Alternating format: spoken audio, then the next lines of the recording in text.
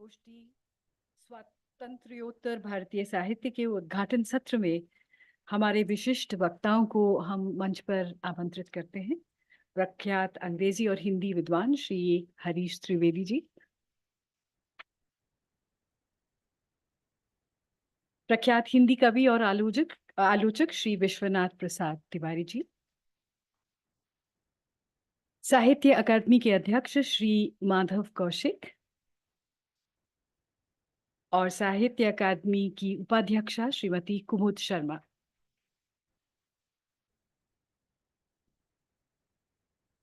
सचिव साहित्य अकादमी श्री के श्रीनिवास राव जी, आप प्लीज मंच पर पधारें।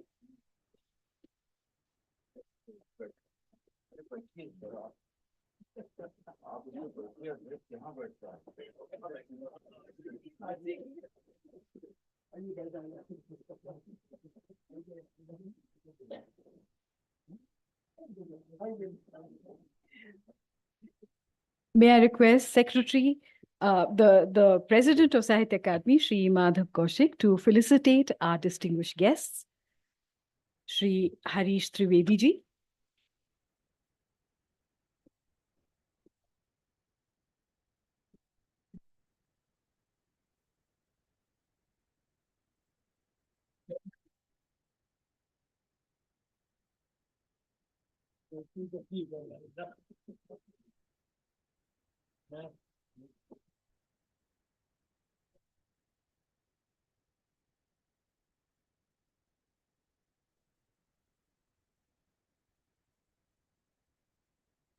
and also Shri Vishwanath Prasad Tiwari ji.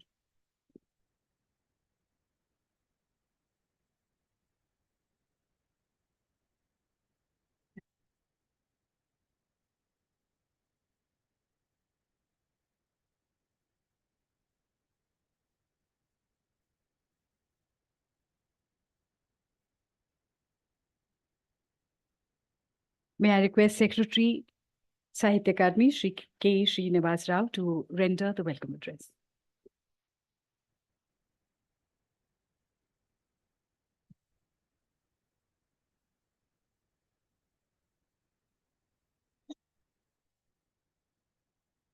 Namaskar and good morning to all of you. Respected Professor Harish Trivedi ji, distinguished writer, critic, academician and scholar. Respected Professor Vishwanath Prasad Tiwari ji, eminent Hindi poet, fellow of Sahitya Academy and former president of Sahitya Academy. Sri Madhav Kaushik ji, President Sahitya Academy.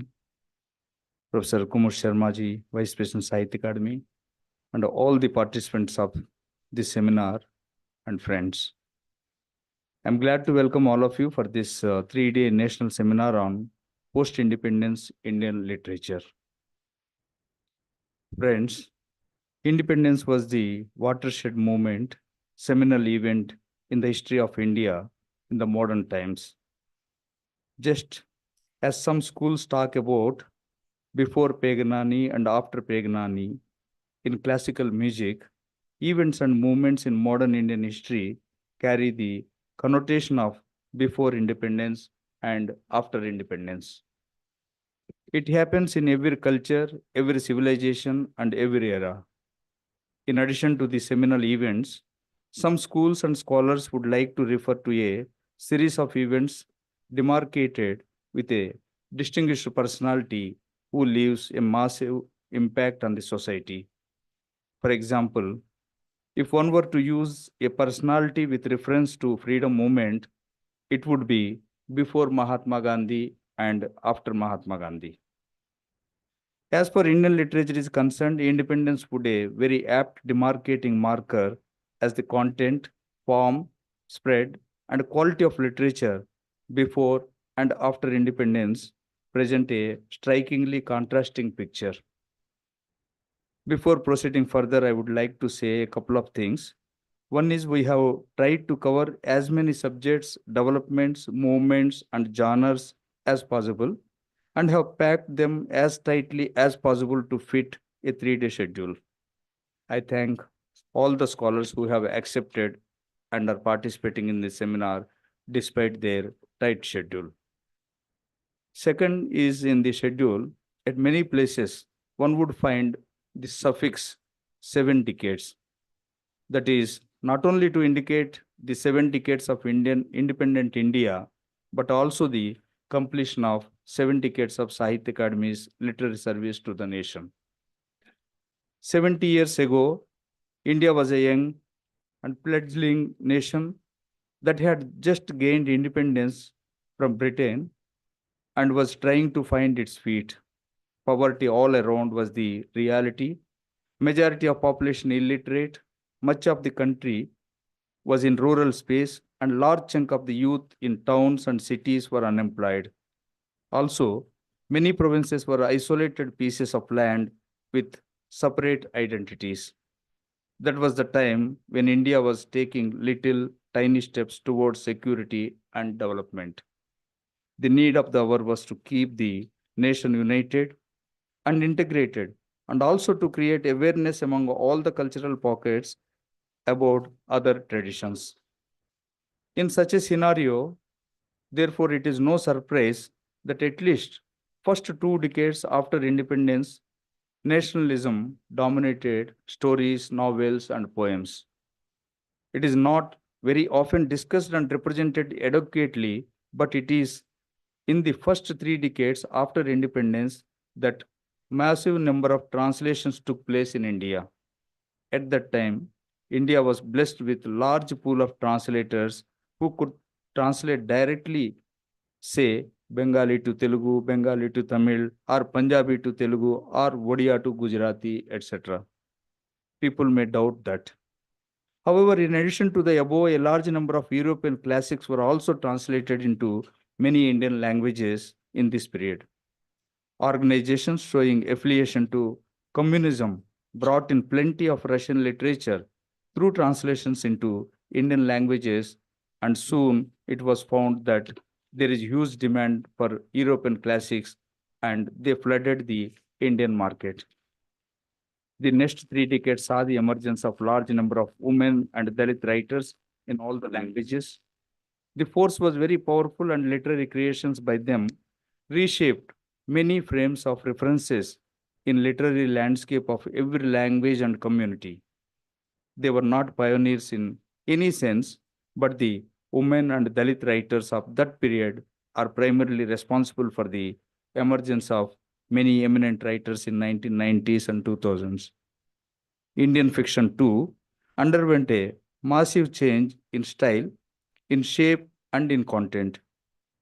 If the first 2 decades of novels were dominated by rural settings, the next 4 decades the setting shifted to urban spaces. So did the focus or plot in this period. Focus shifted to problems of women at workplaces, issues of angst, feelings of alienation, all the components of urban life, especially middle class, dominated the scenario. Thus, novels, especially pocket novels in the regional languages, captured the imagination of masses as these novels dealt with the issues they faced in daily life. Novels and stories grew further and changed their shapes and path they took. Magical realism, at least for some time, was the flavor of the authors and publishers in regional languages. Science fiction and fantasy literature, though they had long history in languages like Bengali, flourished in other languages too. Why I'm mentioning all this? Because all these are different sessions we have. I'm giving just two lines about the each session that we have made into 3 day seminar. Poems, plays, and criticism too underwent transformation in the past 50 years. It was not like they wanted to shed their earlier shape, just like snake sheds its skin, but they adopted newer styles to suit the sensibilities and demands of the current generation. Another gladdening aspect, in addition to the emergence of large number of women, Dalit, and young writers, is the way in which authors, publishers, and readers have embraced the emerging technologies over the past 70 years. If there are e-books and audiobooks today, it is because of the curiosity and willingness of the authors and readers alike. Today, India is among the top nations when it comes to technology and literature. Another important feature in the past 7 decades of Indian literature is the role played by the Indian English writing in promoting Indian literary creations in a big way in the global arena. Not only Indian English authors established themselves firmly in the world stage, but distinguished translators helped in a big way to put regional language literature in the global market. If there is a deep interest in Indian language literature in many countries, that is mainly due to translators who took them across the world through their English translations. The literature of northeastern regions of India that were not promoted and propagated before independence got their deserving share in the past 7 decades. While there is a lot more that needs to be done, what was achieved in this front is immense, and definitely that will help in the decades to come. All in all, Indian literature in the past 7 decades showed lot of growth and development. The future books promising with plenty of potential and scope for further progress in areas like literature by women, Dalit literature, etc. There is so much more work which needs to be done. Only time will tell the path in which the Indian literature would traverse. But if I were to choose one area where more effort is needed is Indian literature abroad. That still we are behind, and our authorities we are trying hard to get into that. As I said earlier, we have tried to cover as much as possible all the aspects of Indian literature in the past 70 years, and eminent scholars participating in the seminar will be presenting multiple perspectives to the extent possible. With these few words, I'm glad to welcome all of you for this 3-day national seminar on post-independence Indian literature. Thank you all.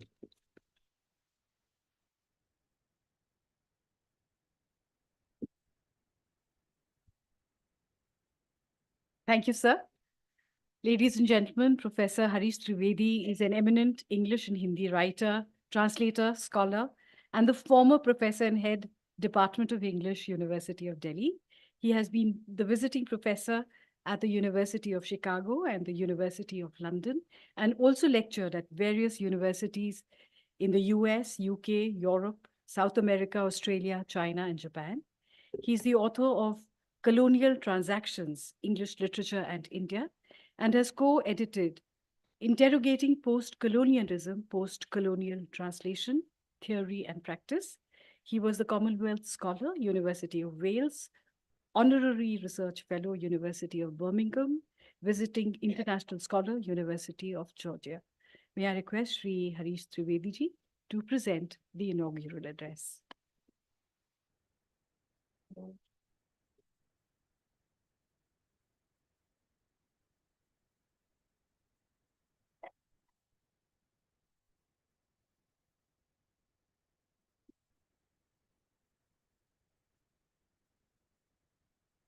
साहित्य अकादमी के पूर्व अध्यक्ष professor Vishwanath Prasad Tiwari ji, Sahitya Akademi के वर्तमान अध्यक्ष doctor Madhav Kaushik ji, उपाध्यक्ष कुमुद जी, सचिव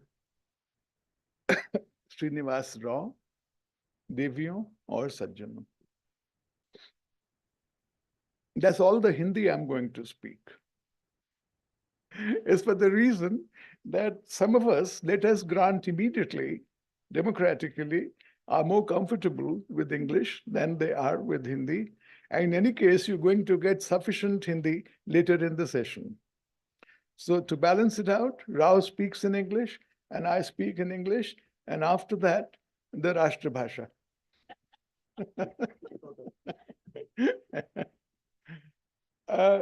I don't know how well you can hear what is going on here amongst us, but after Rao finished, Madhav Kaushik ji, very protective and anxious about me, said to Rao, "Ye keynote to ho gaya." Actually, keynote is being given by Tiwari ji. Mine is only the inaugural address. But yes, in that very comprehensive account, what has happened over the last 7 decades. Rao not only touched all the bases, but he also summarized presentations yet to be made. And that's because, so all of you have reason to fear, not only I, that you've been anticipated. This is because already, the first thing is this Amrit Mahotsav, which began 2 years ago almost, 1.5 years ago in August in 22, is still continuing. The Amrit Varsha has not ceased. And it's only appropriate that it marked 75 years of independence. And it's a big birthday party. And it's going on, rather like people coming to stay with you at Diwali and not leaving before Holi. So, it's customary. It's always been like that. And it will be it's part of it's part of our Indian enterprise. And another reason that I wish to celebrate these ongoing celebrations, to which I joined celebrations for 70 years of the Sahitya Academy as well, is that so far as the nation is concerned,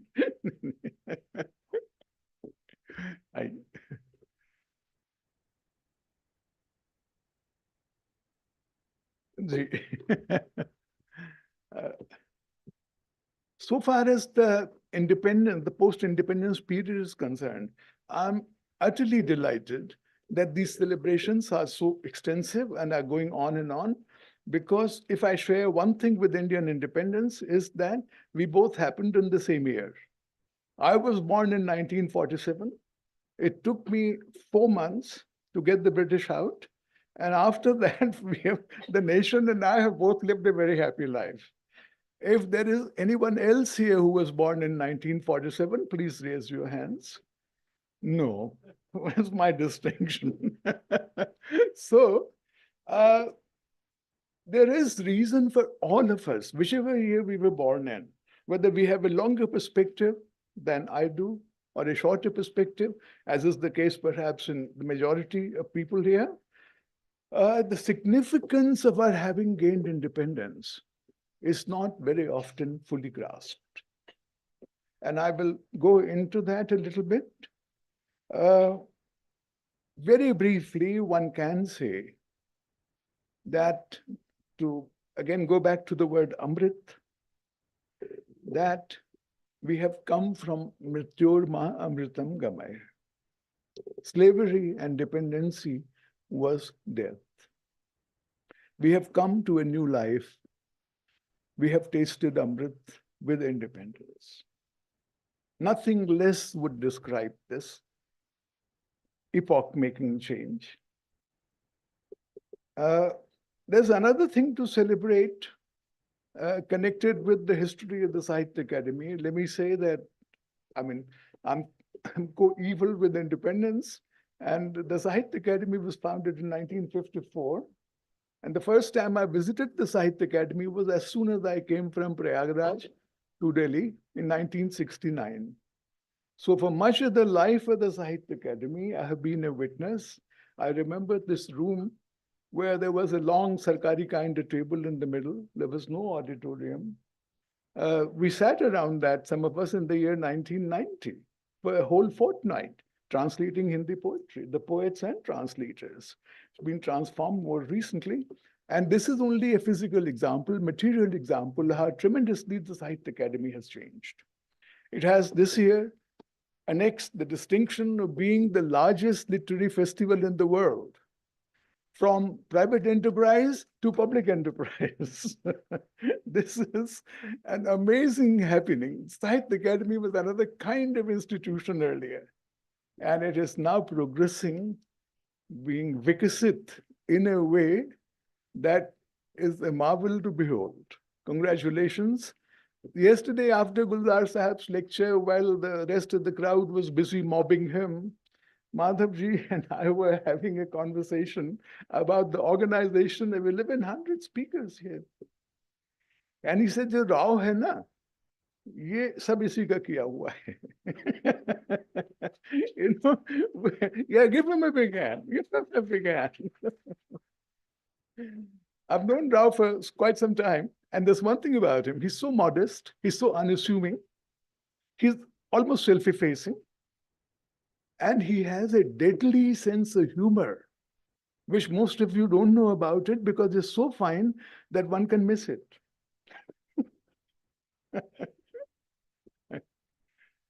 I'll highlight 2 or 3 aspects of what I feel to be significant in our literary life after independence came in 1947. It may be apt to recall what precisely took place. The reason that I have a written speech here is because of Rao. He gave me 1 year's warning to write it. What precisely took place on the 15th of August, 1947. It was an event unprecedented in the whole of Indian history and probably in world history as well. For centuries and indeed millennia, rulers had come and gone, dynasties had risen and fallen, and one era in history had given way to another. But such changes had each time been accompanied by major warfare and bloodshed. On this occasion in 1947, there was no armed conflict, and the transition from the regime of the erstwhile conquerors to the regime of the erstwhile conquered was singularly peaceful and harmonious. It was not only a political triumph for Gandhi and India, but a moral and ethical triumph as well. Gandhi's example was to be emulated in numerous other colonies across the world, in both Asia and Africa.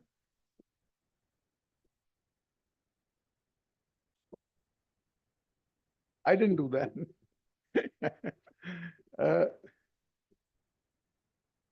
It was to be emulated across the world, and it changed the whole complexion of post-colonial history worldwide for a very large part of the peoples of the world. There was another factor relating to our independence that we seem to have forgotten. Speaking in the 1920s, Lord Curzon, who had been viceroy here around the turn of the century, around the year 1900, for 2 terms, in the 1920s, he announced in the British Parliament that the British would continue to rule over India for at least 500 more years. And not only he said that, E.M. Foster, in A Passage to India, which I think is altogether probably the greatest book written about India by any Westerner. It's going to be 100 years this year, and I've been asked to edit a book on a book of new essays, new assessments on it, which will be coming out in May. In A Passage to India, on the last page, an Indian character says to a British character, whether it takes us 50 years or 500 years, we'll drive every blasted Englishman into the sea. And then the English and Indians can be friends, not before that. Again, the horizon is 500 years. And when the British transferred their capital from Calcutta to Delhi in 1911 and began building a new capital, the Viceroy's House, the East Block, South Block, India Gate, and after that, Connaught Place, the British boasted that they were building a capital to last 1,000 years. Well, I hope it will last 1,000 years. But where are the British? Where is that boast? The Viceroy's house was completed only in 1931. And the first Viceroy to move there was Lord Irwin, who then invited Gandhiji, the naked fakir, to go up the magnificent steps of Rashtrapati Bhavan and to parley with him, as Churchill put it. Within 16 years, the British were out.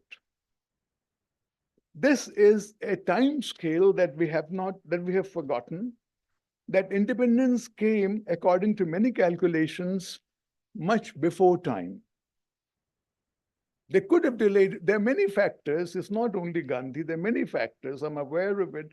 Many schools of history emphasizing different things. But there is a counter-historical possibility that we might still be living under the British.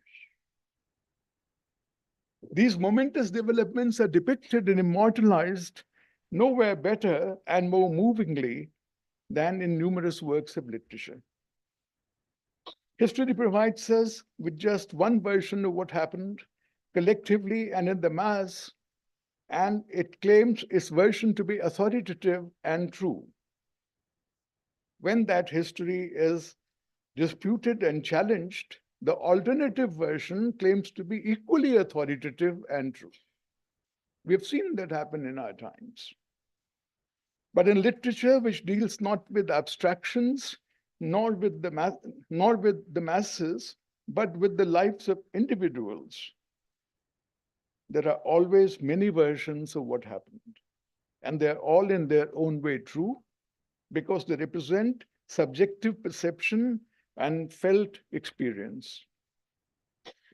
Ekam sat vipraha bahudha vadanti. The Sahitya Academy has appropriated it in another sense, but in an even more basic and widespread sense, this is true. The truth is one, and the truth is one only because, I will add that condition, only because wise men, sensible men, literary geniuses can depict it in 100 different ways. That is why there is one truth. In Indian literature, we have a further advantage with regard to this plurality. While we are one nation, we have not just one language, but a whole wide range of them in which to articulate our experiences and emotions.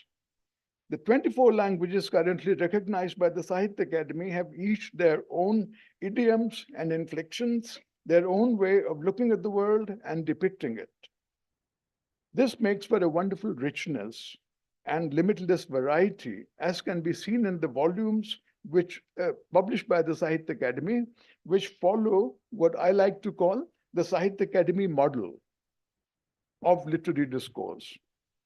And in this model, each language is honored equally. As we saw in the prize-giving ceremony, as we see on many occasions, each language honored equally, from Kashmiri to Konkani, from Marathi to Manipuri, from Sanskrit to Santali, and from Hindi to English. This seems to me a joke, but yes, such is the equality, the democratic nature of the Sahitya Academy disposition. And yet, because these share broadly the same cultural assumptions and history, all these languages come together to constitute an integrated view of a single Indian literature. This is what holds Indian literature together. And in a very important sense, this is what holds India together. Let me revisit the partition briefly. We talk about unity in diversity. I was at a conference some years ago, focused on Manto at the Nehru Memorial Museum and Library. And there were some delegates from Pakistan. And we were talking, many of us were talking about unity in diversity. Time and again, we have internalized it. And some of the Pakistani delegates objected. If there were unity in diversity, there'd be no Pakistan. So they objected and they said, diversity should be honored even more than unity. And when there is diversity, there may be separation. This is again something we have lost sight of, which perhaps is a good thing. Regarding partition, one thing is true. The British are supposed to have divided and ruled, but a senior ICS officer who witnessed partition, Sir Penderell Moon, after partition wrote a book which he titled Divide and Quit. Not only divide and rule, divide and quit. Gandhiji wanted them to quit India, they did, but not before dividing us. The British are very good at dividing and quitting. They did it in the 1920s in Ireland, the Republic of Ireland and Northern Ireland. They did it in the 1940s in Palestine. And we can see the results even now. But the one thing that they're not to blame for is Ukraine. Literature has a bias a bias that we have all benefited from, which is that it leans more towards sorrow than towards happiness. Our sweetest songs are those that tell of the saddest thought. Tragedy is always more deeply moving than comedy. And these are the reasons why we have witnessed there is more literature, and perhaps more remarkable literature, depicting the partition than the moment of independence even, or the repercussions, immediate repercussions. And even when those repercussions come in, even those consequences come in, there is also the literature of Mohabhang, disenchantment. Disenchantment not with independence, but disenchantment with the impossibly high expectations that were aroused by the coming of independence. Those could not possibly have been fulfilled, all of them. But regarding partition, there are two alternative views enshrined in literature, and I'd like to suggest sentence each about them.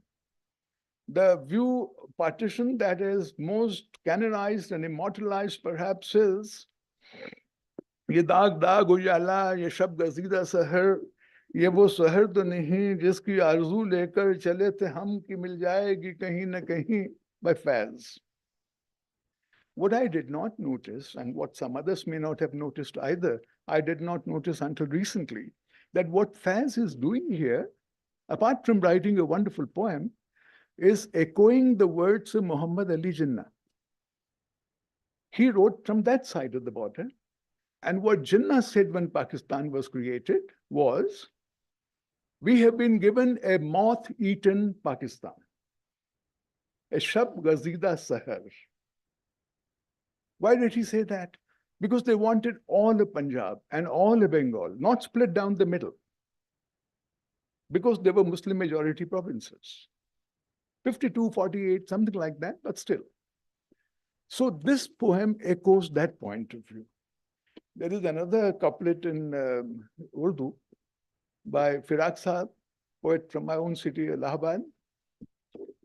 Fiza tabassume subah bahar thi, fiza tabassume subah bahar thi, lekin pahunch ke manzil jana pe aankh bhar aayi. This, I think, is a far fairer description of independence as well as partition, of happiness as well as regret and sorrow at the fact that one country had been divided into two. This couplet means it was a bracing, smiling dawn in spring. But when we reached our goal, our eyes were wet. Aankh bhar aayi. There is another kind of myth surrounding independence, that it came to us at midnight. It's a fact, but it's not the truth. At the stroke of the midnight hour, said Nehruji, and that's because for the British, a new day, a new age begins at midnight. The date changes. In our Indian perception, it changes at sunrise. It changes with Suryodaya. So I like to think that I'm not one of midnight's children. I'm a child of the dawn, the many children of the dawn that came with Indian independence. We were granted so many freedoms, and I'll touch upon just one or two more. Over the last 76 years, many momentous changes have taken place in the life of the nation. All of them have a bearing on Indian literature. There's nothing that happens that's beyond the ambit of literature. And some of them have already become so deeply ingrained that we seldom notice them. At the same time, there are some other aspects of our common life that are still strikingly new or emergent. All these developments taken together add up to a nation in the year 2024, which was perhaps beyond the imagination of anyone in 1947. In terms of democratic equality, economic development and prosperity, and political prominence in the world of our country. Last month, there was a Delhi Book Fair, and there were so many books, and so many books crying out to be launched, that even I launched 21 of them. I mean, earlier, we did not know that there will be 21 new books in 1 year at that time. Just imagine what Abdul Bismillah and Ashok Vajpayee launched. How many hundreds of books they launched. The Hindi publishers had stall. One is allotted a stall. They buy 10 stalls, or 15 stalls, or 20. This looks like a pavilion. And one publisher had a stall in which there was room enough for book discussions and launches to be held, apart from the sale of books. Earlier, I had seen this happen only with Penguin, only with Macmillan, only with foreign English language publishers. In our own field of book buying, of reading, of writing, there has been an explosion. And we are all beneficiaries of that. The first freedom then that we have already got used to and take for granted is our political freedom that has made us a sovereign nation. The most direct effect it has had on Indian literature is that it has granted us freedom of speech and freedom to write whatever we please. It may be recalled that during British rule, many of our major national leaders were prosecuted and put in jail for long periods and even deported in some cases to the Andamans or to Burma. They were often charged with not what they did, but with what they wrote and published in their own journals. Lokmanya Tilak, banished to Burma.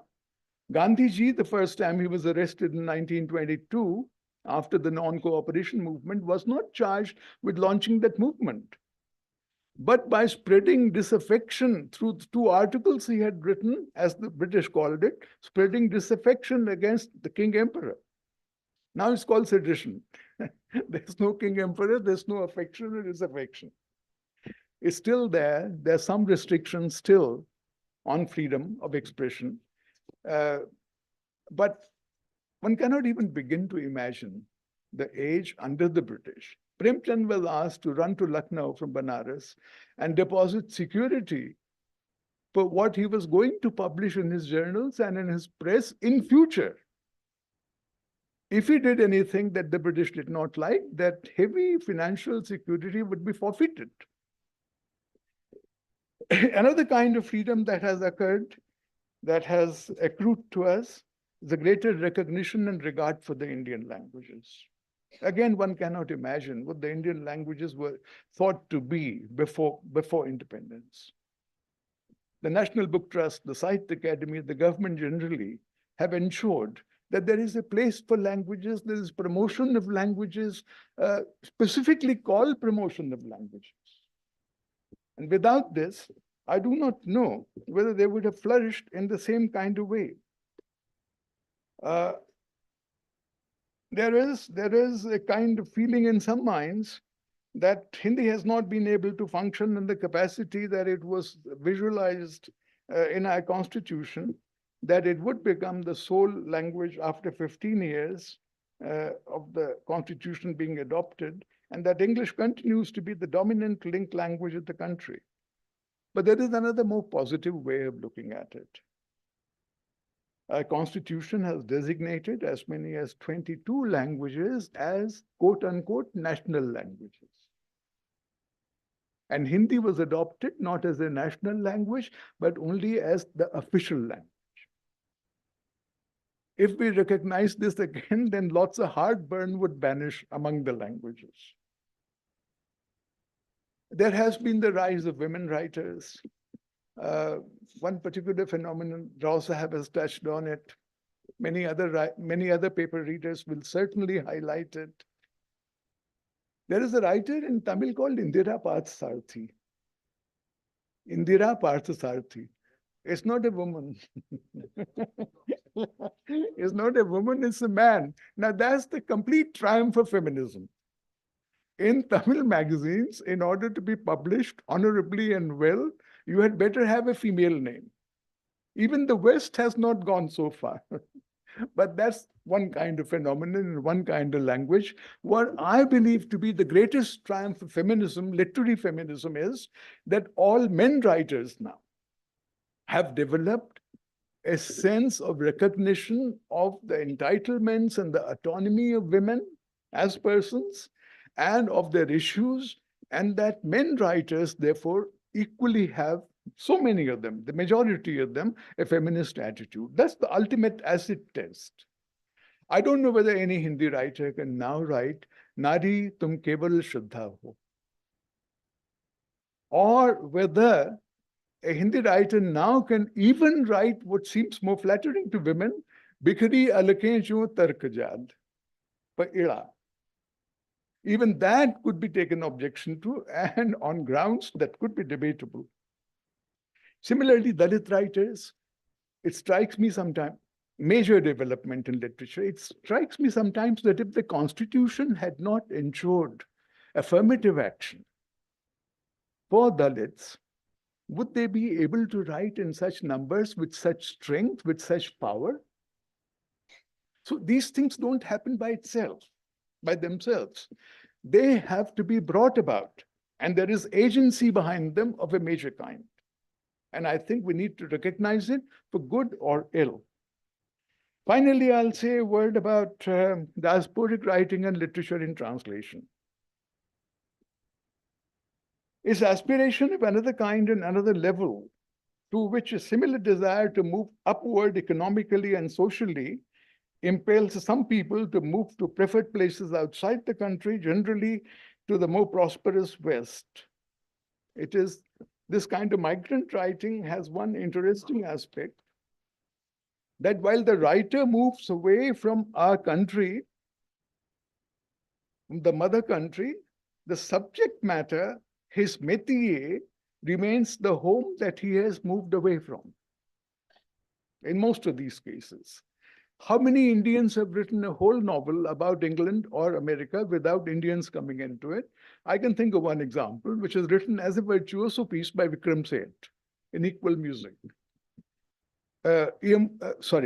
Naipaul wrote an article, the what and the Knight's Companion, and it was a total dud. Nobody recognized it, nobody read it.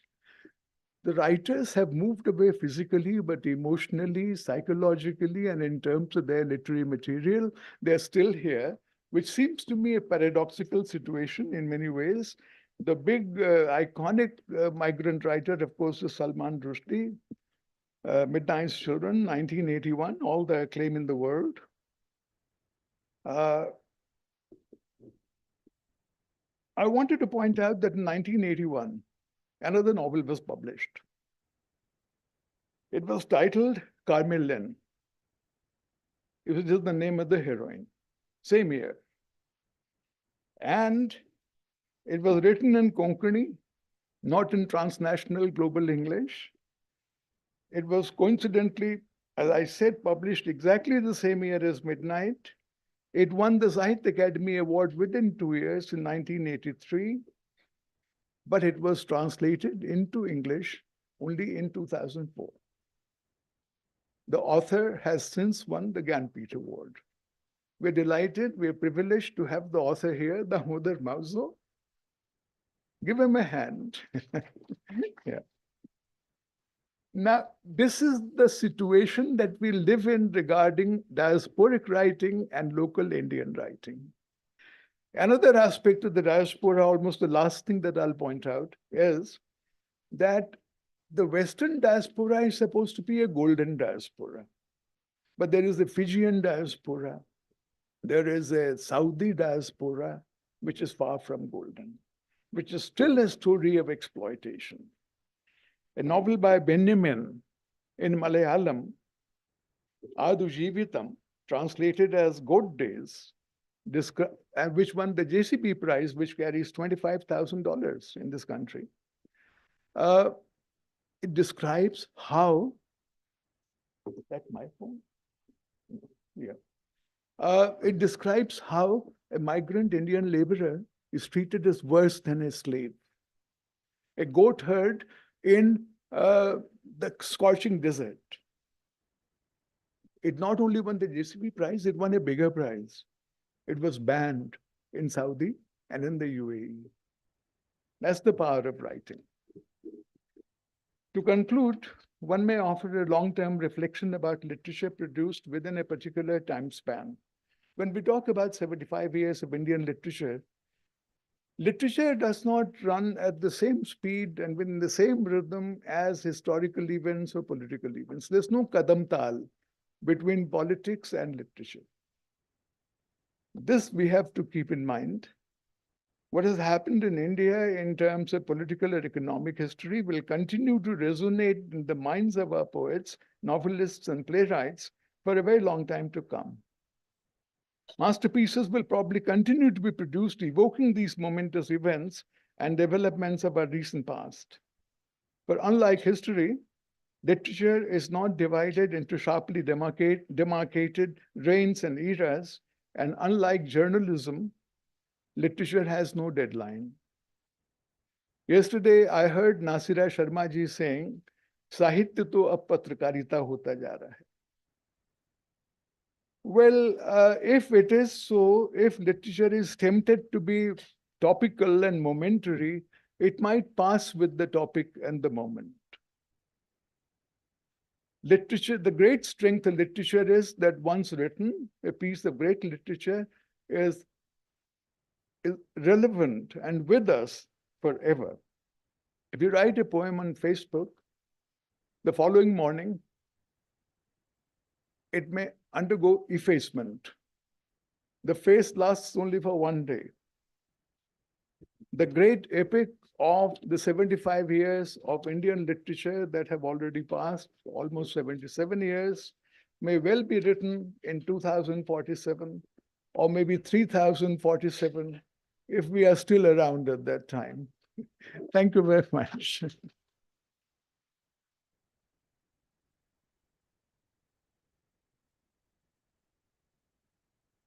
Thank you, Professor Trivedi.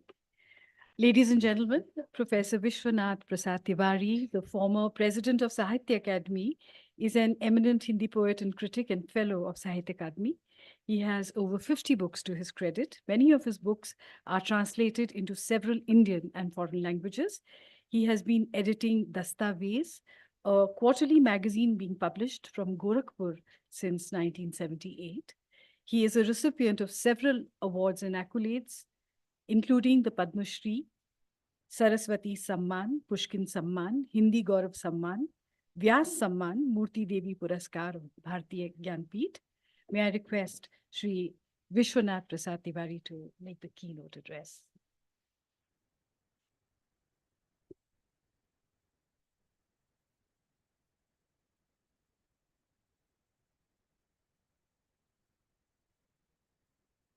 Professor Harish Trivedi ji, Sahitya Akademi के अध्यक्ष माधव कौशिक जी, उपाध्यक्ष कुमुद शर्मा जी, सचिव के श्रीनिवास राव जी, हमारे श्रोताओं के बीच बैठे गुलजार साहब तथा मेरे सभी आदरणीय मित्र, देवियों और सज्जनों, प्रोफेसर हरीश त्रिवेदी जी ने एक बहुत व्यापक परिप्रेक्ष्य में राजनीति, इतिहास, साहित्य का एक विवरण आपके सामने प्रस्तुत किया और अच्छा ही किया, क्योंकि इतने लंबे काल के साहित्य के बारे में, वो भी भारत के साहित्य के बारे में, जो कि 25 भाषाओं में फैला हुआ है, उसके बारे में अगर हम कुछ कहते हैं तो ऐसा ही वह होगा जैसे किसी दीवार की एक छोटे छेद से हम एक किसी विस्तृत परिदृश्य को देखें। तो छेद से देखा गया जो रूप होगा परिदृश्य का, अवश्य ही वह उसके ऊपरी रूप का ही होगा, उसके सूक्ष्म रूप का नहीं होगा, जिसका विवरण आगे के सत्रों में दिया जाएगा। तो मैं उसके, जिसको मनोमंडल कहते हैं, उसी के बारे में बात करूंगा, जो भारतीय साहित्य का वैचारिक मन है हमारे इस आज़ादी के बाद।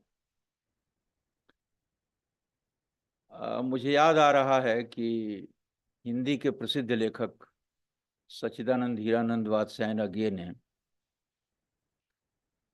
इस स्वातंत्रोत्तर शब्द का जो इस्तेमाल हम हिंदी में करते हैं उसकी भूल की ओर संकेत किया था। उन्होंने कहा था, लिखा है कि जब हम हिंदी में स्वातंत्रोत्तर लिखते हैं तो उसका अर्थ यह भी निकलता है कि जैसे स्वतंत्रता समाप्त हो गई हो। और उसके बाद ये समयवाची शब्द है साठोत्तर, वो तो ठीक है, 60 के बाद। सत्तरोत्तर अगर कोई कहता है तो वो ठीक है, पर स्वातंत्रोत्तर शब्द का इस्तेमाल हम भूल बस करते हैं। अगर हमको करना हो स्वातंत्रोत्तर भारतीय साहित्य तो उसकी जगह पर लिखना चाहिए स्वाधीन भारत का साहित्य, ये ज्यादा उपयुक्त होगा। और ये भूल हम सब लोग करते हैं, सैकड़ों बार मैंने कहा और लिखा होगा, इसलिए ये कोई ऐसी भूल नहीं है, लेकिन अगर सुधर सके तो ठीक है। दूसरी बात ये कि साहित्य के जिस समय के बारे में हम बात करते हैं तो साहित्य अपनी पुरानी परंपरा से कटा हुआ नहीं होता, वो एक नैरंतर्य में होता है।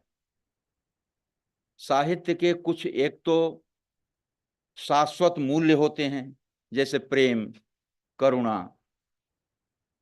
न्याय भाव, तो ये जो उसके ये तो रहते ही हैं साहित्य में, हमारे 2500 वर्षों से चले आ रहे हैं और आज भी हैं।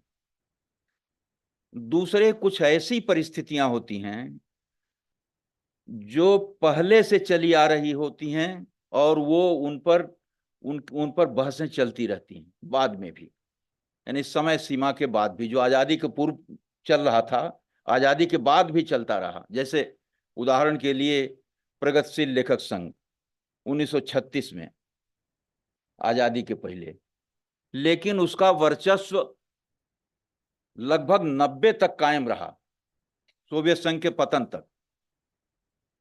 इसी तरह से मॉडर्निज्म ये 40 से ही शुरू हो गया था, लेकिन ये करीब 60 तक इसका प्रभाव रहा। तो इस तरह कुछ परिस्थितियां ऐसी होती हैं जो पहले से चली आती होती हैं। और सबसे बड़ी बात यह कि कोई लेखक अपनी भाषा और साहित्य परंपरा का ही दोहन करता है, इसीलिए वो स्वतंत्र लेखक नहीं होता। कोई लेखक स्वतंत्र नहीं होता अगर वो अपनी भाषा, परंपरा, साहित्य का दोहन नहीं कर रहा है तो लिख ही नहीं सकता। इसलिए जब हम आजादी के बाद के साहित्य के बारे में विचार करते हैं तो इन बातों का मतलब हमारे मन में ध्यान होना चाहिए कि उसके पहले के लेखन के नैरंतर्य में, कंटिन्यूटी में ही हम विचार कर रहे हैं।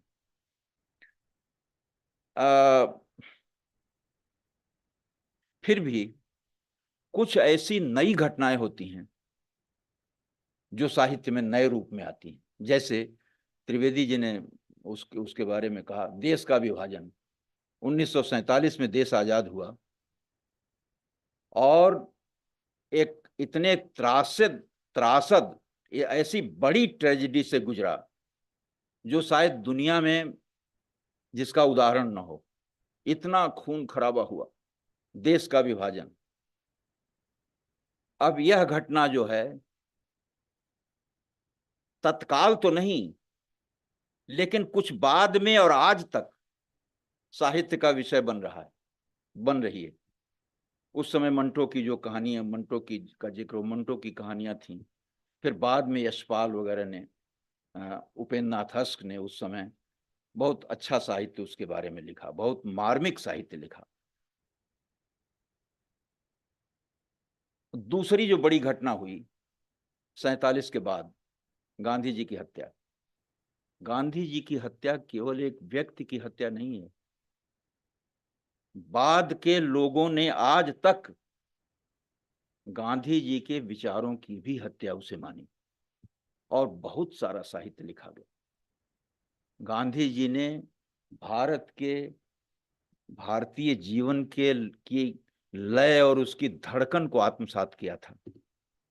गांधी जी ने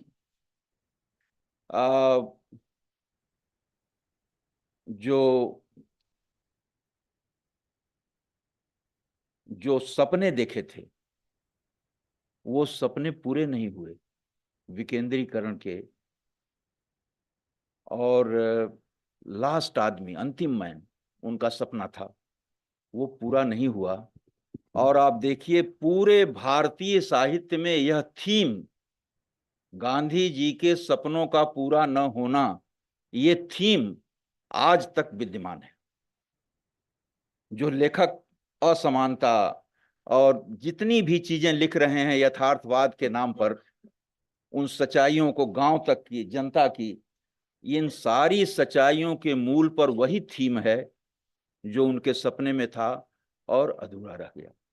इसलिए बहुत बड़ी घटना है।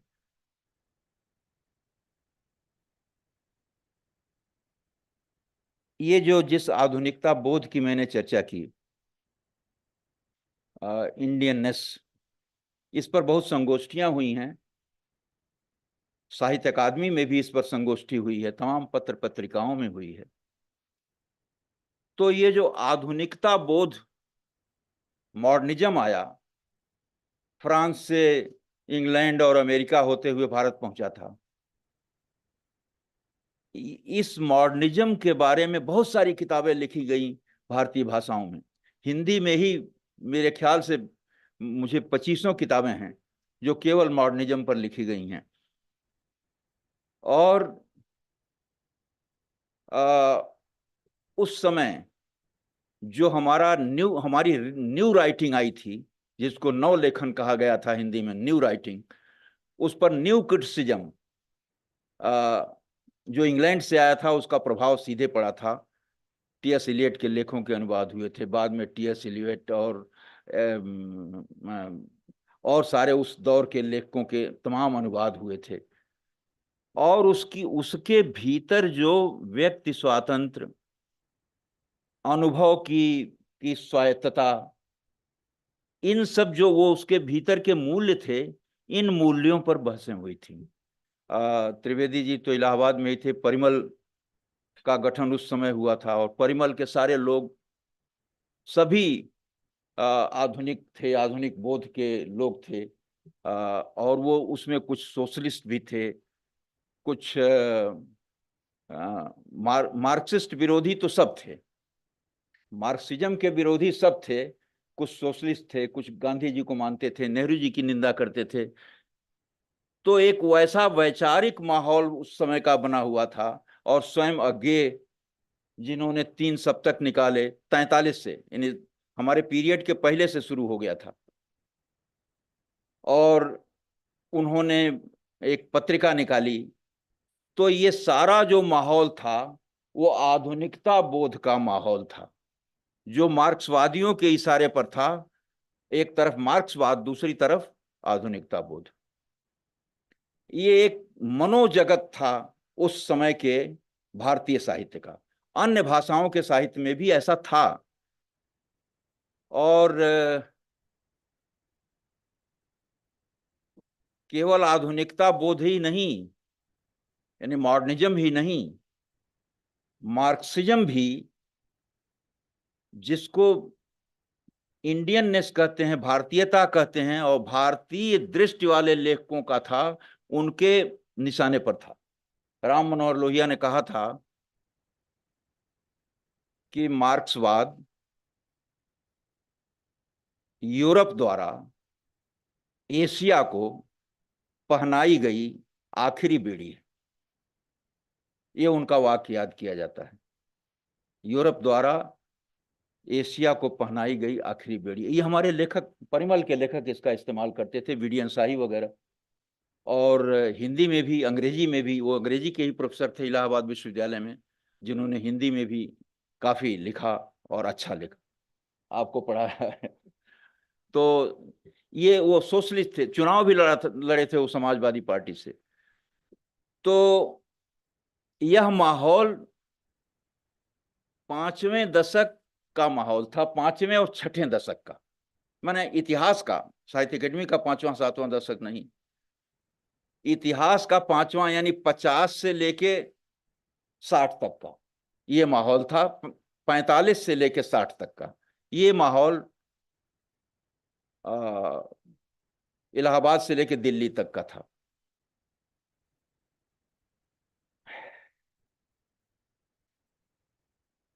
जो 60 के बाद यानी 62 के बाद हमारे यहाँ नई कविता, जैसे बताना, न्यू क्रिटिसिज्म के तौर पर नई कविता, नई कहानी, नई आलोचना, नया उपन्यास, ये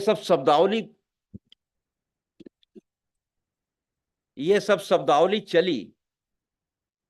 तो जो नई कविता, नया उपन्यास वगैरह आया, ये 60 के बाद आकर के एक ऐसा डिवीजन हुआ साहित्य में जिसमें कि चीन का हमला हुआ 62 में, भारत की पराजय हुई, और एक असंतोष का साहित्य आया। असंतोष, आक्रोश, विद्रोह, गुस्सा, ये जो जो भाव आया राजनीति से, और उसी उसी उसी गांधी जी की मृत्यु से और उनके विचारों के पूरा न होने का जो गैप, जिसकी मैं चर्चा की कि आजादी के सपने पूरे नहीं हुए, मोहभंग। और ये मोहभंग किससे? उन विचारों से, उन सपनों से जो भारतीय जनमानस को दिखाया गया था, या जो जिसकी कल्पना भारतीय जनमानस ने कर ली थी। जैसे आपने कहा कि ज्यादा ही कुछ कल्पना हमने आजादी से पाल लिया था। तो वो सारा साहित्य पूरा मोहभंग का साहित्य कहा जाता है। उसमें यानी जिस तरह का उबाल, गुस्सा, जिस तरह की भाषा, और साहित्य में भाषा बदल गई, शिल्प बदल गया, सपाट बयानी नाम का एक शब्द आ गया। ये सारा कुछ 60 से 70 के बीच के साहित्य का माहौल रहा। और इसमें एक तरह की नकारात्मक सोच, अराजकता, विद्रोह, गुस्सा, ये सब दिखाई पड़ता है।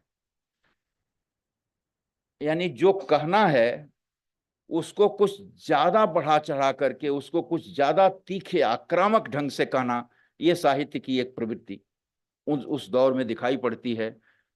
कलकत्ते के कुछ कवियों ने स्मशान में जाके कविता पढ़ना शुरू कर दिया, और स्मशानी कविता, उन्होंने ये बीट पीढ़ी, हिप्पी, ये सब जो उस समय का वह दौर था, वो वही दौर था 60 से 70 का।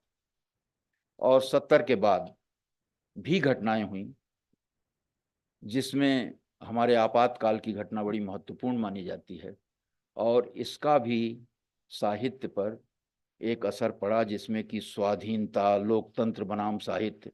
उस समय की गोष्ठियों का अगर हम याद करें तो एक बड़ा, बहुत दिलचस्प ये आएगा। मैं आपको कुछ शीर्षक पढ़ दे रहा हूँ, जिससे लगेगा कि उस समय साहित्य का मानस क्या था, और कैसे कैसे वो ग्रेजुअली एक आधुनिकता बोध, फिर परंपरा बनाम प्रयोग, नया बनाम पुराना।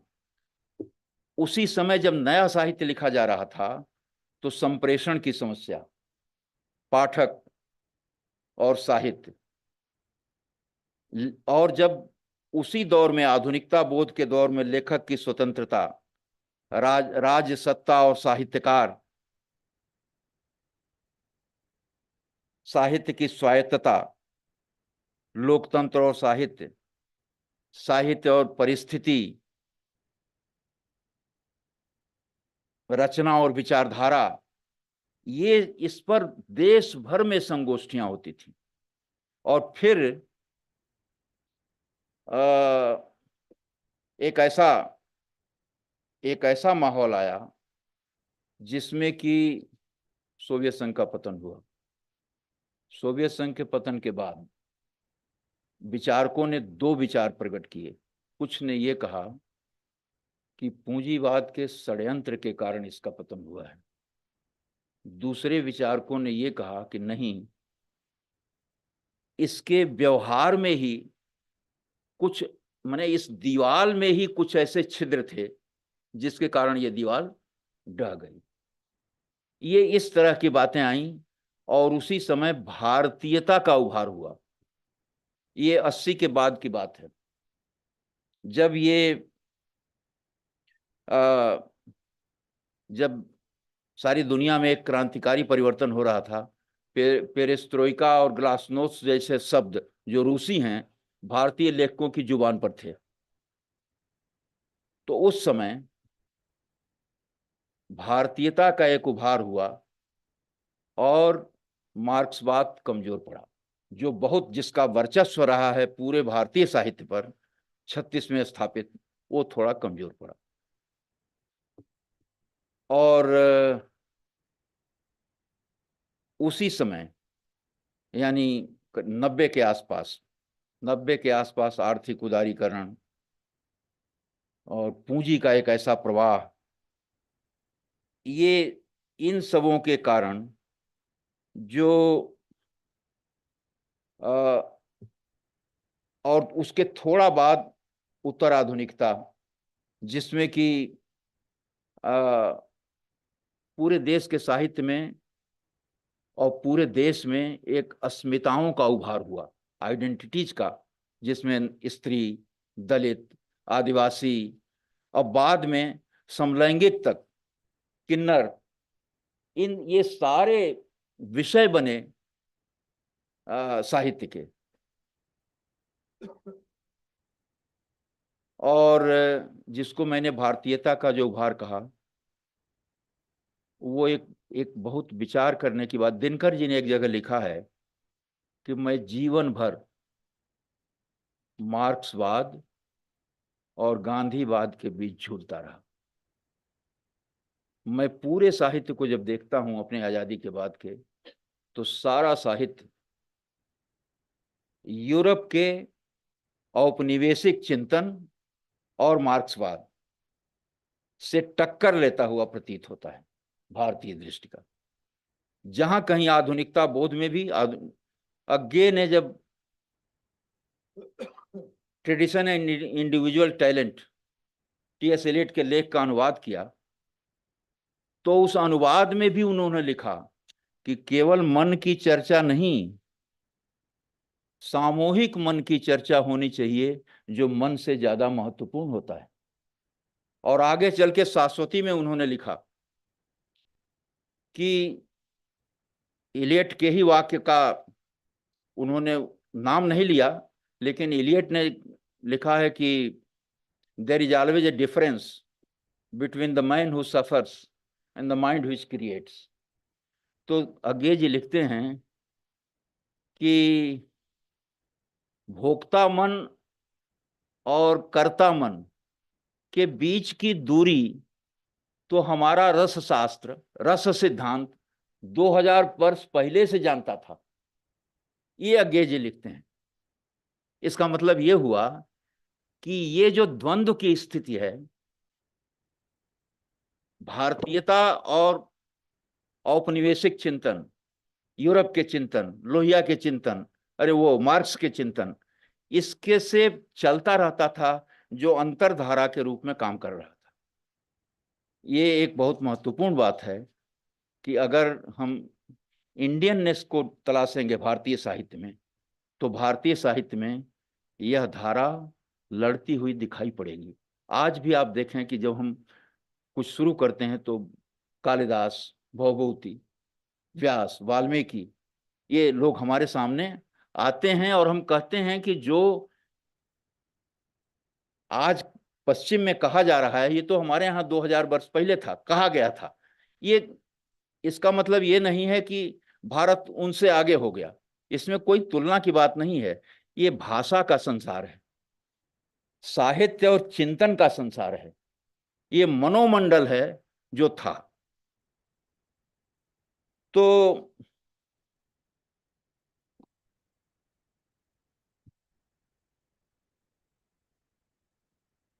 यह जो बहुत सारा जो हमारा ख्याल है कि समय भी हो रहा है, और ऐसा करते हुए भी भारतीय साहित्य, आजादी के बाद का भारतीय साहित्य बहुत ही सचेत रहा। आदर्शवाद से, सरल आदर्शवाद से जटिल यथार्थवाद की ओर इसको आगे जाते हुए आप देखेंगे। और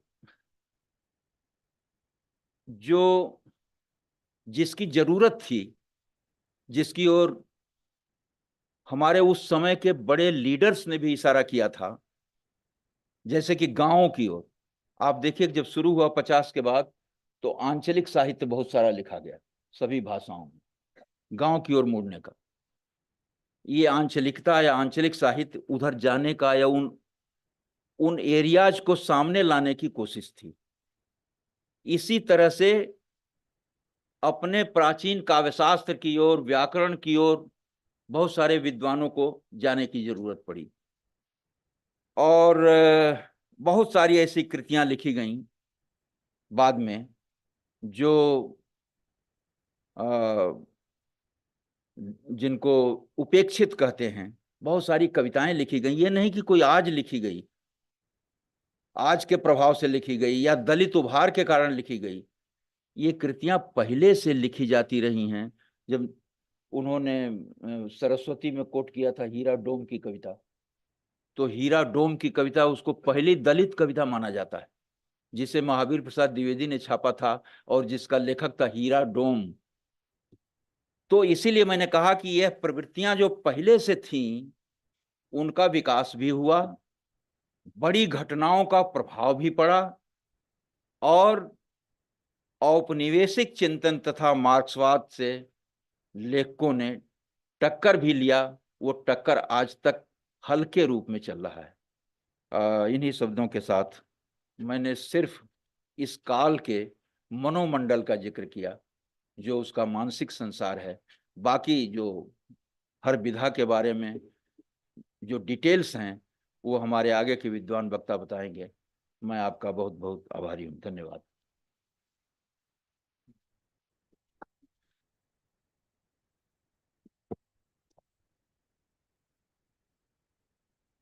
Thank you, sir.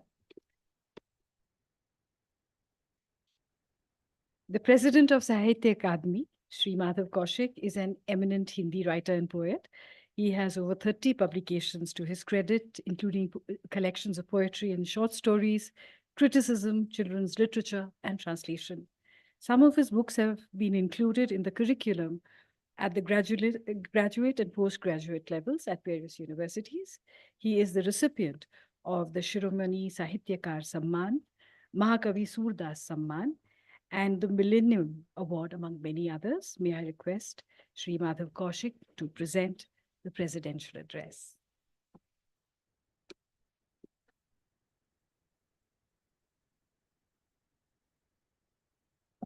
परम आदरणीय गुरुवर प्रोफेसर विश्वनाथ प्रसाद तिवारी जी, आदरणीय अग्रज हरीश त्रिवेदी जी, प्रोफेसर कुमुद शर्मा जी उपाध्यक्ष साहित्य अकादमी, आदरणीय राव साहब सचिव साहित्य अकादमी, और मेरे सामने गुलजार साहब, गोविंद जी, मोजो साहब, शिवा रेड्डी जी और विद्वान मित्रों, इतने बड़े विद्वानों को सुनने के बाद मेरे विचार से कुछ बचता नहीं है कहने के लिए, और कोशिश करूंगा कि वो बातें रिपीट भी ना हो।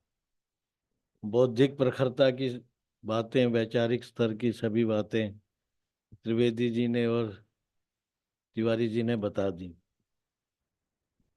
थोड़ा सा मैं भाग्यवान इसलिए रहा कि सारी उम्र साहित्य अकादमियों में रहा, तो आम लेखक से अधिक मुझे अवसर मिले सारी भाषाओं के लेखकों को जानने के, उनके साहित्य को पढ़ने के।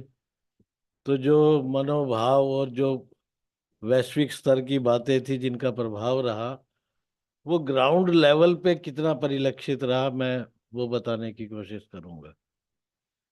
मित्रों, देश जब आजाद था, कई बार बड़े मन में अजीब सी धारणा बैठती है जब पूरे 70 साल के इस परिदृश्य को देखते हैं। जब देश गुलाम था, इस देश के साहित्यकार की कलम आजाद थी। आज देश आजाद है, कलम उतनी स्वतंत्र नहीं है। और ये वो पीड़ा है जो हमेशा हमें सालती रहती है। आप 47 से पहले का इतिहास जैसे बताया, लिखने वालों पे कितनी बंदिश थी, कितना संघर्ष करते थे, लेकिन रुकते नहीं थे। कोई सोशल मीडिया नहीं था। एक दिन मैंने अपने फादर साहब से पूछा, जब सोजे वतन बैन हो जाती थी, आपकी नज़में बैन हो जाती थी, तो आप लोगों तक कैसे पहुंचते थे? वो हंस के कहते हैं, हर गांव में एक कातिब होता था, उस किताब के रात को ही 3 पर्चे बना देता था, हम गांव में दे आते थे, चौपाल में बैठ के नज़में सुनाते थे, शाम तक तो पूरी दुनिया में नज़में चली जाती। ये वाचिक परंपरा का उन लोगों ने इतना इस्तेमाल करके देश को आंदोलित किया। आज हमारे पास सारी सुविधाएं हैं, लेकिन देश आंदोलित नहीं है। आप जो लिखते हैं वो बहुत देर तक बाद पहुंचता है। तो ये सब होने के बावजूद ये परिस्थितियां भी, लेकिन कुछ एक अच्छी चीजें भी हुई और बहुत सुखद चीजें भी हुई। जब हम पढ़ते थे तो हमें पढ़ाने वाले भी डरा देते थे, तुमने रविंद्रनाथ टैगोर नहीं पढ़ना, वो कला कला के लिए आदमी है, आर्ट फॉर आर्ट से कुछ नहीं होता, आर्ट फॉर सोसाइटी होनी चाहिए। प्रोफेसर जो हमें कहते थे ये मत पढ़ो, ये बकवास। आगे को पढ़ने नहीं दिया बहुत साल तक। बड़े हुए तब पता लगा कि, और अब कितनी अच्छी सुखद स्थिति है देश में कि इस तरह का कोई दबाव किसी पाठक पे भी नहीं है, लेखक पे भी नहीं। अब समाज के लिए लिखने वाले को भी पता है, यदि कलात्मक नहीं होगा तो समाज पढ़ेगा नहीं, पठनीयता नहीं रहेगी। कलात्मक सौष्ठव भी चाहिए और उसमें सामाजिक सरोकार भी चाहिए। तो वो बिना बात की जो झगड़ा था वो खत्म होगा। देश मॉडर्न हुआ नहीं था, लेकिन मॉडर्निटी पे कई बार बुजुर्ग बहुत कमाल की बात करते हैं। हम साहित्य अकादमी में ऐसे ही आयोजन करते, मैं चंडीगढ़ साहित्य अकादमी में तब सचिव था, एक ऐसा ही नेशनल सेमिनार हुआ मॉडर्निटी। एक बुजुर्ग मेरे पास सरदार जी आए, कहते हैं देश तो आधुनिक नहीं होया, ਤੁਹਾਡਾ साहित्य आधुनिक किवें हो गया? मैं उसका मुंह देखता रहा। इसी तरह हमने एसएनडीटी में एक महिला लेखन पे सेमिनार किया। महिला लेखन पे सेमिनार किया 3 दिन का, 24 भाषाओं की महिला लेखिकाएं आई, बहुत लंबा चौड़ा काम होता रहा। कोई बज रहा है। 3 दिन के उस वो महिला स्वतंत्रता पे एक सेमिनार हुआ, उसके बाद क्वेश्चन आंसर हुए। एक लड़की आई, 15-20 साल की होगी, एसएनडीटी की, कहती है सर मेरा कोई सवाल नहीं है, एक ऑब्जर्वेशन है। सर, एक 20 साल की लड़की 3 दिन के सेमिनार के बाद, बड़ा thought provoking seminar women liberation पे, सवाल जवाब भी बहुत है, पूरी हिंदुस्तान की जिसको कहनी चाहिए ना महिला लेखिकाओं का जो बड़ा जमघट 24 भाषाओं का, वो लड़की मेरे से कहती है सर मेरा कोई सवाल नहीं है, एक ऑब्जर्वेशन है। तो हम जो आयोजक होते हैं वो डरते भी हैं कहीं एंटी क्लाइमैक्स ना हो जाए। तो मैं उस बच्ची को कह रहा, नहीं बेटा सब हो गया, वाइंड अप। सर सिर्फ मैंने एक लाइन बोलनी है। वो लड़की माइक पे आई, ये मैं 15 साल पहले की बात बता रहा हूँ, 20 साल। वो लड़की कहती है सर मेरी एक ऑब्जर्वेशन कविता में है, उसने सिर्फ एक लाइन पढ़ी, इतने मानुष सयाद से हो गए, अब रिहाई मिलेगी तो मर जाएंगे। सारा सेमिनार एक तरफ, उस लड़की की ऑब्जर्वेशन एक तरफ, और उस लड़की के माध्यम से पूरा समाज बोल रहा है। तो ये गैप भी है साहित्य के बीच में और समाज की परिस्थितियों के बीच में। इन सब के बावजूद बहुत सारी अच्छी बातें ये हुई कि इन 70 सालों में देश में से लिंगुअल प्रेजुडिसेस खत्म हुई, भाषाई दुर्भावनाएं खत्म हुई। अब अंग्रेजी का लेखक अपने आप को फन्ने का नहीं समझता। खुद त्रिवेदी जी कहते हैं और हमें भी अंग्रेजी कोई विदेशी भाषा नहीं लगती, बाकी 24 भाषाएं ये भी है। और हमारी साहित्य अकादमी के हर पब्लिकेशन पे हम एक लाइन लिखते हैं, इंडियन लिटरेचर इज वन दो रिटन इन मैनी लैंग्वेजेस। भारतीय साहित्य का साहित्यकार कश्मीर से कन्याकुमारी तक कहीं हो, कहीं भी रहता हो, किसी जबान में लिखता हो, उसके सरोकार अब एक जैसे हैं। तो इन 80 के बाद, जैसे गुरुजी ने बताया, वो जो विदेशी दबाव था मार्क्सवाद का, एग्जिस्टेंशलिज्म का, वो सब खत्म हो गया। ना अब सार्थ है ना मार्क्स है, सबको समझ आ गया कि हिंदुस्तान है। एक और अच्छी बात, ये बहुत सारी विधाओं का विकास हुआ। नई विधाएं 80 के बाद कितनी आई हैं, डायरी है, रिपोर्टाज है, संस्मरण है। कल गुलजार साहब कह रहे थे आने वाले दिनों में स्क्रीन प्ले तक हम पहुंच गए हैं। आत्मकथाएं लिखी गई, दलित विचारकों की आत्मकथाएं, गुरुदेव की आत्मकथा अस्थि और भवती, वो आत्मकथा व्यक्तियों की कम है, युग की ज्यादा है। अब उनको भी ये समझ आने लगा, कोई आपकी जीवनी थोड़ी पढ़ेगा, आप उस कालखंड की जीवनी पढ़े लिखेंगे तो कोई पढ़ेगा। दूसरी बहुत सारी भाषाओं का विकास, जो जिन्हें हम लगता था कि बड़ी छोटी परिधि की भाषाएं हैं, उनमें बहुत बहुत ही शानदार रचनाएं हो रही हैं, और साहित्य अकादमी हर वर्ष दे रही है। नई विधाएं कितनी आई, नवगीत आया, गजल आई। अब गजल की तो हालत ये है, गुलजार साहब के जैसे जो विद्वानों ने, एक इतनी ज्यादा प्रेजुडिस थी। मैं हिंदी में गजलें कहता था, इसी दिल्ली में कई सेमिनार हुए, एक विद्वान खड़े होके कहते हैं, अरे ये उर्दू की आयातित विधा तुम कहाँ से ले आए, हम इसे विधा ही स्वीकार नहीं करते। और अब हालत ये है कि 24 भाषाओं में गजलें कही जा रही हैं। शीनकाप साहब निजाम बैठे हैं, ये कहते हैं अब तो अंग्रेजी में भी कही जा रही है, और उन्होंने अंग्रेजी की कोई किताब का नाम भी बताया था। तो ये विधाओं, अब हमें ये समझ आया कि विधाएं भाषाओं की नहीं होती, साहित्य की विधाएं होती। तो ये दुर्भावनाएं खत्म हुई हैं।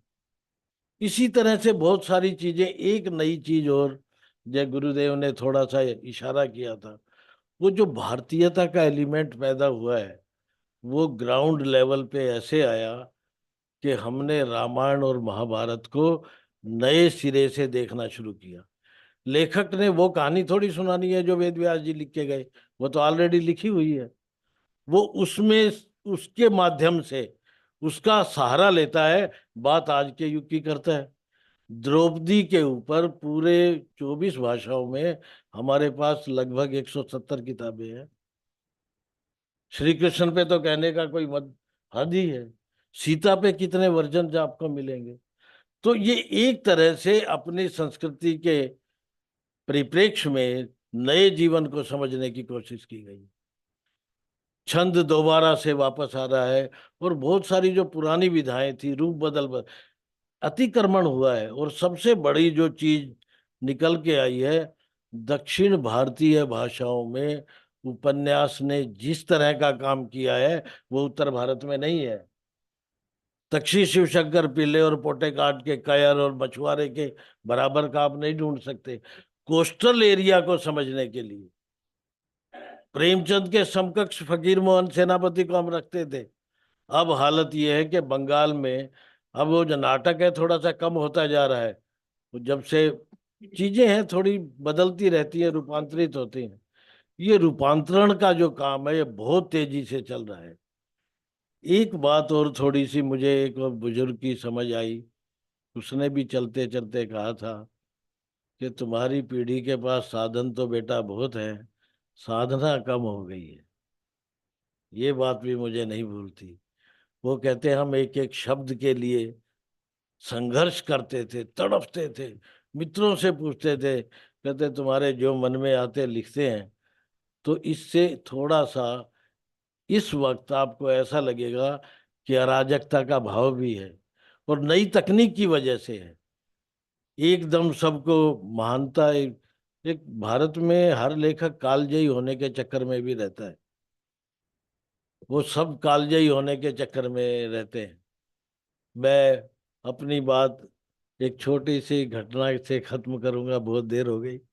एक बार मेरे पिताश्री चंडीगढ़ में आए, एक सेमिनार में अटेंड करने गए, घर आके कहते हैं वहाँ हर आदमी बोलता रहा है कालजयी साहित्य नहीं लिखा जा रहा, किसी ने बताया नहीं कालजयी साहित्य क्या होता है। कहता आज मैं बता के जा रहा हूँ, जिस दिन लेखक मरे और उसके साथ किताबें भी मर गई तो लेखक दो आने का है, और जिस दिन लेखक मरता और किताब जिंदा हो गई वो कालजयी है।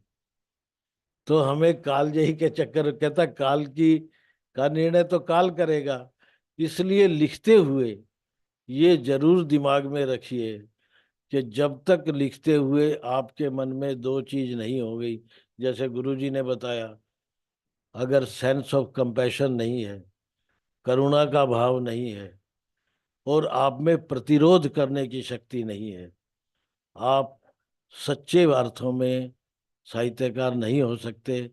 और साहित्यकारों को सिर्फ ये याद रखना चाहिए, 75 वर्षों के इस अमृत काल में जो विष पीता है वही अमृत काल का उत्तराधिकारी होता है। धन्यवाद।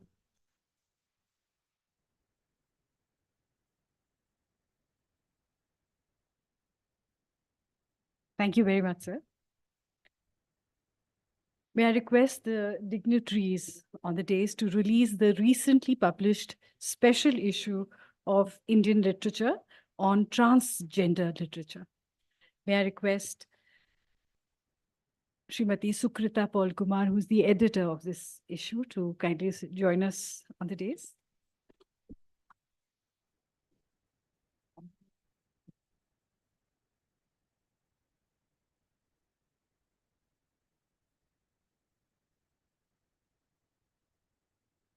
और 70 साल का ये भी एक बड़ी उपलब्धि है कि हम हंसिए की वो जो आवाजें हैं हमारे इस आयोजन के, आप टॉपिक्स देखेंगे आप समझ जाएंगे कि 70 साल में हम कहाँ किधर भी है।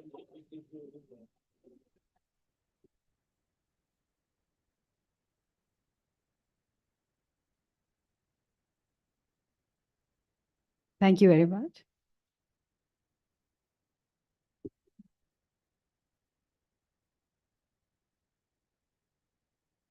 Professor Kumud Sharma, who is an eminent Hindi writer and Vice President of Sahitya Academy, with 13 books on various subjects to her credit. May I request her to make the concluding remarks, please?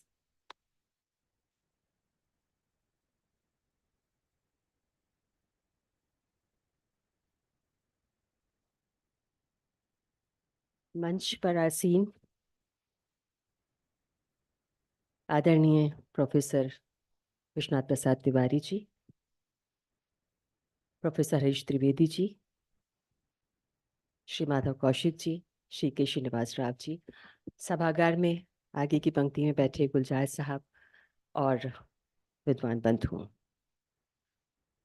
मेरी स्थिति इस समय वो है कि यज्ञ समाप्ति की ओर है और मुझे समापन वक्तव्य देना है। समय पूरा हो गया है और कुछ ऐसा संकेत है कि एक साथ आहुति दे दीजिए कम समय में। लेकिन विश्वविद्यालय में पढ़ाती हूँ और 55 मिनट बोलने की आदत है, तो माइक हाथ में कुछ तो कहकर जाऊंगी। हालांकि हरीश त्रिवेदी जी और विश्वनाथ प्रसाद तिवारी जी और माधव कौशिक जी ने, और कीनोट के लिए कहा गया था कि कीनोट जैसा था, श्रीनिवास राव जी ने पढ़ा, उसके बाद बहुत कुछ कहने को बचता नहीं है। लेकिन जो बात यहाँ कही गई उसे से जोड़ करके अपनी बात रख रही हूँ। हमारे यहाँ भाषा वैज्ञानिक हमारे जो हैं वो कहते आए और हम इसको स्वीकार करते आए हैं कि भारत बहुभाषी देश है और यहाँ की जो भाषाएं हैं उनमें बहुत समुन्नत साहित्यिक भाषाएं हैं जो रूप रचना की दृष्टि से भिन्न हो सकती हैं, लेकिन आर्थिक संरचना की दृष्टि से वो समरूप है। उनका स्मृति बोध, उनका इतिहास बोध, उनके मिथक, उनके प्रत्यय एक जैसे हैं। और जब हम बात करते हैं भारतीय साहित्य की, तो मैं जब सुबह आई तो मैंने कहा कि पहले भारतीय साहित्य की अवधारणा क्या है। ये कई बार स्पष्ट नहीं होता कि भारतीय साहित्य है क्या। तो मैं समझती हूँ कि भारतीय साहित्य वो साहित्य है जिसकी प्रेरणा हमारे रचनाकार अपने भारतीय परिवेश से ग्रहण करते हैं, और देश का जो आंतरिक स्वभाव है, देश के आंतरिक स्वभाव को सृजनशील अर्थ देने का संकल्प उनके पास होता है। और अगर परिवेश की विशुद्धता में कहीं हमारी सामूहिक चेतना या आत्मीयता के निरर्थक होने का भाव हो, तो रचनाकार के मन में पीड़ा भी उत्पन्न होती है। तो वो भारतीय साहित्य है। आजादी के बाद जो साहित्य रचा गया विभिन्न विधाओं में, अगर आप उनको देखें, नए विचार हैं, नई अनुभूतियां हैं और तरह तरह के आंदोलन हैं, लेकिन इनके बावजूद समसामयिक युगबोध को लेकर के भी वो अपने देश का जो सांस्कृतिक बोध है उससे उद्भासित है साहित्य। हरीश त्रिवेदी जी ने जब स्वतंत्रता के बाद के साहित्य की बात की, तो स्वतंत्रता से पहले का स्वाधीनता आंदोलन का परिप्रेक्ष्य भी लिया, राजनीति, इतिहास और सबको जोड़ते हुए अपनी बात रखी। तिवारी जी जब बोल रहे थे, उन्होंने दशकों में बांट करके बात को बहुत अच्छी तरह समझाया। मैं जब देखती हूँ कि स्वाधीनता के बाद का जो साहित्य है 50 से 60 तक का, 47 से 60 समझ लीजिए, वो साहित्य, अभी मार्क्सवाद और गांधीवाद की बात कही गई, वो पूरी तरह से 60 तक का जो साहित्य है वो असमंजस की मानसिकता से निकला हुआ साहित्य है। वो जनाकांक्षा की पृष्ठभूमि में मोहभंग का साहित्य है। क्योंकि जब हम आजादी की लड़ाई लड़ रहे थे और बहुत लंबी यातना और संघर्ष के बाद आपको आजादी मिली, हमने बहुत सारे स्वप्न देखे थे, लेकिन बहुत जल्दी स्वतंत्रता का सारा उत्साह बेचारगी में बदल गया। हमें आजादी मिली, लेकिन खंडित आजादी मिली, विभाजन की त्रासदी साथ लेकर आई, जिसकी बात अभी कही जा चुकी है। गांधी और नेहरू की दृष्टि में जो असमंजस था वो भी उभर करके आया। गांधी और मार्क्सवाद का तो टकराहट थी, और सारे असमंजस की मानसिकता को रचनाकारों ने अपने रचनात्मक कलेवर में लिया। और यही वो दौर था जब हमारी प्रथानुगामी सामाजिक संस्थाएं नई सामाजिक संस्थाओं से टकरा रही थी। उस सारी टकराहट को साहित्य ने अपने रचनात्मक पलक पर लिया। 50 तक एक चीज थी कि हमारे भीतर कहीं ना कहीं ये चेतना थी, ये सजगता थी। हम ऐसा सोच रहे थे कि भाई लोकतंत्र तो नया है हमारा और अभी आगे बढ़ रहा है, और हमारे सरोकार इतने गहरे हैं इस देश के कि हमारी जो समस्याएं हैं, क्योंकि समस्याएं तो दिखाई देने लगी थी, राजनीतिक फलक पर भी, आर्थिक भी, सामाजिक भी। हमारी जो समस्याएं हैं, हमारे सरोकार इतने बड़े हैं कि हम इनसे निपट लेंगे। लेकिन सन 60 के बाद का जो साहित्य है, चाहे वो कथा साहित्य हो, चाहे कविता हो, तमाम विधाओं का, उसमें ये बहुत स्पष्ट लोगों को लगने लगा कि जो लोकतंत्र हमें मिला है और हमने इतना समय देख लिया, अब तो विसंगतियां, सामाजिक, राजनीतिक, आर्थिक अंतर्विरोध और विरोधाभास बहुत गहरे होने लगे, और विसंगतियां इतनी विकराल होती चली जा रही हैं। तो ये जो दौर आया, तमाम जो बड़े रचनाकार थे उन्होंने इन विसंगतियों को, अंतर्विरोधों को, विरोधाभासों को अपनी रचनाओं में पिरोया, और पाठक के भीतर एक संघर्ष की चेतना पैदा की और बदलाव की तत्परता भी पैदा की। सन 60 के बाद, 50 से 60, 70 तक, और 70 के बाद जो 8वां दशक है, उसमें विसंगतियां इतनी विकराल हो जाती हैं कि वहां विनाश की एक प्रक्रिया शुरू हो जाती है। एक तरह का संत्रास बोध उभर करके आता है, भय, असुरक्षा, जहां कहीं कोई ठौर नहीं मिलने वाली है। उस संत्रास बोध को, 8वें दशक का जो साहित्य है, पूरे संत्रास बोध को उभारने वाला साहित्य। मैं बहुत संक्षेप में कह रही हूँ, विस्तार नहीं दे पा रही हूँ अपनी बात को। तो आजादी के बाद का साहित्य इन मनोभावनाओं के साथ चलता रहा, और कई बार लोग कहते हैं कि राष्ट्रीयता तो खत्म हो गई बाद के साहित्य में। तो मैं कहना चाहूंगी, राष्ट्रीयता कभी व्यतीत मूल्य नहीं होती है। देशबोध व्यापक जीवन बोध का अंग बन करके प्रकट होता रहा। और उसके बाद बिल्कुल आ रही हूँ जो ग्लोबलाइजेशन, क्योंकि 3 चरणों में मानव सभ्यता चलती है। ग्लोबलाइजेशन के बाद बिल्कुल एक नई परिस्थिति है। और उसमें एक नव उपनिवेशवाद है, और जहाँ ये है कि ठीक है, एक देश की संस्कृति दूसरे देश की संस्कृति से जुड़े, लेकिन जुड़ने जुड़ाने की प्रक्रिया में अगर हमारी स्थानीय संस्कृतियों का, भाषा का क्षरण हो जाए तो किसी को भी स्वीकार नहीं होगा। तो यहाँ पर एक अलग किस्म की चेतना और सजगता पैदा होती है। और कुमंडलीकरण के बाद का जो साहित्य, उस दौर का जो साहित्य, हमारे रचनाकार लगातार सचेत हैं बाजारवाद को लेकर के, उसके विरोध को लेकर के, उसमें जो नई अनुभूतियां पैदा हो रही हैं, परिवार और सामाजिक संबंध जिस तरह से बदल रहे हैं, सबको वो अपने साहित्य में लेकर के आ रहे हैं। और बात महिलाओं की गई, विमर्शों की गई कि विमर्शों का साहित्य उभर करके आया। और सचमुच एक समय था, अगर आप नई कहानी के दौर को याद करें तो उसमें नई कहानी की एक त्रयी बनी थी, जिसमें कमलेश्वर थे, राजेंद्र यादव थे, मोहन राकेश थे। लेकिन 3 महिलाएं भी लिख रही थी, कृष्णा सोपती, उषा प्रमदा और मनु भंडारी। उनकी त्रयी क्यों नहीं बन सकी?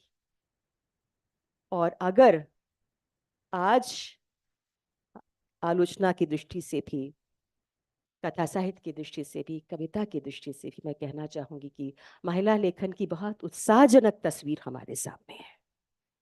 तरह तरह की अस्मिताओं का उभार है, और अस्मिता एक ऐसा शब्द है, एक ऐसी चेतना है जो आपको ऊपर उठाती है और समाज में आपके सक्रिय भागीदारी के एहसास की जीवंत अभिव्यक्ति भी आपको देती है।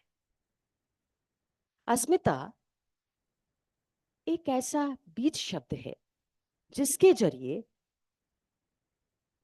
हम एक बेहतर दुनिया का स्वप्न भी पालते हैं।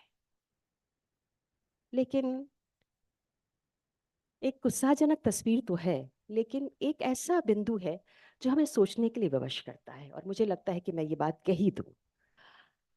विश्वविद्यालय में हूँ तो साहित्य में हम रिसर्च भी कराते हैं, शोध भी कराते हैं, और लिखा तो बहुत कुछ जा रहा है अस्मिता मूलक विमर्श।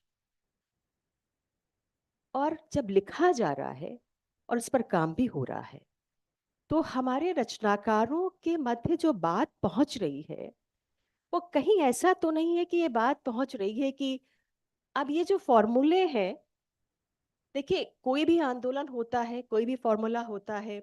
साहित्य में बहुत तरह के आंदोलन आए, कहानी के क्षेत्र में देख लीजिए, चाहे कविता के क्षेत्र में देख लीजिए, वो आंदोलन आए और मौसमी बुखार की तरह से चले गए। लेकिन अंततः साहित्य में बचता क्या है? मनुष्य की आशाएं, आकांक्षाएं, उसके दुख, उसके सुख, और सबसे बड़ी बात है उसके उसकी जिजीविषा, जीवन के प्रति उसकी आस्था। तो अब मुझे कहीं ये लग रहा है कि ये जो विमर्श हैं, बहुत सारे ऐसे रचनाकारों की रचनाओं जब मैं पढ़ती हूँ पत्रिकाओं में या कोई पुस्तक हाथ में आती है, तो ऐसा लगता है कि वो जो बात वो कह रहे हैं या जो जीवन उन्होंने लिया है, शायद उन्होंने देखा भी नहीं है। और वो एक सिद्धांत की जो देख रहे हैं, क्योंकि हर अस्मिता विमर्श के सिद्धांत की आ गई है, उस सिद्धांत की से कहीं वो साहित्य निकल करके आ रहा है। और सिद्धांत की का दबाव इतना ज्यादा है उस पर कि जीवन के सहज प्रवाह से जो एक स्वाभाविक रोल में जो साहित्य आता है, वो नहीं आ पा रहा है। अब इसका एक मैं उदाहरण दे रही हूँ, मैं कई जगह देती हूँ। एक कहानी में हंस में पढ़ रही थी, किसी लेखिका की कहानी थी, और एक वाक्य उसमें आता है, वो लिखती हैं कि स्त्री विमर्श की मांग मेरे भीतर कुत्ते की तरह गुर्राने लगी। अब इस तरह के जो स्त्री विमर्श के सिद्धांत की तो बहुत सारे बीज शब्द हैं, पितृसत्ता है, प्रतिरोध है, प्रतिशोध है। तो इस तरह के जो इस फॉर्मूले से जो साहित्य आता है कि भाई अब उनको ये भी लग रहा है कि इन इन विषयों पर रिसर्च हो रही है, शोध हो जाएगा। हर रचनाकार को होता है कि मेरे ऊपर शोध हो। तो कहीं ना कहीं वो बात है दिमाग में, उसका दबाव है, सैद्धांतिकी का दबाव इतना ज्यादा ना हो जाए कि पाठक साहित्य से दूर हो जाए। और बहुत प्रामाणिकता के साथ मैं ये बात कह रही हूँ कि हमारे जो छात्र हैं, कुछ मुट्ठी भर छात्रों को छोड़ दीजिए, जो टेक्स्ट है वो टेक्स्ट भी पूरा नहीं पढ़ते हैं। उसका सार कहीं उपलब्ध हो जाता है तो उसको पढ़ते हैं। कई बार मैंने सवाल किया अपनी कक्षा में कि भाई आपने नया साहित्य क्या पढ़ा? आप क्यों नहीं पढ़ रहे हैं? पढ़ा नहीं जा रहा। पढ़ा क्यों नहीं जा रहा? जब हम सैद्धांतिक के दबाव से चीजों को निकाल करके लाते हैं, तो आपकी जो एक स्वाभाविक फ्लाइट ऑफ फैंटासी है, एक डिलाइटफुल प्रोज है, रोचक गद्य है, वो कहीं बाधित होता है, हम उसको नहीं दे पाते। तो ये ठीक है कि बहुत सारे विमर्श हैं और उनका हमें बहुत फायदा है, सोसाइटी को फायदा है, लेकिन थोड़ा सा यहाँ पर इस बिंदु पर भी विचार करना चाहिए। और विदेशों में मैं आपको बता दूं, बहुत सारे ऐसे साहित्यिक सभाएं बनने लगी हैं, एसोसिएशन बनने लगे हैं, जहां ये नारा दिया जा रहा है कि अगर आप विशुद्ध साहित्य के लिए जुड़ना चाहें तो हमसे जुड़ें। तो मुझे लगता है कि अपने समसामयिक संदर्भों से साहित्य को जुड़ना चाहिए, लेकिन जीवन जीवन जो है आपका, जो है वो उसमें 7 रंग हैं, कई तरह के रंग हैं, और आप अपनी कलम को, आपको 7 रंगों से गुजारने की जरूरत है। सब कुछ देखना चाहिए, और जरूरी नहीं है कि किसी को कहानी वहां से मिल रही है तो आपको भी कहानी वहां से मिलेगी। कहानियों के प्लॉट आपके जिंदगी के इर्द गिर्द बिखरे हुए हैं। हमें बहुत सारे नए प्रयोग करने की जरूरत है, नई चीजों को लाने की जरूरत है। और मुझे लगता है कि नई पीढ़ी को, युवा पीढ़ी को जितना हम सुनेंगे, जितना हम अपने से जोड़ेंगे, उतना ही ऐसा साहित्य आएगा जो हमें भी रोशनी देगा, हमें भी नई चीजों के बारे में बताएगा। तो मैं कहना चाहूंगी, इस स्वाधीनता के बाद का जो साहित्य है वो अस्मिता की वैचारिकी, मानवतावादी आस्था, लोक धर्मी परंपरा और अपनी सांस्कृतिक अस्मिता को लेकर के निरंतर विविध आयामों के साथ आगे बढ़ रहा है। और हमें आश्वस्त रहने की जरूरत है कि साहित्य अपनी गति से आगे बढ़ेगा, बहुत कुछ नया जोड़ते हुए, बहुत कुछ पुराना छोड़ते हुए। आप सबने यहाँ आमंत्रित किया, और मैं हरीश जी को, तिवारी जी को बहुत बहुत धन्यवाद दूंगी कि उन्होंने बहुत ही अच्छे वक्तव्य दिए, हम सबको लाभान्वित किया। माधव कौशिक जी का बहुत बहुत धन्यवाद, केशव निवास राव जी का धन्यवाद, और आप सबका धन्यवाद कि आपने इस सत्र को गरिमा प्रदान की। आभार, नमस्कार।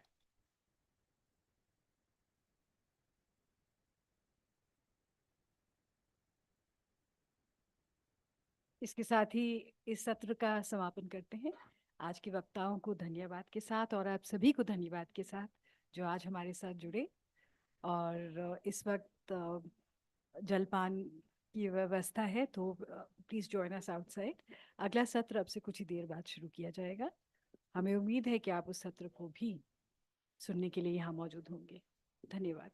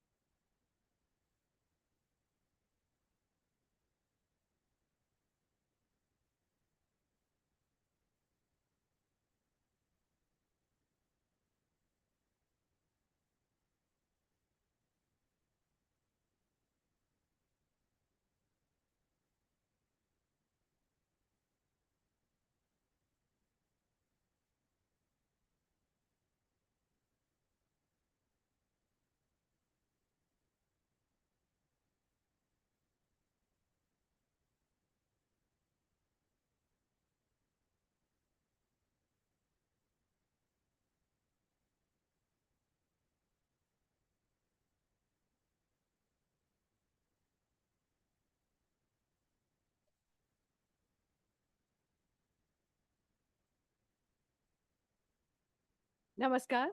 साहित्य अकादमी द्वारा आयोजित साहित्योत्सव राष्ट्रीय संगोष्ठी स्वाधीन भारत का साहित्य के प्रथम सत्र में आप सभी का स्वागत है। इस सत्र का शीर्षक है उत्तरी शिखर। इस सत्र की अध्यक्षता कर रहे हैं हिंदी के प्रख्यात साहित्यकार श्री गोविंद मिश्र। आलेख पाठ करेंगे प्रख्यात विकास अर्थशास्त्री प्रोफेसर महेंद्र पी लामा, प्रख्यात लेखक, विद्वान और शोधकर्ता श्री रमाकांत पांडे और प्रख्यात समालोचक और विद्वान श्री शाफे किदवाई। आप सभी से निवेदन है कि आप मंच पर आएं।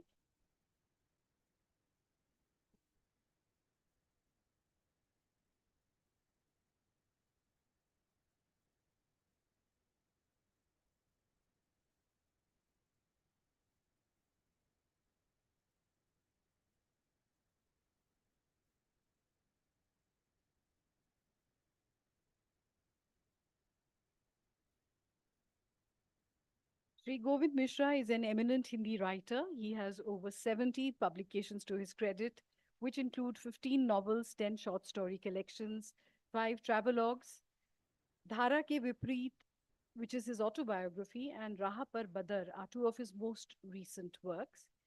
His complete works have been compiled into Govind Mishra Rachna Sanchayan and published by Sahitya Akademi. He is the recipient of Vyas Samman, Sahitya Akademi Award, Bharat Bharati, Saraswati Samman, among many others. May I request Sri Govind Mishra ji to make the opening remarks.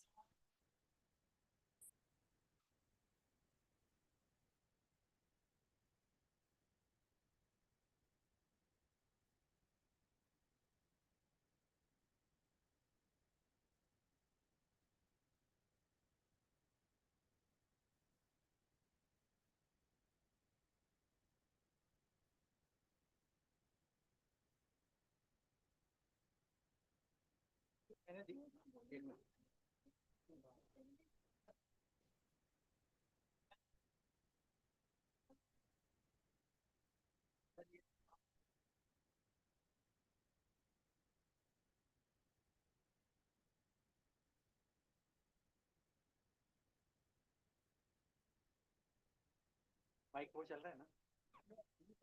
हाँ, एक minute on कर दीजिए।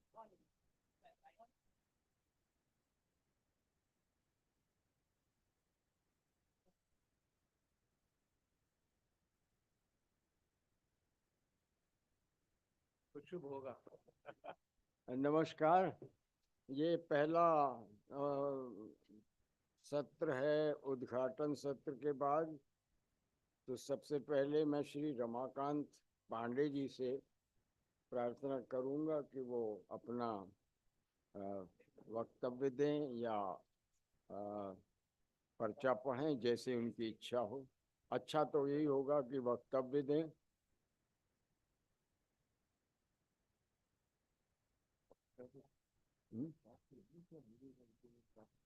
हाँ, या हिंदी या अंग्रेजी, वो तो मालूम है सब।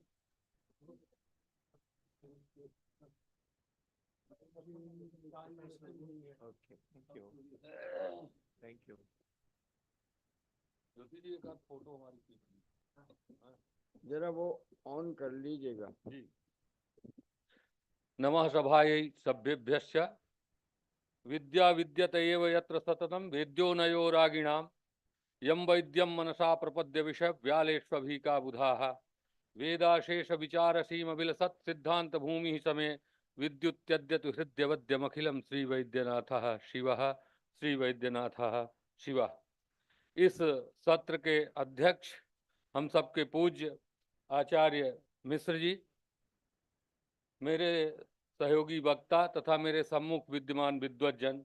मेरा जो विषय है, मैं संस्कृत का विद्यार्थी हूँ और मुझे जो कुछ कहना है वो विगत 7 दशकों का संस्कृत साहित्य, संस्कृत में क्या क्या गतिविधियां रहीं, तो मैं 7 दशकों के पहले 2 मिनट संस्कृत की झलक आप तक प्रस्तुत करना चाहूँगा।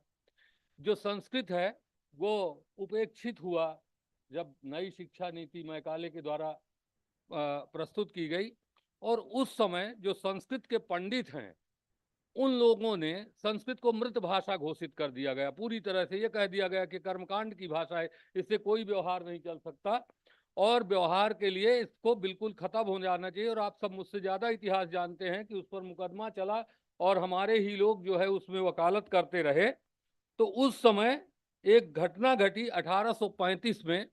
वो प्रेमचंद्र तर्कालंकार नाम के एक काशी के पंडित थे और वहाँ कलकत्ता संस्कृत कॉलेज था, जो कि अब कलकत्ता संस्कृत कॉलेज यूनिवर्सिटी के नाम से अब कलकत्ता में स्थापित है। तो वहाँ प्रेमचंद्र तर्कालंकार इत्यादि ने ये सोचा, अध्यापक जो है वो अपने शिष्य पर भरोसा ज्यादा करता है, तो उन्होंने सोचा कि हमारे यहाँ से पढ़कर जो विल्सन गया है, H.H. विल्सन, उसको हम लोग लिखें कि संस्कृत को जैसी है वैसे रहने दिया जाए। और उन्होंने एक पत्र, पंडितों की सभा हुई 7 अप्रैल 1835 को, और उन्होंने एक पत्र लिखा, संस्कृत में ही पत्र लिखा गया, वो दैव योग से मुझे प्राप्त हो गया है। तो वो पत्र जब लिखा गया उसमें ये कहा गया कि तुम जिस माने ज्ञान सरोवर में तुम पढ़े हो और जिन हंसों ने तुम्हें पढ़ाया है, उसे मैकाले नाम का बहेलिया जो है वो परेशान कर रहा है, इसलिए अब तुम जो है हमारी रक्षा करो, ऐसा लिखा गया पत्र। और उन्हें ये पूरी उम्मीद थी कि हमारी जो रक्षा है वो निस्संदेह H.H. विल्सन के द्वारा की जाएगी और उसे ये समझाया जाएगा मैकाले को कि भैया संस्कृत को अपना एक जगह रहने दो और तुम अपना काम करते रहो। लेकिन विल्सन भी बहुत अच्छा छंदोबद्ध पत्र लिखते हैं और वो पत्र हमारे पंडितों से अच्छा पत्र है। मैं पूरा पढ़ने का टाइम नहीं, क्योंकि गुरुजी अभी कह देंगे बैठो, और मैं स्टोरी पूरी सुना देना चाहता हूँ। तो उसमें उसने लिखा कि संस्कृत जो है वो ऐसी दूर्वा है कि उसे सूर्य तपाए, फावड़े से खोद दिया जाए और जानवरों के द्वारा चर लिया जाए तो भी उसके नए नए अंकुर फूटते रहेंगे, इसलिए तुम्हें चिंता करने की जरूरत नहीं है। ये वास्तव में संस्कृत की अपना सत्व भी था, लेकिन ये बहलाना भी था H.H. विल्सन का। अगर विल्सन उस समय लिख दिए होते तो हो सकता है कि मैकाले कुछ उसमें रहने दिया जाता। तो एक किताब अभी 2 साल पहले छपी, मानवेंदु बनर्जी जी ने एडिट किया और उसमें उन्होंने वो लिखा, contribution of traditional Sanskrit pandit to Sanskrit, ऐसा करके एक बुक लिखा। और उस समय मैकाले के द्वारा नई शिक्षा नीति आने पर केवल मात्र माने बंगाल में 6000 संस्कृत के जो गुरुकुल थे वो वहां बंद किए गए और संस्कृत शिक्षा को पूरी तरह से अवैध घोषित कर दिया गया। ये सब आप लोगों के को ज्ञात है और धर्मपाल जी ने भी इसका उल्लेख अपने ग्रीन ट्री में किया हुआ है। तो संस्कृत इस तरह की एक भूमिका में चल रही थी कि उसके अस्तित्व को नकार दिया गया था पूरी तरह। इसे पंडितों की भाषा और पोंगों की भाषा कह दिया गया था। हम खुद भी जब धोती कुर्ता पहन लेते हैं, थोड़ा चंदन वंदन लगा लेते हैं, तो मेरी लंबाई देख के लोग थोड़ा सा डरते हैं, लेकिन वास्तव में जब मैं बताता हूँ कि मैं संस्कृत का हूँ तो एक बार आंख फाड़ के आज भी देखते हैं, पंडित हो। तो ये जो है थोड़ा सा है। उसके बाद संस्कृत अपने उस अस्तित्व की लड़ाई लड़ती रही और जो मोनियर विलियम्स ने जब डिक्शनरी बनाई और उन्होंने यहाँ आकर के सर्वे किया, संस्कृत इंग्लिश डिक्शनरी उन्होंने बनाई, तो उन्होंने लिखा कि Sanskrit is not dead language even today. उनकी भूमिका में आप आज भी पढ़ सकते हैं, वो चलती गई। दूसरी एक धारा आती है जहाँ क्रांति के गीत संस्कृत में लिखे जाते हैं। वंदे मातरम आपको प्रसिद्ध है, लेकिन इसके हमने अभी कलेक्ट किया है स्वतंत्रता के पूर्व की पत्रिकाओं में कि क्रांति गीत उस समय लिखे जा रहे हैं। और अरविंद घोष जो है भवानी भारती की रचना करते हैं। वो जेल में बड़ौदा में बंद थे और उन्होंने भारत माता को स्वप्न देखा। कैसी है भारत माता, एक पद्य में उनके सुनाता हूँ। नरास्थिमालाम नृकपाल कांचीम ब्रिकोदराक्षीम क्षुधिताम दरिद्राम पृष्ठे वृणांकाम असुर प्रतोदयी सिंहीम नदंती मिव हंतु कामाम। जो भारत माता है वो नरास्थिमाला, नरमुंडों की माला को पहने हुए है, ब्रिकोदराक्षी है और क्षुधित माने भूखों मर रही है, दरिद्र है। ये भारत माता के बहाने पूरा भारत का उस समय का चित्र वो प्रस्तुत करते हैं। लेकिन ये रचना रची गई जेल में और उसे जब्त भी कर लिया गया था। उसी समय मथुरा प्रसाद दीक्षित जो कि हिमाचल में थे, उन्होंने भारत विजयम नाटक लिखा, और वो भारत विजयम जो है गांव गांव में खेला गया। लक्ष्मण स्वरूप जी जो लाहौर में तत्कालीन प्रोफेसर थे संस्कृत के, उनके नेतृत्व में, और वो पूरी तरह से वो भी जब्त कर लिया गया। बाद में जब संपूर्णानंद जी उत्तर प्रदेश के शिक्षा मंत्री बने तो 200 रुपए का ग्रांट देके उसे फिर छापा गया। तो एक लंबी कहानी उधर है। तो संस्कृत अपने अस्तित्व की लड़ाई वहां से लड़ती हुई दिखाई देती है। और पंडित ये भी लिखते हैं कि तुम नई नई भाषाएं बोलो, कोई दिक्कत नहीं है, लेकिन किम पत्नीम परिणीय सभ्य पुरुष ही माता समुत्सार्यते। क्या पत्नी से विवाह करके कोई सभ्य पुरुष अपने माता को घर से निकाल देता है? तो तुम नई नई भाषाओं को का वर्ण करो, सब कुछ करो, लेकिन मेरा अस्तित्व बन रहने दो। उस समय केरल का जो केरल में R.R. वर्मा जो है, वो आंग्ल साम्राज्योदय महाकाव्य लिखते हैं। गीर्वाण गिरा गौरवम उनका लिखा जाता है, जहाँ की अंग्रेजी जाती है अपने देश में ब्रह्मा जी की सभा में, और संस्कृत भी जाती है, और वो बोलती है संस्कृत की, ये अंग्रेजी मेरी बहन है। देखिए उस समय की भी विश्व दृष्टि देखिए, वो कहते हैं कि अंग्रेजी मेरी बहन है क्योंकि ये भी आपकी पुत्री है, लेकिन मेरा अस्तित्व ये खत्म किए दे रही है। ऐसा ऐसा तो ब्रह्मा उसको कुछ समझाते हैं। गीर्वाण गिरा गौरवम नाटक का मंचन भी अपने स्वतंत्रता के अमृत महोत्सव में किया।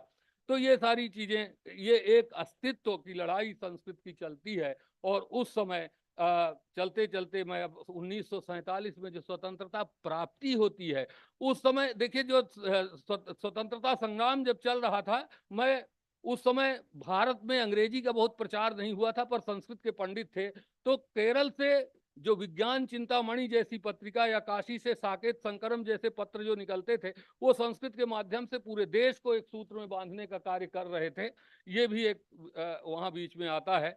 और इसके बाद पूरा देश जो है वो लड़ाई में लड़ता है। अप्पा शास्त्री राशि बड़ेकर जैसे पत्रकार होते हैं, जो कि तिलक जब जेल में बंद होते हैं तो वो लिखते हैं तिलक के कि बेड़ी पर, मुझे लगता है भारतीय साहित्य में पहली कविता उनकी होगी कि बेड़ी तू बड़ी भाग्यशाली है कि जिस तिलक के पैर छूने को बड़े बड़े ऋषि महर्षि तड़पते हैं, उनके पैरों में तू 6 साल तक रहेगी, ये तुम्हारा सौभाग्य है। इस तरह के बंदी सुकह करके पंजर बद्धा सुकह जैसे कविताएं उसमें लिखी जाती हैं, जिसका हिंदी में अनुवाद 1911 में मैथिली शरण गुप्त करते हैं, और उस समय सरस्वती में वो छपती है।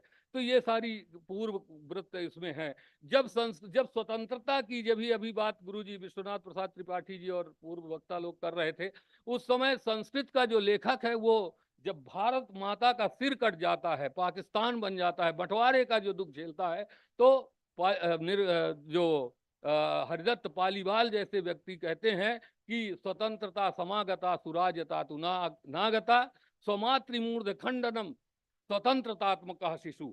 माने स्वतंत्रता रूपी शिशु की प्रतीक्षा तो हम बहुत दिन से कर रहे थे, लेकिन ये आया तो ऐसे आया कि अपने माँ का गर्दन काट के आया है। इसलिए ये कितना अभिनंदनीय है, उस पर भी बात संस्कृत के कवि उस समय उठाते हैं। इसके बाद जो संस्कृत का एक कालखंड है वो चलता है, वो स्वतंत्रता के बाद का, जिसमें देशभक्तों की स्तुतियों का, देशभक्ति का वर्णन, राष्ट्रभक्ति का वर्णन होता है। मैंने एक सूची बनाई है, केवल आपको दिखा दूंगा कि 70 सालों में संस्कृत में लगभग 300 महाकाव्य लिखे गए हैं। 274 का कलेक्शन मैंने इस पत्र पाने के बाद किया है। तो 300 महाकाव्य लिखे गए, उनमें से कुछ की प्रवृत्तियां हैं कि वो महाकाव्य कुछ तो देश राष्ट्र वंदना में हैं, जिनमें जानकी वल्लभ शास्त्री जैसे महाकवि हैं जो कि बिल्कुल नई रचना धारा संस्कृत को देते हैं, रामनाथ प्रणय जैसे लोग हैं।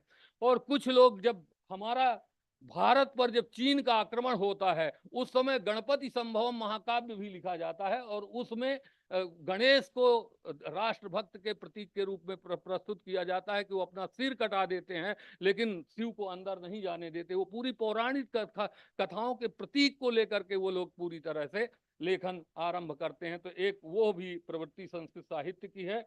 और इसके बाद जो खंड काव्य हैं, उनका भी विषय कुछ इसी तरह है। मेघदूत में लेकर के, मेघदूत की स्टाइल को लेकर के पूरे राष्ट्र का वर्णन किया जाता है, और किस किस प्रदेश में कौन कौन सा वैशिष्ट्य है, ये पूरी तरह से दे करके अपने सांस्कृतिक भावबोध को लिया जाता है। अभी बहुत सारी चीजें चल रही थी कि हमारे यहाँ जो मार्क्स का प्रभाव है, तो मार्क्स का प्रभाव संस्कृत कविताओं में भी बहुत ज्यादा है।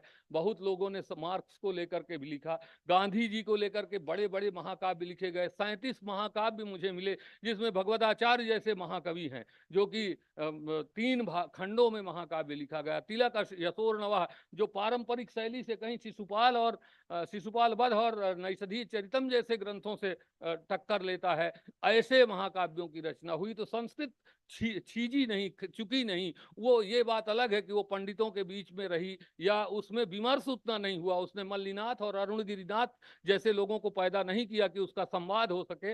ये क्यों हुआ, इस पर भी कभी बात होगी तो हम लोग करेंगे। तो ये सारी चीजें हुई। और भट्ट मथुरानाथ शास्त्री जैसे लोगों ने संस्कृत में नए विधाओं का भी सूत्रपात किया, जिसमें यात्रा संस्मरण भी लिखे गए, डायरी जिसे दैनंदिनी हम लोग कहते हैं वो लिखे गए, टुप कथा छोटी छोटी कथाएं लिखी गई। अनुवाद तो मुझे लगता है कि ईसा के बहुत पहले से संस्कृत में अनुवाद की परंपरा आ गई थी। पहलवी भाषा में पंचतंत्र का अनुवाद हुआ, लेकिन विविध भाषाओं में लेकर के संस्कृत में अनुवाद हुआ। इवन आपको मैं बता दूं, लगभग 25 अनुवाद संस्कृत में न्यू टेस्टामेंट जो है उसके किए गए, विविध शैलियों में, पौराणिक शैली में, महाकाव्य शैली में, स्तोत्र शैली में किए गए, और वो महाकाव्य भी आए।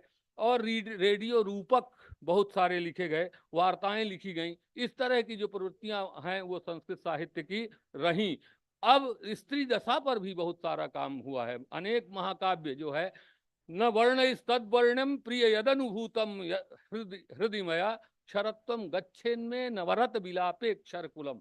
एक स्त्री का विलाप है कि मैं जो सोच रही हूं वो वर्णों के द्वारा वर्णनीय नहीं है, क्योंकि वर्ण जो है बहुत छोटा पड़ जाएगा, और अगर मैं रोना शुरू कर दी तो तुम्हारा जो अक्षर कहलाता है, कभी नष्ट न होने वाला, जिसे आप अक्षर कहते हैं, वो अक्षर जो है वो क्षर हो जाएगा, वो भी गल जाएगा। ऐसी पीड़ा भरी कविताएं भी स्त्री विमर्श को लेकर के संस्कृत में लिखी गई।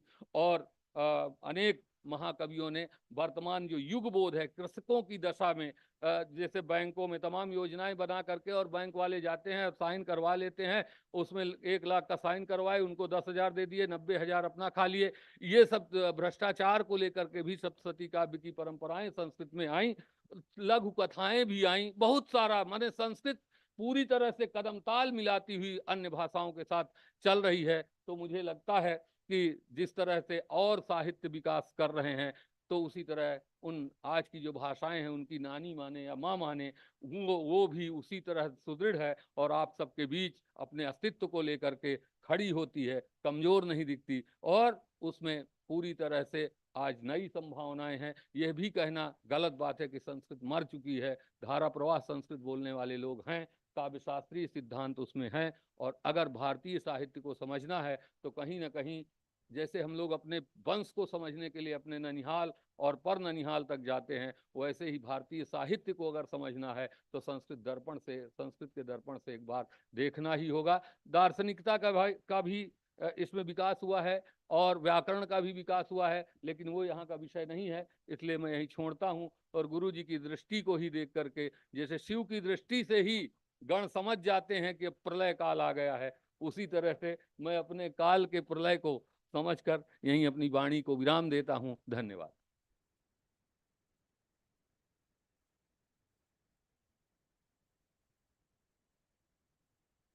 Who speak, take inspiration from him and not read the paper. Thank you. In the context of Nepali literature. बहुत अच्छी बात। Well, thank you very much, आदरणीय गोविंद मिश्र जी, अनि आज के मेरा पैनलिस्ट रमाकांत पांडे जी, दियो शंकर नवीन जी और साफे किदवाई जी. I am going to make a brief presentation on the Indian Nepali literature, in what happened to how it progressed and how much it contributed to the entire panorama of Indian literature in the last 70 odd years.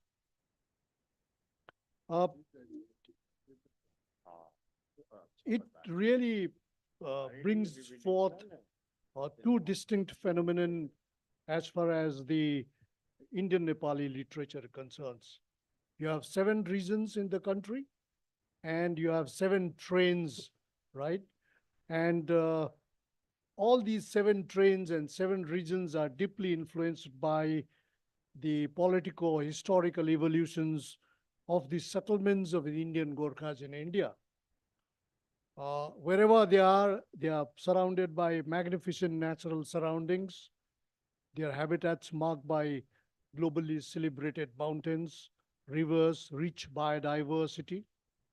And they have a transnational context of their ethnicity and language.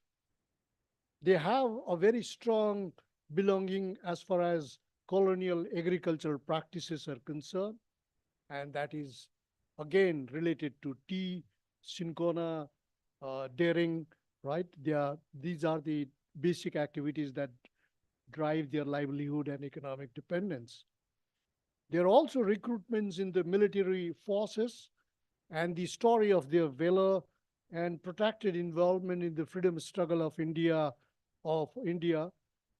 altogether, they have contributed and they have determined the trends in Indian Nepali literature. What are these 7, I call it 7 by 7 matrix, and the first matrix is related to the regions where they are concentrated in India. The 7 regions are Darjeeling district, including Koshing, Mirik, and Kalimpong district in Bengal, Duos in Bengal, Baksu, Dehradun in Western Himalayas, Northeast region and Sikkim in the Eastern Himalayas, and Calcutta, Mumbai, Patna, Banaras, Delhi in the heartland of India. Now, they are thickly populated in these geographies. And all these factors which I have just enumerated really influence the entire literary trends among the Indian Nepali writers. You know, if you look into the last 77 years, then if you really get into a business of identifying what are the real trends, प्रवृत्तियां किस तरह का और किस समय का और किस theme पे, किस विषय पे है, उसमें if you would really like to know, then I think we can roughly divide the trends in 7 different factors or the themes. First is fierce writings on freedom struggle, conflicts and wars. Amply literature on India's freedom struggle, their contributions, wars, conflict. Second, on discourse on reasonness, Kshatriyatavad, right? Trials and tribulations of being in periphery and local nuances, right? Marginalized geographies, peripheries, not Delhi, not Calcutta, but in the very, very periphery lands of how the lives look like there. The third very important trend is celebration of nature, glorification of romanticism, and pangs of inhumanity. You have seen how conflicts have brought so many, destructions and dislocations in some of these geographies. The fourth is endeavor to enliven and conserve the folk culture and literature, which is very critical. The folk culture, literature, despite so many things, despite their being settled, there being inhabitants of states like UP, states like Bengal, states like Assam, they have really conserved their folk literature in a very, very handsome manner. The fifth trend is about quest of identity, asking for constitutional rights and political adjustments. This is very, very critical. You can find, I'll give you some examples. Then the sixth is expressions of marginalized livelihood, occupational hazards, and joys of mountain agricultural heritage.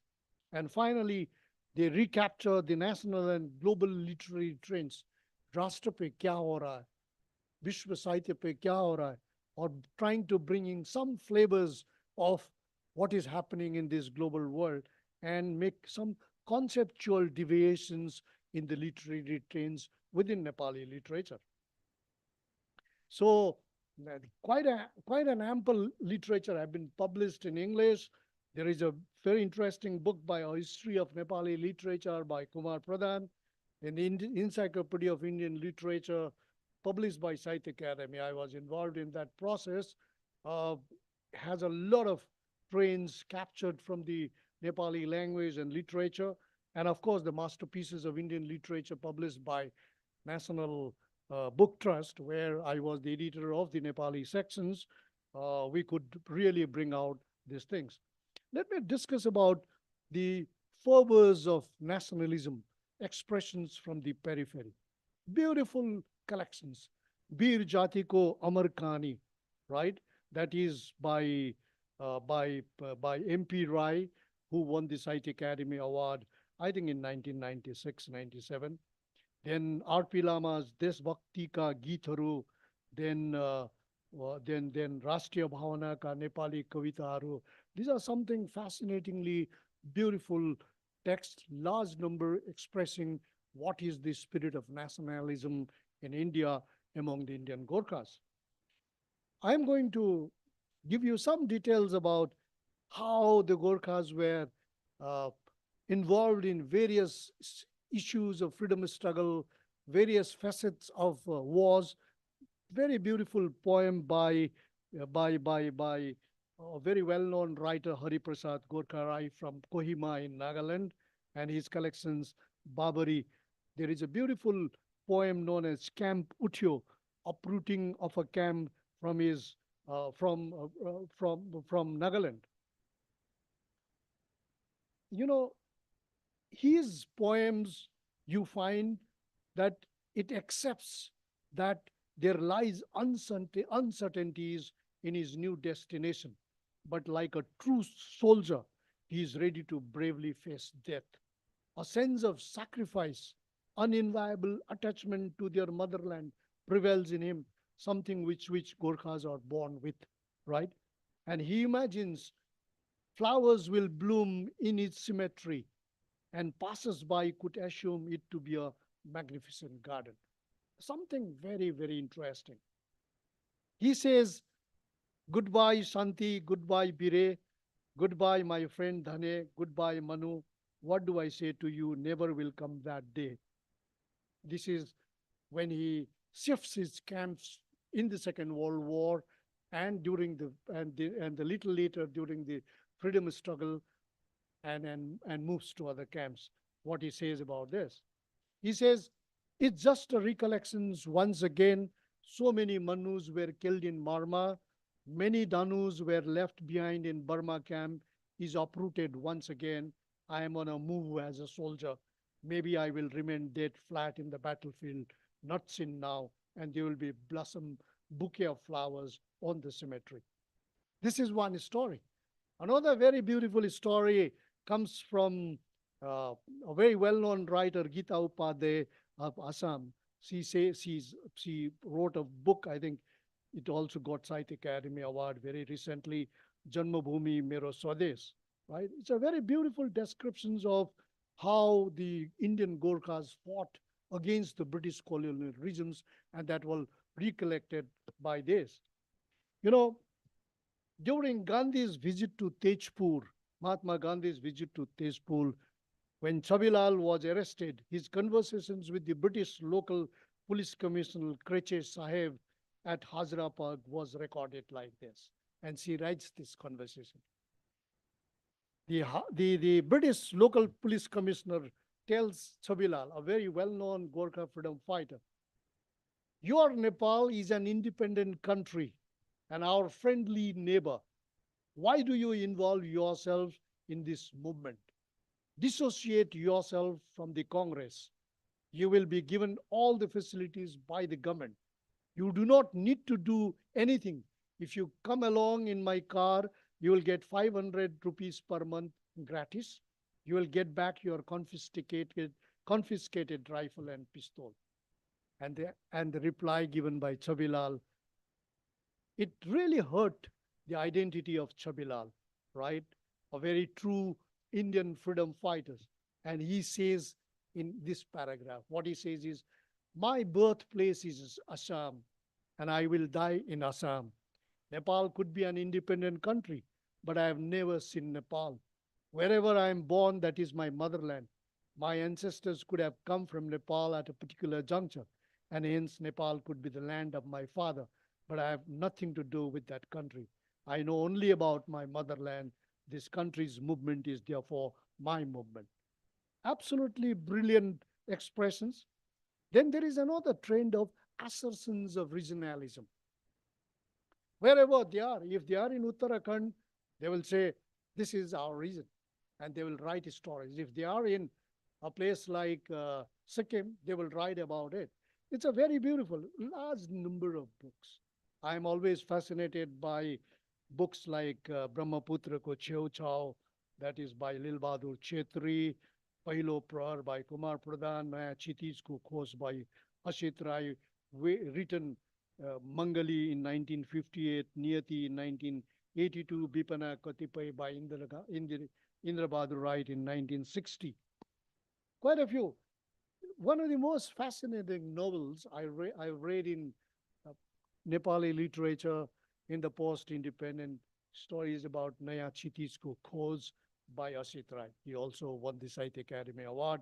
And this is something like In Search of a New Horizon, where he traces back the entire history of where the Gorkhas are, how the British treated them, how tea gardens were set up in Darjeeling, what was the first car that reached Darjeeling, and and how the British planters treated the tea workers in Darjeeling, right? So quite a few interesting issues. By the year 1829, Captain Lloyd and G.W. Grant had already stepped into this otherwise virgin land as far as the whites were concerned. Their arrival was not taken easily by the Gurkhas, as the whites were widely considered as cow eaters. That time only, the protest against the British on this, right? The caning of coolies by their sardars engaged in the constructions of road between Darjeeling and the plains. Yeah, yeah, sorry. So it's about tea plantation workers. It's about Cinchona, the malarial drugs which were brought by the British planters to Darjeeling and started doing a huge business of Cinchona plantations, the anti-malarial drugs, and started exporting it. In one instance, the Sahib was very angry and shouted at Sanman Chetri, "You are standing in front of me with your shoes on, and don't you feel ashamed, you rascal?" The Sahib says to a tea worker. This depicts the period of the second part of the noble from great-grandfather to from great-grandfather to great-grandchildren. The third very interesting trend in the Nepali literature is identity, alienation, and assertive literature. How their identities were diluted because of these reasons. How they were alienated from the mainstream political, economic, development, social activities, right? And how they started writing what you call assertive literature, saying that we are Indians and we have to get this like other Indians do this. And there are very beautiful poems on this.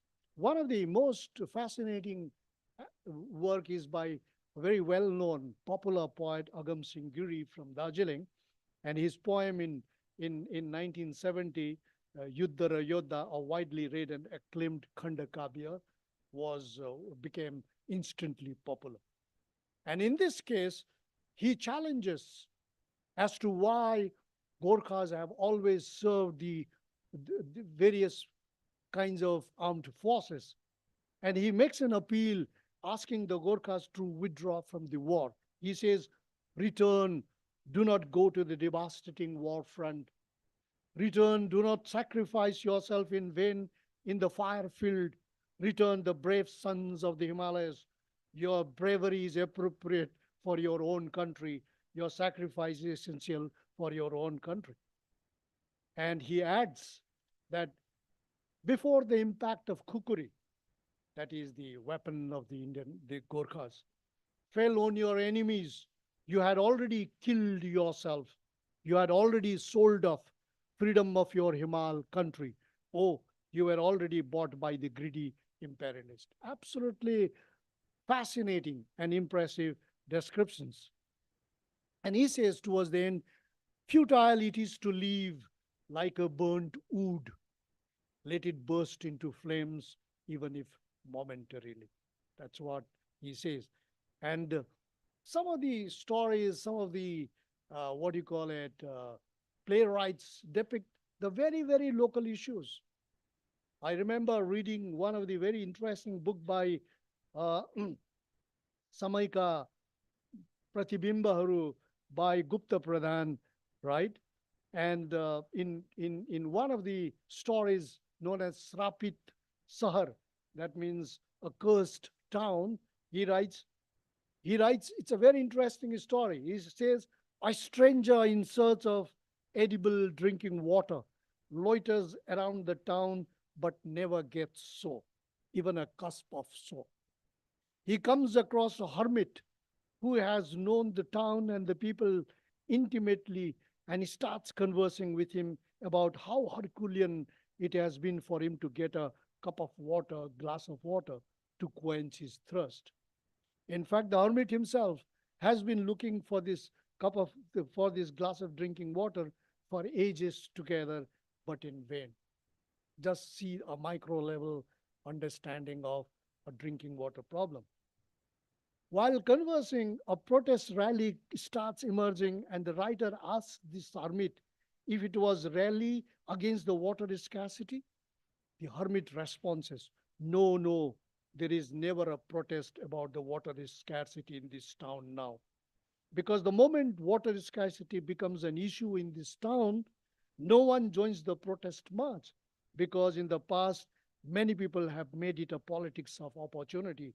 This is a protest against the wrongs, because there have been scores of wrongdoings in this town. This is a protest which wants to add another wrong in the history of wrongs in this own.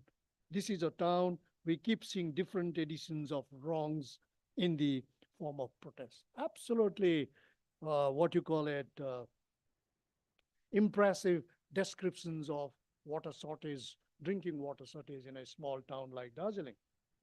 Then there is another trend where literary interfaces take place between regionalism and nationalism. How the regional writers sitting there in Arunachal Pradesh, sitting there in Himachal Pradesh, in Nepali literature, connect to what is happening at the national level. It's a very, again, a kind of a new varieties of trends. Something like, there's a very beautiful novel by Brahmaputra Ko Chao Chao by Lil Bahadur Chetri, who won both the Sahitya Academy and the what you call it, Padma Shri Award also. And Lagan in 1955 by Acharai Rasik, right? Indra Sundas Niyati in 1982, huge number of issues. Now, I am just going to conclude my my presentation, sir, by saying that even a person who led the famous Gorkhaland movement in 1986-88, Subhash Gising, he was a great writer, right? Wrote a range of beautiful novels, right? Because he had an army background. And one of these novels, which I have eloquently written about it in the Encyclopedia of Indian Literature way back in 1980s, published by Sahitya Academy, is Lumkhum Camp. Beautiful descriptions of what were the camps like. 2 minutes, sir. Then there is flavors of parallelism practiced by women writers. You know, the women writers have become absolute new trendsetter in Indian Nepali literature, right? The one when Madhav Kaushik ji in the last session saying that reinterpretations of the role of Draupadi, right? You will find that in a very beautiful novel, Krishna Krishna, written by Indramani Darnal, a very well-known literary writers. Then Pachindra is another beautiful collections written by another well-known women writer, Sudha Rai. It's a story known as Vram. And the theme is about a bookshelf with full of books in the library of Bada Sahib. Huge library, bookshelf, books. And everyone appreciates and commends Bada Sahib for such a rich and fabulous collections of books. However, the suffocated books inside the bookshelf themselves remain in illusions and doubts and caressing and asking each other whether we are for decoration or for reading or for enjoying. The books themselves ask this, right? So this is a Vram. It is a remarkably realistic narrations. The last trend, of course, is how do you bring new styles and conceptual deviations in Indian Nepali literature, drawing from what is happening at the global level and the national level. And there was a movement known as Tesro Ayam, third dimension, led by Bairagi Kaila, Indra Bahadur Rai, and Iswar Ballabh in 1960s, where they say that you change the entire issue of Nepali writings. And the folk literature and Indian panorama is one of the most significant aspects of Nepali literature. Therefore, I would venture to say that Indian Nepali literature has contributed immensely to the nation-building process in the country, right? To cater to large number of literary and cultural institutions in the country. And thirdly, the new generations of Indian writers, Nepali writers, are getting into new areas of issues, themes, and directions. Thank you very much.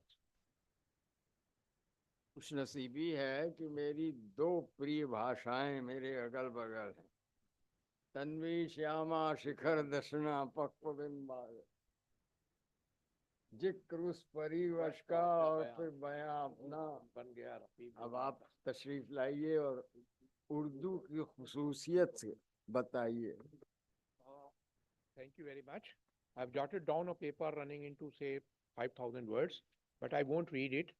Don't frighten. So I would be talking about in 10 minutes what happened in Urdu literature during 70 years. So the one way is looking at things, you just give the chronology, how many books were published in various genres, be short stories and novel and poetry and translations and other, but I won't do that. So I would be talking to what's happening right now in Urdu literature, and the paper I would be handing over to Mr. Jyoti. Once it is published, then you can read it. So पिछले 7 दहाइयों में उर्दू अदब में क्या हुआ, इसके बारे में मैं कुछ 10 मिनट में आपको एक ब्रीफ इंट्रोडक्शन होगा उर्दू लिटरेचर के बारे में, और मैं मुख्तलिफ जो विधाएं हैं उसमें उर्दू ने कैसे उसमें एक्सपीरियंसेस हुए उसके बारे में थोड़ी सी बात करूंगा। अभी जो मुझे लगती है जो सबसे बड़ी बात ये है कि इस वक्त उर्दू फिक्शन जो है वो बहुत कामयाब है, और नए नए नॉवेल बिल्कुल लिखे जा रहे हैं। आपको पता होगा कि इस साल जो JCB प्राइज़ था वो उर्दू के एक राइटर खालिद जावेद को मिला। फिर एक और ट्रांसलेशन अवार्ड था जो 20 लाख रुपए का था, बैंक ऑफ बड़ौदा ने इसने शुरू किया था, भाषा अवार्ड, वो भी उर्दू के एक राइटर को मिला। अभी ज्ञानपीठ अवार्ड भी आपको पता है गुलजार साहब को मिला, और इससे पहले साहित्य अकेडमी अवार्ड भी 3-4 सालों से उर्दू फिक्शन को ही मिल रहे हैं। तो मैं कोशिश करूंगा कि उर्दू फिक्शन का एक हल्की सी झलक आपको दिखाऊं। देखिए, जो मैं पहले नॉवेल का भी जिक्र कर रहा था उसका नाम है अल्लाह मियाँ का कारखाना। मोहसिन का 2-3 साल पहले नॉवेल छपा जिसको भाषा परिषद का इनाम मिला। ये नॉवेल उर्दू में बहुत नॉवेल, प्रेमचंद से लेकर और अब तक बहुत बड़े बड़े नाम हैं, फरुतुल हैदर हैं, असमत चगताई हैं, बेदी हैं, राजेंद्र सिंह बेदी हैं, कृष्ण चंदर हैं, देयर आर प्लोथर ऑफ राइटर्स, बहुत से राइटर्स हैं। उसके बाद ये नॉवेल एक जोगिंदर पाल हैं, ये बहुत से नाम हैं जो मैं ले सकता हूँ, और लिखे भी मैंने सारे उनके डिटेल्स लिखी हैं, लेकिन ये नॉवेल था अल्लाह मियाँ का कारखाना। इसका मैं बहुत ब्रीफ सी बात बता रहा हूँ। उर्दू में बिल्कुल मतलब एक तरह का पहला एक नया थीम था। मुझे नहीं लगता कि उर्दू में बल्कि अंग्रेजी में भी थोड़ा बहुत मैं पढ़ता हूँ, तो उसमें भी कोई इस तरह का नॉवेल लिखा गया। मिसाल अगर आप देखें तो काफका की, दोस्तोयेवस्की की कुछ का मुझे लगता है कुछ इसमें असर है। देखिए नॉवेल क्या है, अगर आप उसको पढ़ें तो लगता है कि एक बच्चा है छोटा, उसका नाम है जिब्रान, उसकी कहानी है, छोटी सी कहानी है और एक 200-250 पेज का नॉवेल है। अब इसमें बहुत सी बातें कही गई हैं, लेकिन जो मुझे लगता है पहली बात ये जो प्रोसिक्यूशन सिस्टम है, आप बच्चे के उन्होंने 7 या 8 इवेंट्स लिखे हैं। एक बच्चा है, वो मस्जिद में नमाज पढ़ने जाता है, कि लड़के को किसी के टीप मार देता है, अरे छोटा बच्चा है तो उसको उसके घर में माँ बाप मारते हैं। फिर मौलवी साहब से पढ़ने जाता है, तो एक दिन उससे कुछ सौदा मंगाते हैं, चवन्नी वो सौदा लेने जाता है तो चवन्नी उसमें से बचा लेता है। एक बार और एक गधे के मदरसे में जाता है, तो एक गधे के पीठ में वो पीपा बांध देता है। इस तरह के फिर एक वो लड़के के फादर है, वो तबलीगी जमात में है, वो पकड़े जाते हैं और वो उनकी फिर डेथ हो जाती है। वो लड़का जो है अपने घर से निकलकर एक अपने चचा के यहाँ रहता है। तो वो जो अपने घर में रहता था, तो वो लड़का जो था बाजार जाता था कुछ सौदा खरीदने। आज से दायरे 50 बरस पहले की कहानी है, 50, 30, 40 बरस। तो उसकी माँ उसको पैसे देती हैं कि आप जाके एक शक्कर ले आइए। तो शक्कर लेके आता, तो पुराने पहले पुड़िया में शक्कर लेके आया, 2 रुपए की शक्कर थी। तो वो जो शक्कर लेके आया, तो जो पर्चा था वो सुषमा या शमा, कोई उर्दू के जो फिल्मी पर्चा था, उसमें किसी हीरोइन की तस्वीर थी। तो लड़का बहुत लोअर मिडिल क्लास का, उसके पास उसके यहाँ टेलीविजन भी नहीं है, कुछ नहीं। 14 साल का बच्चा है, 10 साल से शुरू होता है, 10 साल से कहानी शुरू होती है, 14-15 साल तक जाती। तो बच्चा है वो आ, जवान हो रहा है, तो उसको लड़की की तस्वीर, दायरे जो एक हीरोइन की तस्वीर थी, वो दायरे पोर्नो नहीं थी, वो अखबार में छपी हुई, वो रख लेता है।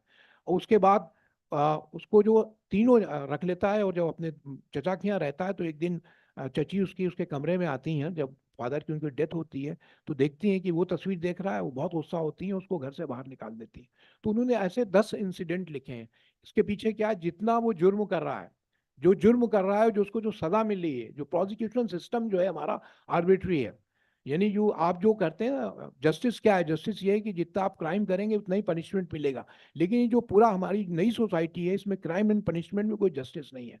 तो उसने जस्ट अपसाइड डाउन, जिसको कहते हैं, सबवर्टेड द होल सिस्टम। चाहे ट्रायल को पढ़ें, चाहे क्राइम एंड पनिशमेंट को पढ़ें, तो एक नई तरह का ये डिस्कोर्स कि आपका जो आर्बिट्री सिस्टम है, जो जस्टिस सिस्टम है, हाउ इट बिकम इनह्यूमन है, और ये आर्बिट्री है। दूसरा नॉवेल है जिसपर साहित्य अकेडमी का अवार्ड मिला, वो उर्दू के मशहूर लिखने वाले हैं, उनका नाम है सैयद मोहम्मद अशरफ। उनकी कहानी है, उसका नाम है आखिरी सवारियाँ, उनका नॉवेल है। अब वो नॉवेल तो बहुत सी चीज़ें हैं उसमें, लेकिन मुझे एक खास बात बता रहा, खास बात है उस नॉवेल में, जो मुझे बहुत, हिंदू में मैं कॉलम लिखता था, उसमें भी मैंने लिखा। तो उसमें देखिए बात, आज नेशनल इंटीग्रेशन की बात लोग करते हैं, सभी लोग करते हैं, और उसको समझते हैं कि उसका जो मैनिफेस्टेशन है, मैं मुस्लिम हूँ तो मैं हिंदू भाइयों के घर जाऊंगा दिवाली पर, होली पर, और वो लोग वाइस वर्सा हमारे यहाँ आएंगे। ये बिल्कुल एक सुपरफिशियल एक कॉन्सेप्ट है, जो हम लोग इसी को समझते हैं, this is all composite culture is all about. इसमें देखिए नॉवेल में उन्होंने उसको एक डीपर दिखाया कि ये जो इंडिया की जो पुरानी जो सभ्यता है, जो हमारे उनका हिस्सा है, वो कैसे चेंज हुई है। उसमें कहानी बच्चे की, उसमें भी कहानी है, एक बच्चा है, वो अपनी नानी के घर में जाके रहता है। नानी जो है एक मिक्स्ड लोकेलिटी में रहती हैं, उनके बराबर में एक पंडित जी हैं, उनकी बीबी है, उनका नाम है शारदा, उनको शारदा मौसी कहते हैं। तो एक दिन ये छोटा बच्चा अपनी नानी के यहाँ छुट्टियों में गया था, और वो एक दिन वहाँ बैठा हुआ था, तो उनकी शारदा मौसी ने, बिल्कुल पड़ोसी थी, उन्होंने अपनी दीवार से कहा कि इसके एक नौकरानी काम करती थी, ऐसी 14-15 साल की मेड सर्वेंट थी, उससे कहा कि उससे कहो आ जाए, मेरे घर आ जाए, और कुछ काम है। तो इसकी नानी ने कहा कि तुम जाओ शारदा मौसी के यहाँ जाओ, और कुछ काम बता रही, काम करके तुम फौरन आ जाना। जब वो जाने लगी, तब उन्होंने कहा कि शारदा मौसी ने ये कहा है कि उनकी तुलसी जो है सूख रही है, तुलसी में जाके बाहर है, तुलसी पे तुम पानी दे आओ। जैसे उसने तुलसी का नाम सुना, वो लड़की रुक गई। फिर एक और उसकी एक बहन भी वहां रहती थी, ट्विन सिस्टर्स थी, उससे उसने कहा, वो जाने लगी, तो उससे उन्होंने कहा कि तुम्हें तुलसी में पानी देना है। वो पानी देने दोनों लड़कियां नहीं गई। अब क्यों नहीं गई, उसकी वजह ये थी कि बच्चे जो हैं, ये हार्मोनल चेंजेस, ये लड़कियां थी 14-15 साल की, इनके हार्मोनल चेंजेस आ रहे हैं। ये उसमें जो था पीरियड्स हैं, जब वो नमाज नहीं पढ़ सकती, तो तुलसी में पानी भी नहीं दे सकती। That's why they have not gone out. और ये जो एक सेंस ऑफ बॉन्डिंग है, ये एक नए तरह का बॉन्डिंग जो अभी मैंने नॉवेल का हवाला दिया, ये एक नए तरह की कहानी उर्दू में लिखी जा रही है। या आप खालिद जावेद को, जिनको जेसीबी प्राइज मिला, उनकी कहानी है नेमत खाना, उसको अंग्रेजी में भी पैराडाइज ऑफ फूड के नाम से बारा फारूकी ने इसको इंग्लिश में भी रेंडर किया। तो इन्होंने पूरी कहानी एक फूड डिस्कोर्स है, यानी जो जो चीज़ आप बाइंड्रीज में, कि जो चीज़ आपको खाती है, किचन को उन्होंने लिखा है कि सबसे डेंजरस चीज़ जो है वो बावर्ची खाना है। बावर्ची खाने में जिनसे इंस्ट्रूमेंट हैं, चाहे वो चाकू हो, चाहे वो बेलन हो, वो तमाम चीज़ें जो है वो it can be use for killing people. और ये जो उन्होंने बताया, इसमें पूरी फूड के कैसे आपको जो चीज़ आपको मारती है, जो चीज़ आपको खिलाती है, वही चीज़ आपको मारती भी है। तो ये पूरी कहानी जो है, नेमत खाना उसका नाम है। नेमत खाना तो अब तो ज़ाहिर फ्रिज है सबके घर में, पहले छोटी सी एक अलमारी होती थी, उसमें जो खाना बच दिया जाता था उसमें रख दिया जाता था। तो ये एक तरह का आज ज़ाहिर फूड पे बहुत कुकरी बुक्स बहुत छप रही हैं, कुकिंग बहुत इंपॉर्टेंट डिस्कोर्स हो गया है, लेकिन वो कैसे आपकी ह्यूमन साइकी को यूज़ करती है, इस पे ये नॉवेल लिखा गया। तो मैं बता रहा था उर्दू में या कहानियाँ जो लिखी जा रही हैं, एक उर्दू के राइटर, उनको सरस्वती सम्मान मिला था, नैयर मसूद, उनकी एक कहानी है ताऊस चमन की मैना। अब वो जो कॉलोनियल लोगों ने जो कहानियां लिखी, और वाजिद अली शाह को हम लोग सब समझते हैं कि वो, उनका आवाम से कोई ताल्लुक नहीं था, पीपल से उनका कोई कनेक्ट नहीं था, वो बस प्रॉमिस्कुअस थे, और बहुत सी उनके हरम में बहुत औरतें थीं, और उनका आवाम से कोई कनेक्ट नहीं था। उन्होंने, चाहे आप प्रेमचंद की शतरंज के खिलाड़ी भी पढ़ें, तो उसमें लगा कि सारा लखनऊ जो है वो इनर्ट है और सिविलाइजेशन का डिक्लाइन है।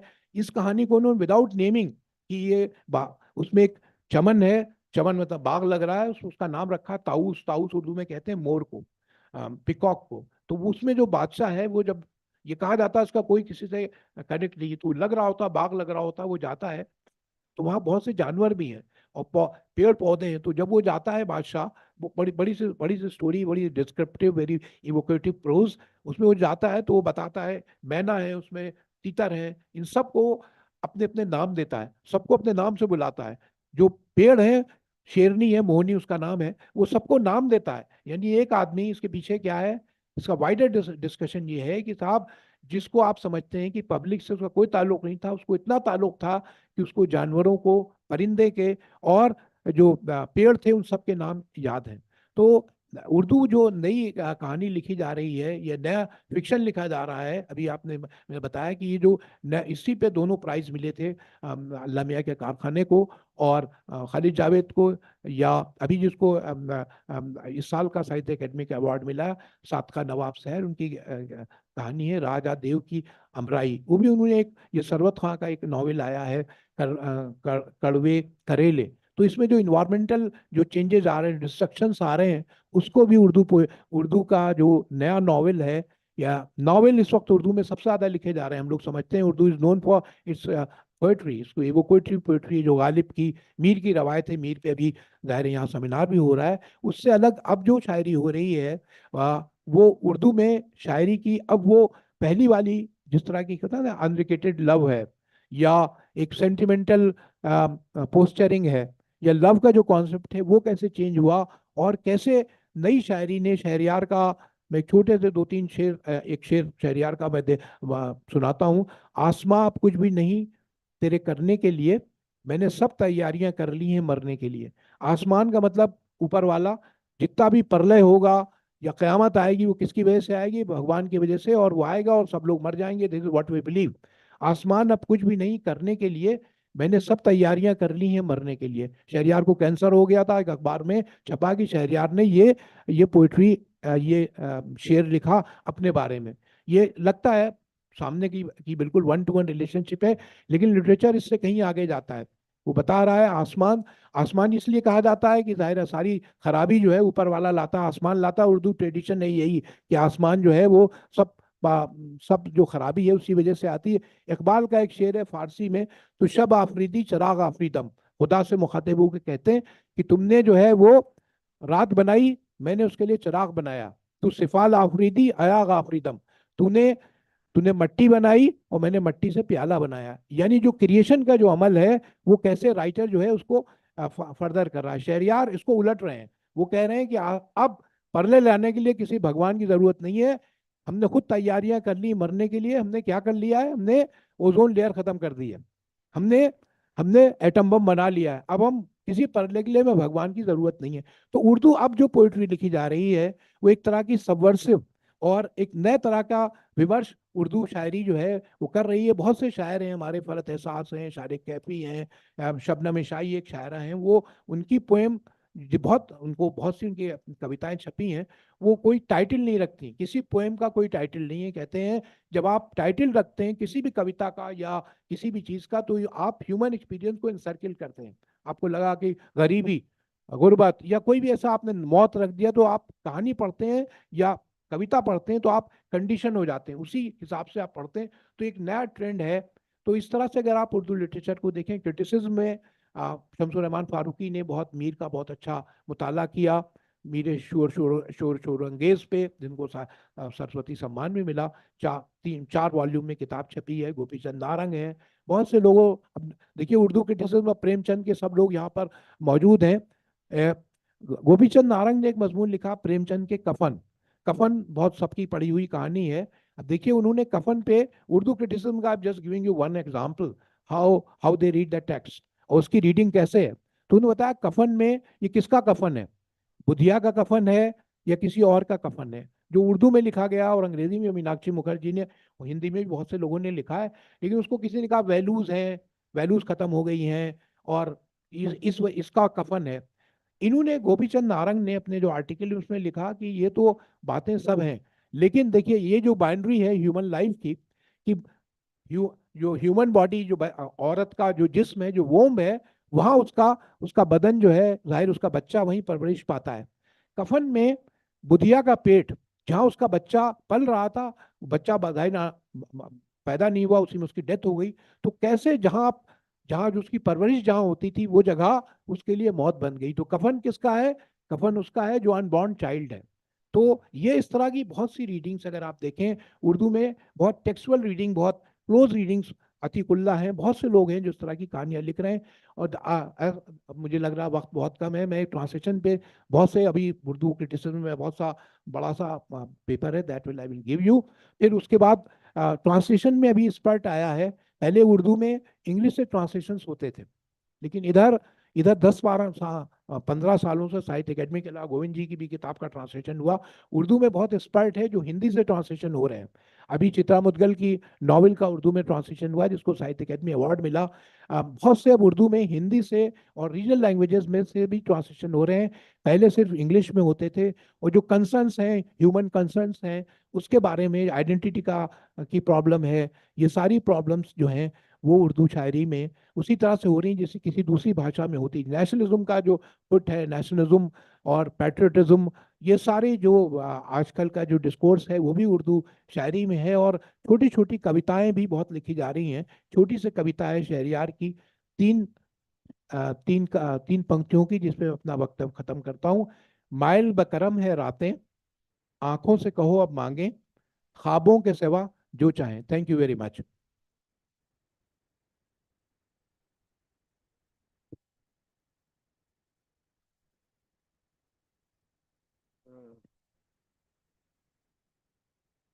हमारे किदवई भाई बात कर रहे थे, तैयारियां कर ली हैं। वो आज का मुहावरा है और हमारे दाग साहब का है, होशो हवास तावे तौबा दाग सब गए, अब हम भी जाने को हैं सामान तो गया। मेरा ख्याल है आज की शायरी अगर इन लोगों से अपने मुकाबला होता तो नहीं है साहित्य में करे, तो कहीं लगता है कि हम लोग इन मास्टर्स के आगे थोड़ा भौने तो हैं। उन्होंने क्या मजे से कहा, सामान तो गया। मैं ज़्यादा समय नहीं लूँगा क्योंकि आप लोगों का लंच का वक्त है।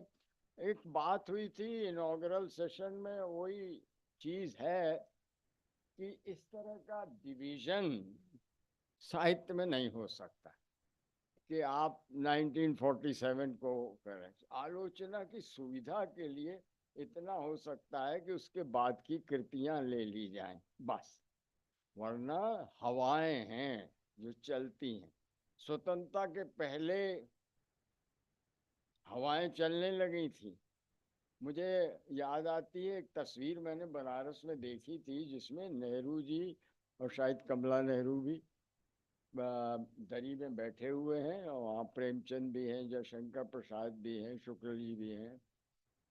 वो लोग लेके चलते थे स्वतंत्रता आंदोलन के साथ राइटर्स को। लेकिन लेखक तो लेखक होता है। फिर मुझे ये भी याद आता है जैनिन जी ने शायद जिक्र किया है अपनी किसी उसमें कि प्रेमचंद और उनकी पत्नी में विवाद हुआ। वो बहुत जाती थी जेल कि तुम भी जेल क्यों नहीं जाते हो, बैठे रहते हो या लिखते हो। तो प्रेमचंद जी ने कहा है तुम्हारा काम है जेल में जाना, जाओ, हमारा काम लिखना है, मैं बैठ के लिखता। प्रेमचंद जी एक बार भी जेल नहीं, जैनेन्द्र जी बहुत बार गए, पर उनकी रचनाओं में कभी जेल का जिक्र नहीं है। अच्छा, प्रेमचंद की रचनाओं में यहाँ पर दो विदुषी बैठी हुई हैं, डीलेट है भाई, तो मैं घबराता हूँ, मैं 12वां दर्जे तक हिंदी पढ़ा हूँ, गलत कहूँ तो वो टोक दीजिएगा। प्रेमचंद के उपन्यास आश्रम में ज्यादा तो उपन्यास आश्रम की तरफ ले जाते हैं, जबकि स्वतंत्रता के पहले सिर्फ गांधी जी का के आश्रम प्रसिद्ध हुए थे। वो अपना साबरमती आश्रम से या सेवा ग्राम से चलाते थे। उसका प्रभाव प्रेमचंद पर इतना हुआ कि वो हर उपन्यास को, एक तो शायद प्रेमाश्रम ही है, आश्रम की तरफ ले जाते हैं। गांधीवादी थे हमारे जैनेन्द्र जी, तो उनके उपन्यासों में आश्रम आश्रम नहीं दिखाई देता। तो ये साहित्य की गति जो है वो बहुत ज्यादा समय के उससे प्रभावित नहीं होती। जैसा एक वक्ता ने शुरू उसमें कहा था कि उनकी तो अनंत, शायद तिवारी जी ने, कि जो मूल्य होते हैं वो करुणा और नैतिकता उनके अलग चलते हैं। फिर भी हिंदी, इतनी भाषाओं की बात हुई तो हिंदी का एक थोड़ा सा जायजा आपको दे दूं, क्योंकि हिंदी का मैं ही हूँ इन लोगों में। तो देखिए, स्वतंत्रता आंदोलन के वक्त जो हमारे आंदोलनकारी थे, विद्रोही थे, उनका उनका चित्रण होता रहा और बहुत बाद तक भी हुआ, स्वतंत्रता मिलने के बाद भी। फिर वही बात की समय इसमें नहीं आप कर सकते। जैनेन्द्र जी की कहानी है एक रात, जिसमें एक विद्रोही स्टेशन पर मिलता है अपनी प्रेमिका से, और वो तय होता है कि क्रांति या देश के लिए मरना या प्रेम, इस द्वंद्व। इसके बाद मैं पैदा हुआ 1939 में, और एक कोहरे में कैद रंग जो जिसका जिक्र किया, उर्दू में अनुवाद हुआ है, वो उसमें जिक्र है। मैंने भी एक स्वतंत्रता संग्राम में भाग लिया था। क्या था, 7 साल का लड़का, 8 साल का, सामने अंग्रेज की फौज, और हम लोग ऐसे बैठ गए थे। तो मेरी हिस्सेदारी इतनी थी कि मैं भागना चाहता था, क्योंकि बंदूक से डर रहा था। और हमारे बगल में एक तगड़ा लड़का स्कूल का था, वो बैक बैक बैक ऐसे कर लेता था, और मैं धुक धुक करके सिर्फ भागने का रास्ता ढूंढ रहा था। ये मेरी स्वतंत्रता की भाग था। इसका जिक्र, इस डर का भी जिक्र आए बिना नहीं रह सका एक लेखक की कलम से, तो वो कोहरे में कैद रंग में आया है। और कुछ कल्पना से भी होता है, जैसे हुजूर दरबार में प्रजामंडल और खरे, उनका जिक्र आया है। वो कैसे स्वतंत्रता संग्राम में भाग ले रहे थे रियासत के स्तर पर वो। और मुख्य बात है कि उस वक्त स्वतंत्रता आंदोलन के पहले या बाद में कुछ धाराएं थीं वो फूटी और वो आज तक वो बही जा रही हैं, बहती जा रही हैं हिंदी साहित्य में। जैसे नारी विमर्शिली आज बड़े जोर शोर पर है, लेकिन बहुत कम लोगों को पता होगा कि इसमें सबसे पहली कृति सिया रामचंद्र गुप्त की नारी उपन्यास थी, जो उस वक्त नारी की चेतना, जिसे बाद में जैनेन्द्र जी और थोड़ा बहुत मैंने तुम्हारी रोशनी में ये सब आगे बढ़ाया। एक राष्ट्रीयता की भावना अब मैथिली शरण गुप्त में थी ही, हमारे बाद में नरेंद्र कोहली तो एकदम उसी उसमें चले गए, बात आई। और ये जो हेरिटेज की बात आज की जाती है कि हम लोग अपनी हेरिटेज, अपने संपदा, सांस्कृतिक संपदा के प्रति थोड़ा गर्व महसूस करें, तो ये भी आज भी है।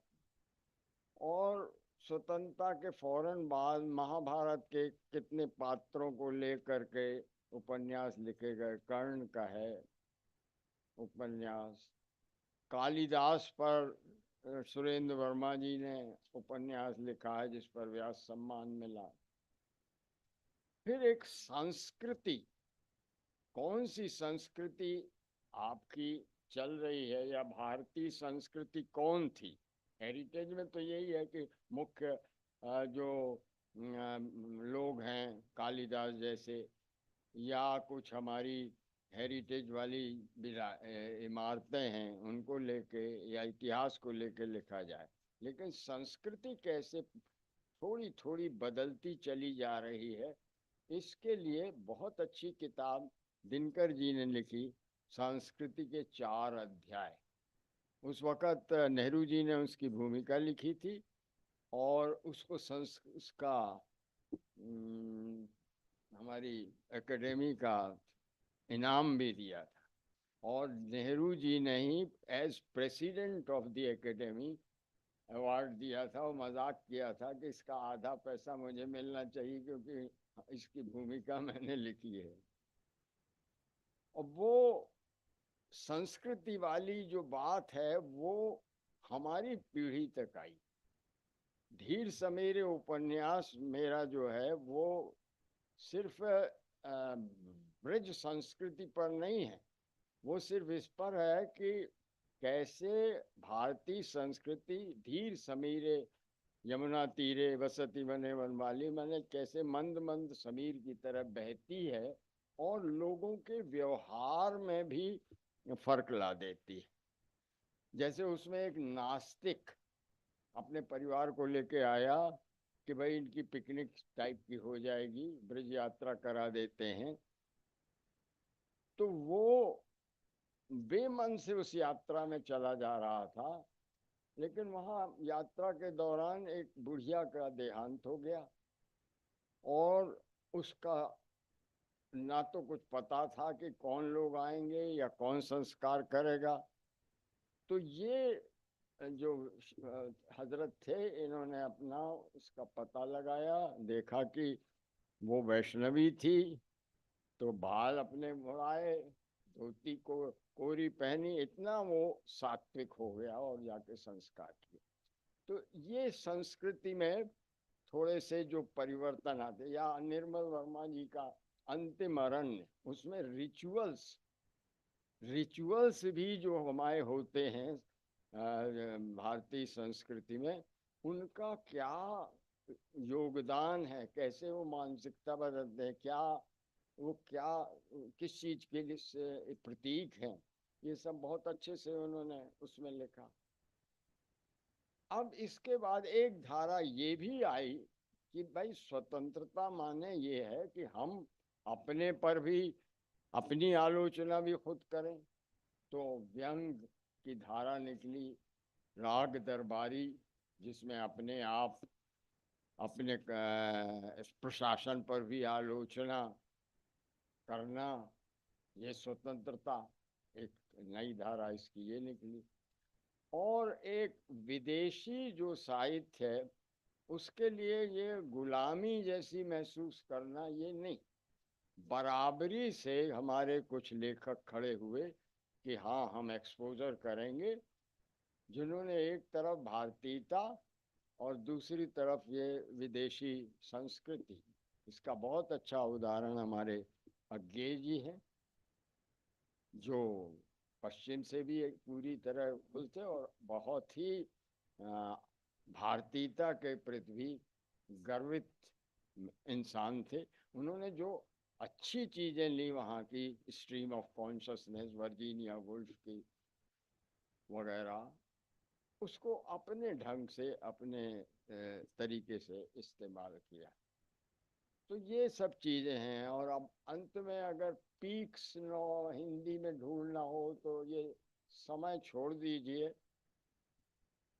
मेरे ख्याल में कुछ 3-4 किताबें चोटियां अगर दिखाई दें, एक तो हमने जो बताया संस्कृति के 4 अध्याय, और विभाजन वाली तमस है ही, राग दरबारी, और विदेश वाली ये धारा के लिए शेखर एक जीवनी, और इक्वालिटी या बराबरी उसके लिए आपके त्याग पत्र, जिसमें वो महिला बहुत ही साधारण स्तर की सबसे ऊंची हो जाती है, ये ली जा सकती है। अब इसमें अगर चोटियों में आपको शिखर ढूंढना हो तो भाई भले ही वो थोड़ा स्वतंत्रता के पहले की हो, लेकिन मैंने कहा था कि हवाएं हैं, उस वक्त भी वो थी।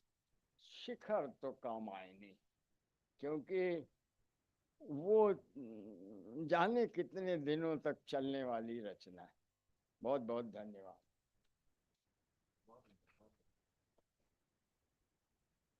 आप सबका धन्यवाद। इसके बाद आप ही कुछ करें। इसके साथ ही इस सत्र को समाप्त करते हैं।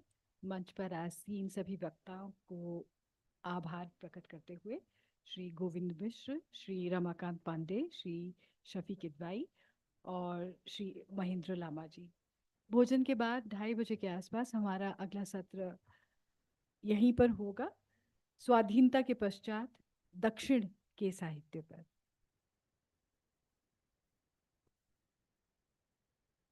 आप लोग एक फोटोग्राफ ले लीजिए एक साथ। एक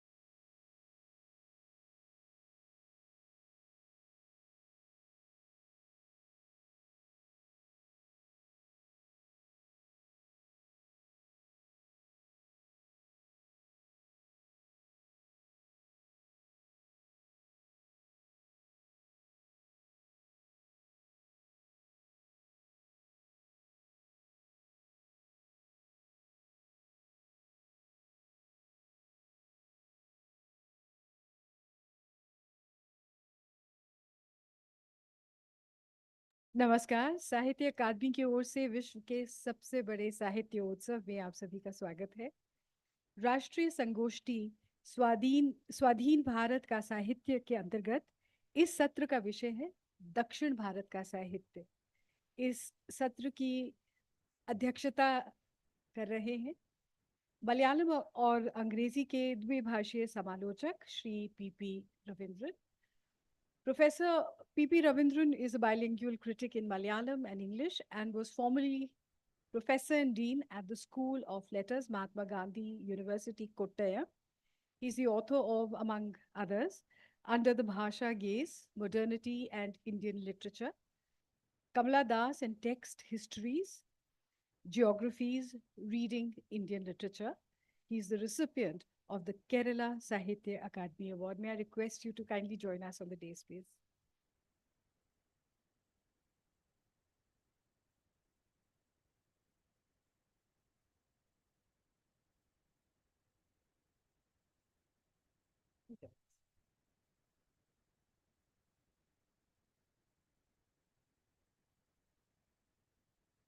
May I also invite on stage the eminent Telugu scholar, Shri B. Tirupati Rao.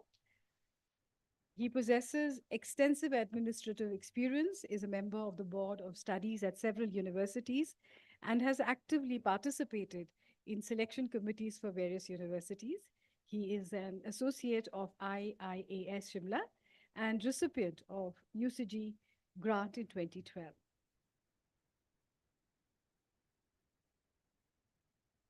प्रमुख नारीवादी चिंतक और कन्नड़ा साहित्यिक समालोचक professor MS Asha Devi.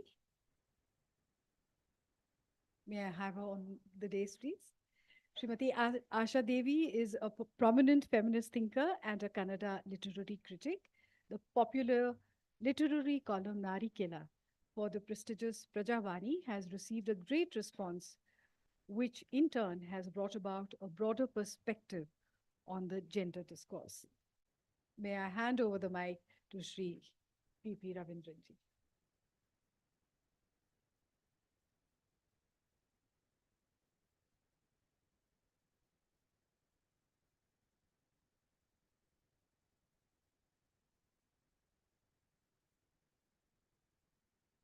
Good morning. Good afternoon. I'm just standing in for the chair. I have a paper which I think I'll read towards the end of the session. I'll initially request Professor Tirupati Rao to present his paper on Telugu literature.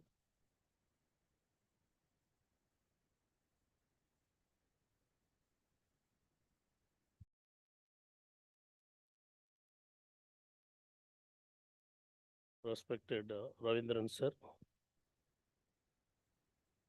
Ms. Asha Devi,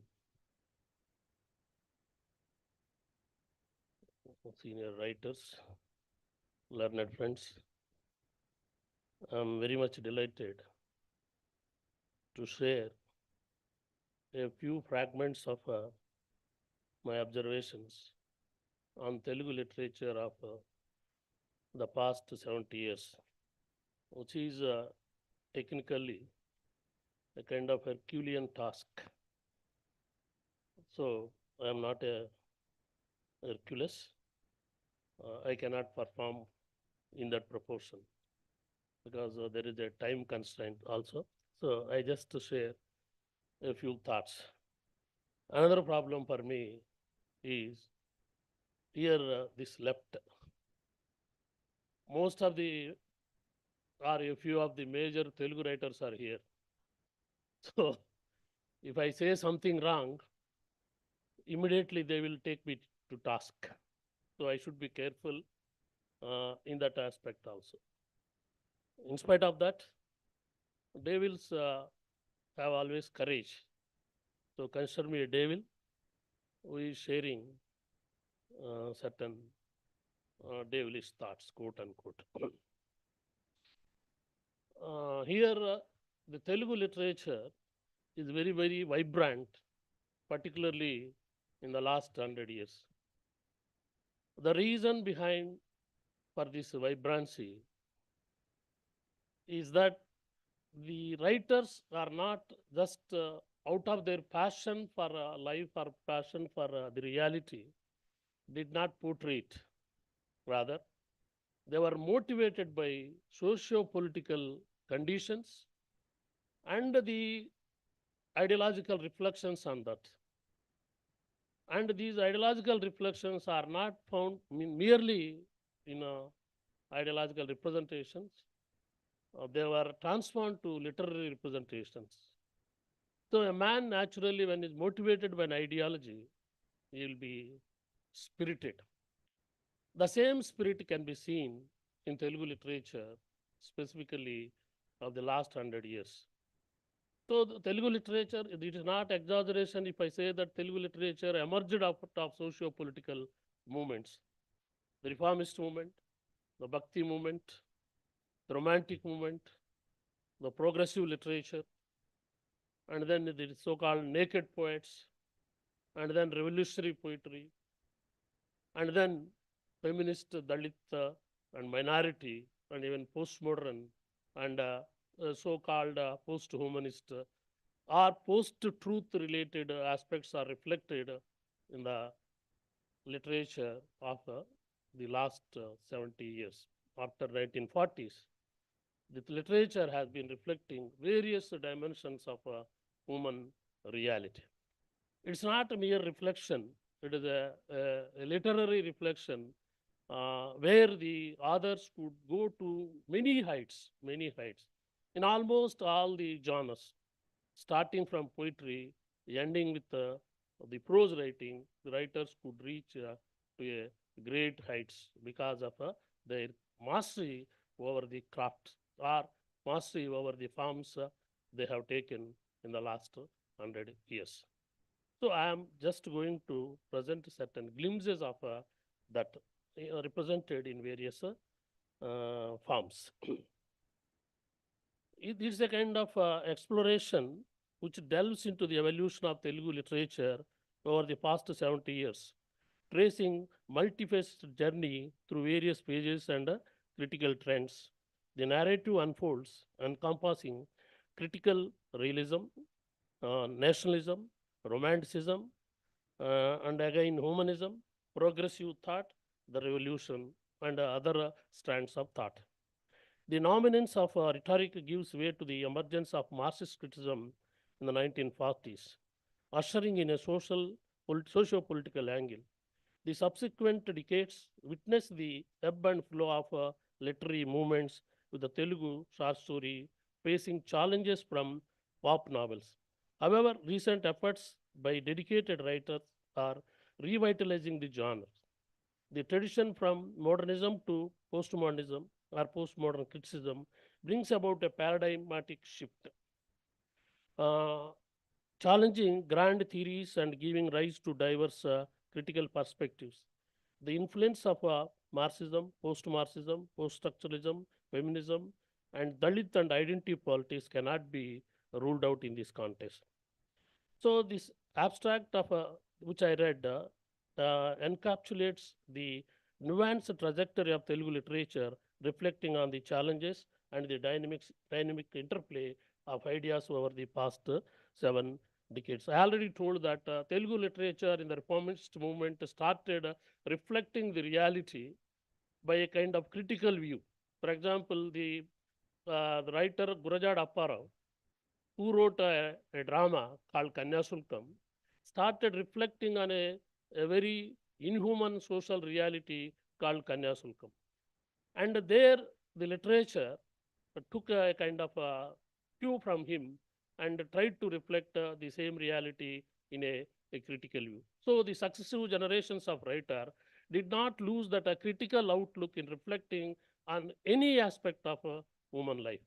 So the inspiration came from the reformist movement in a way, even in a nationalist literature or the literature which is so-called Bhakti literature or even the romantic literature, the spirit is aiming at some kind of reformism.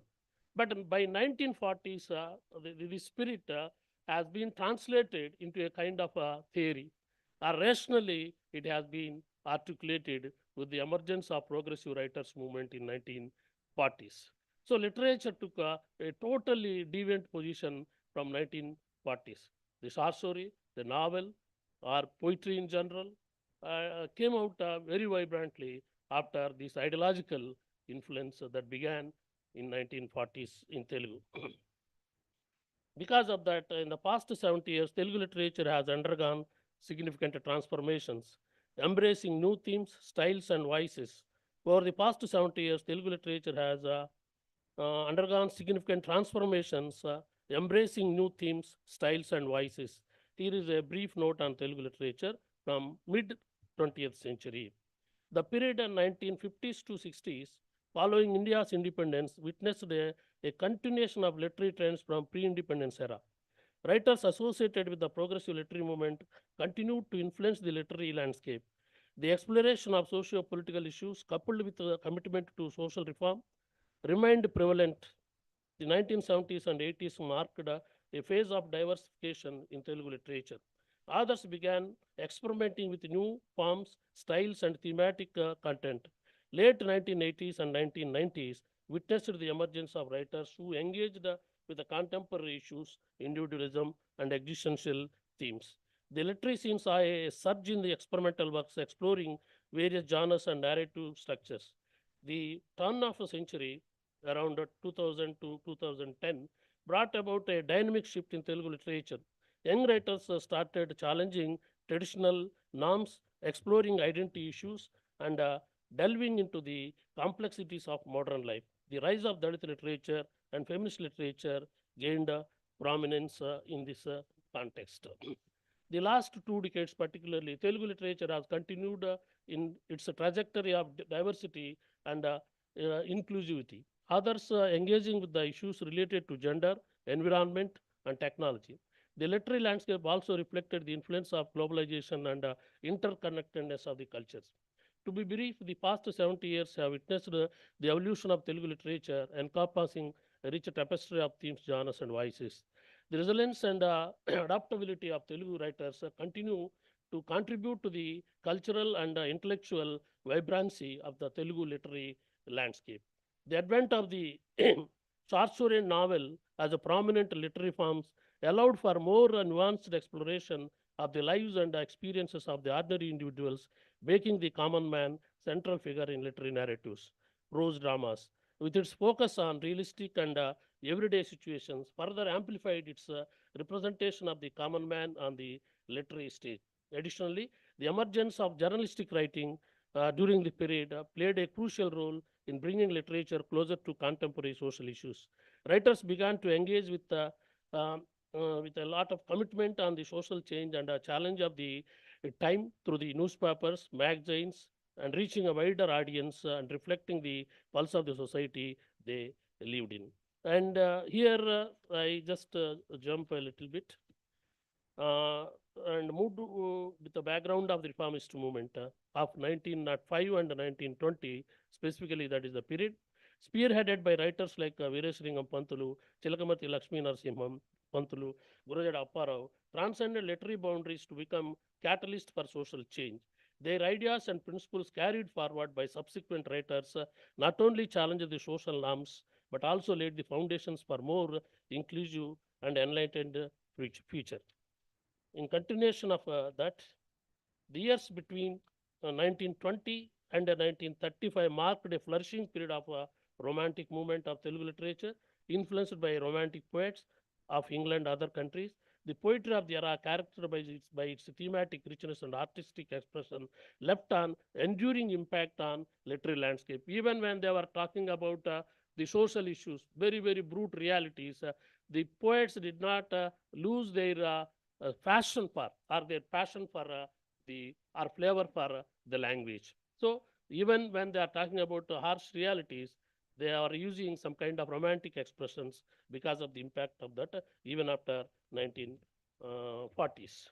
The period between 1940s, 1905 and 1945 marked the emergence of nationalist movement in Telugu literature, deeply in the Bengali nationalist leaders and by the Mahatma Gandhi. This literary wave introduced novel genres such as poetic biography, elegy, and a long kavyas, long poems like that, expanding beyond the traditional, the Kanda Kavya kind of poetry. And in contrast, the progressive movement that unfolded between 35 and 55 served as antithesis of the romantic movement. While romantics often focused on personal narratives, progressive writers shifted their gaze towards the societal concerns, speaking not for themselves but for others. Influenced by Marxist ideology, progressive poetry advocated for an egalitarian society. Major poets of this period include Sri Sri, Narayana Babu, Pattabi, Dasaradi, Kundurti, Arudra, and others. Their poetry reasoned with the call of social equality and justice, leaving a lasting impact on subsequent generations of poets across all sections of society. A defining text of this progressive literary era is Sri Sri's Mahaprasthanam, which encapsulates the essence of the movement and continues to be a cornerstone in the realm of Telugu progressive poetry or even revolutionary poetry. The progressive writers, with its movement, with its ideological underpinnings and commitment to societal transformation, became a powerful force that transcended literary boundaries, influencing and shaping the conscience of multiple generations. One of Sri Sri's most acclaimed works is the Mahaprasthanam, published in 1936, and this collection, considered his magnum opus, captures the essence of progressive movement and explores a wide range of themes, including the existentialism, humanism, and struggle for social justice. Mahaprasthanam remains a cornerstone in Telugu literature, celebrated for its bold experimentation with language, form, and content. Though the text, most of the poems of the text were published around 1930s, the text was published in 1950s, and from that period onwards, Telugu poetry took a new kind of turn. Beyond poetry, Sri Sri contribution extended to lyrics for Telugu cinema, earning him widespread acclaim for his evocative and socially relevant songs. His lyrics, characterized by profound meanings and invocative expressions, resonated with audiences and contributed significantly to the cultural fabric of the region. He not only wrote poetry, he wrote even short stories that stood as models for the next generations of writers. He experimented surrealistic stories also around 1940s. And he translated the major Western writers, including the surrealist poets. And they all showed a kind of way to the next generation of poets. In continuation of that, the post-independence spirit saw a renaissance in Telugu literature. Progressive Writers Association was a significant literary and cultural movement that emerged in the mid-20th century, and it was a part of the larger progressive writers movement in India that is all known. So the progressive literary movement Telugu was driven by leftist and socialist ideologies. Writers associated with the movement sought to use literature as a tool for social transformation and a critique of existential social norms. Normally, this progressive kind of movement was a nationalist movement, or it continued throughout the country. But Telugu literature, in a way, I am dare to say that it produced a more abundant amount of literature when compared to the other languages, because there was a great political movement. Because of that also, poets and writers very courageously came onto the scene and represented the ideas. And during the 1940, right, so then I keep it aside and try to tell it. And I would like to reflect on 3-4 forms. Briefly, when it comes to Telugu novel, in 1940s particularly, Telugu novel experimented with various kind of themes. For example, there is a novel called Chivaraku Migiledi, What Remains at the End by Buchbabu. It deals in the background of a freedom movement, but deals with existential questions, and where even the existential kind of narrative unfolds in that novel.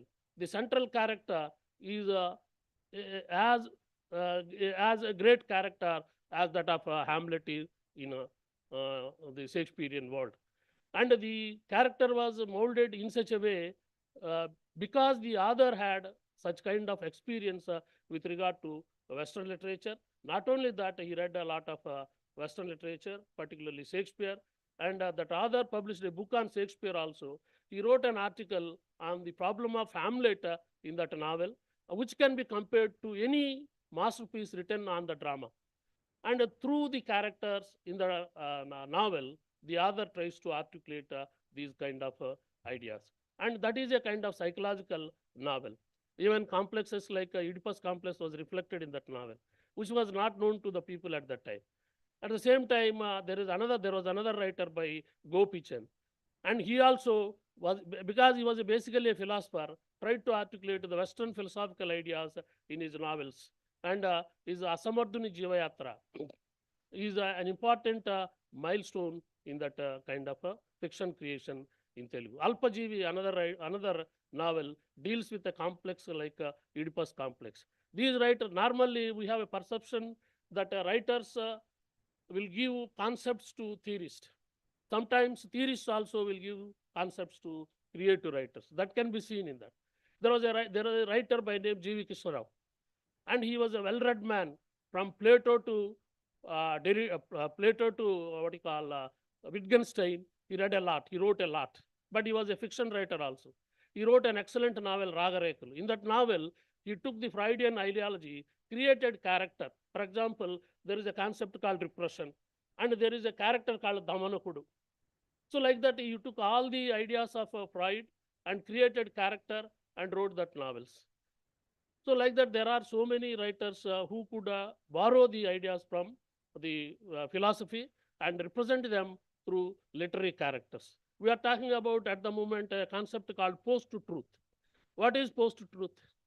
Because when people were living in a classical times or even modern times, early modern times, when they speak about something, they are putting an idea and judging the character, basing that an idea related to truth.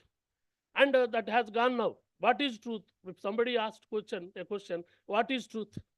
You cannot define a truth which is acceptable to everybody, because everybody challenges your perception of truth. As Nietzsche said, there are no truths, only versions of the truth. So everybody is giving a version of the truth, and which is a valid truth, you cannot judge, because we are in such a kind of mess.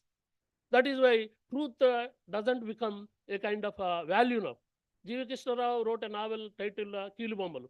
In that novel, a character was ready to die because it was not ready to lie. But what is the present state of society? Everybody is ready to lie at any moment for his survival, because individual became centered. In the individualized society or individual society, truth became irrelevant. Truth is constructed. When you consider truth as a construction, and it has no kind of standing. So anybody can construct a truth. That is why there is a great writer by name Patanjali. He had written 2-3 stories basing on this idea. We don't know whether he read it or not, basing on this idea. There is a village. The village is diametrically becomes opposed, diametrically split, stating that one community says that the earth is round, other community says the earth is flat. And which is the truth? If you ask a person who is telling that earth is round, he will say that earth is round because all his people are telling that it is round. The other man says that it is flat because all his people are saying that earth is flat. So the truth is irrelevant here. What is relevant? Their people are relevant. Since they are telling, even if it is a lie, they are ready to accept. And after a few days, they change the idea. So up to that moment, some people are telling that the truth is earth is round, and they change the idea and accept the idea that earth is flat because the community changed. So in this kind of complex reality, people are constructing the ideas with regard to truth. This has been presented very brilliantly in many of his stories that Patanjali. There is one writer by name Chandrasekhar, V. Chandrasekhar. He is in no way inferior to any Latin American writer that is writing with and experimenting with the magical realist ideas. And his style is a presentation, very, very important because he changed the short story in Telugu, the way of writing short story in Telugu with his style and with the themes. Unexperimented themes were taken by him and he presented stories.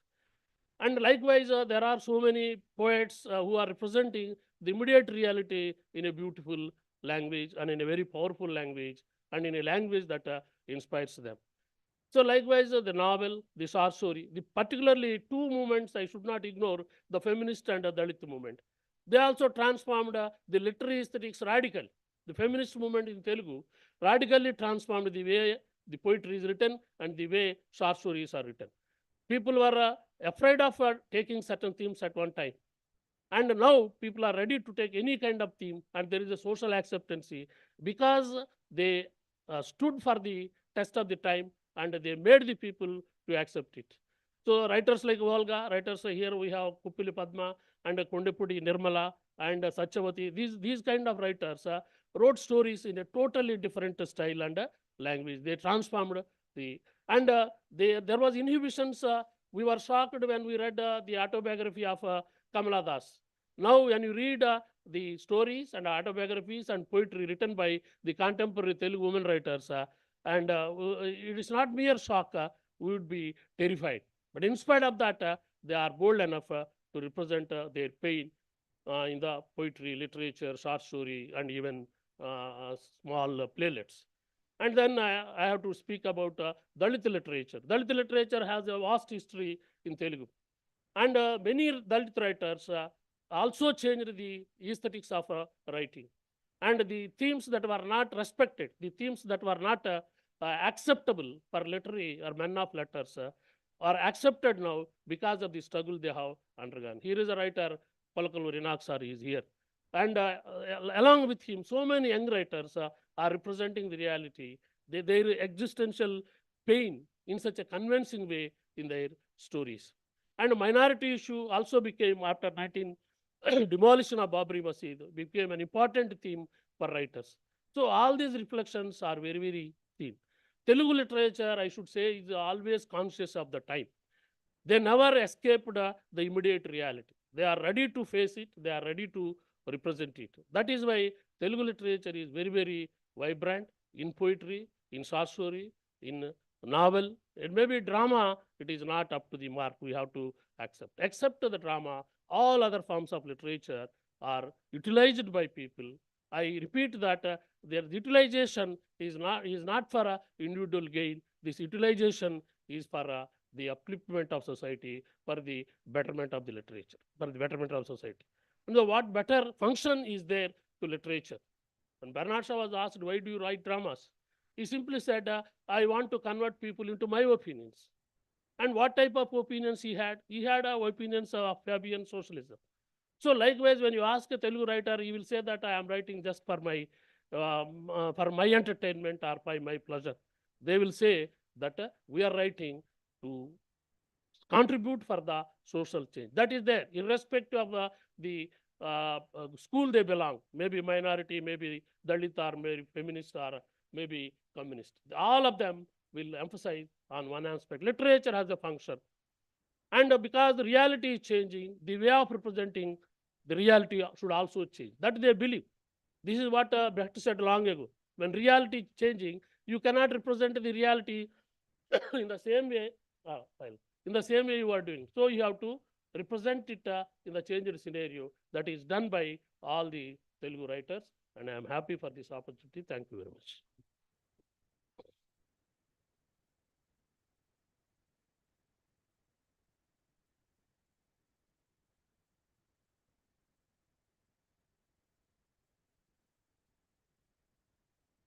On है ना? Yeah. Right.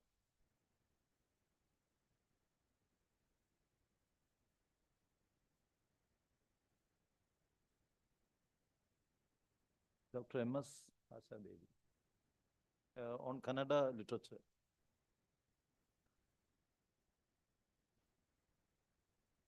Namaste.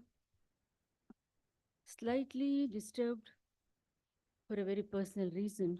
I only hope I'll present a proper paper. 7 decades and some 15-20 minutes, as Mr. Tirupati Rao was telling, is a Herculean task. But for this, we have got some established methodologies. I can always do this academic exercise by analyzing different literary movements of Kannada literature for past 7 decades. Their ideology and the influence of those ideologies and other socio-cultural things which have really influenced and shaped these literary movements. I can also discuss some major texts which can really give a platform of Kannada literature. At one point, I even thought of presenting the whole of Kannada literature for 7 decades through the eyes of a woman, a feminist perspective of Kannada literature of post-independent Kannada. I can even do with discussing 8 of our Gnanpita awardees and their texts. These 8 Gnanpita awards, which has put Kannada literature in the forefront of Indian literature. But for time being, I want to keep all these established methodologies aside. Now that Indian literature is celebrating its centenary period, the first Kannada literary text, English Geetegalu, was published in 1924. It's almost 100 years.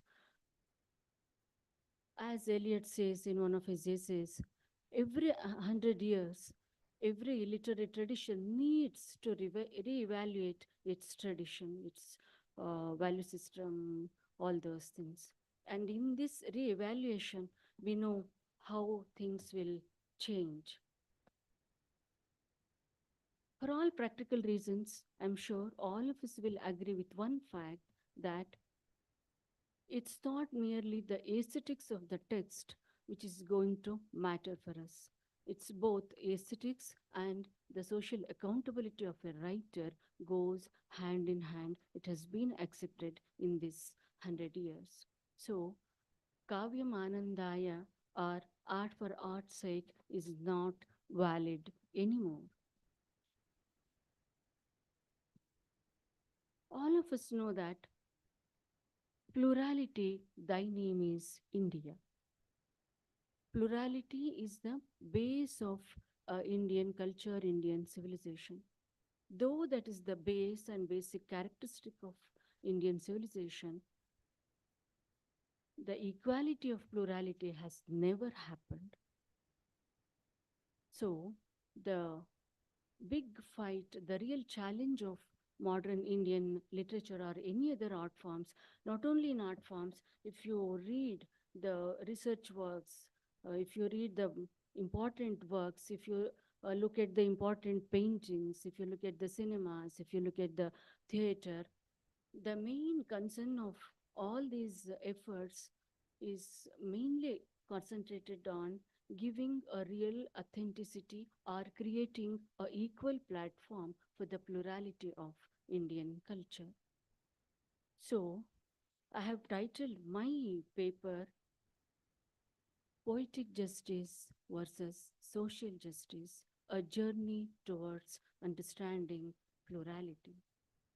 Before entering the subject, let me create a background for this, especially for Kannada literature.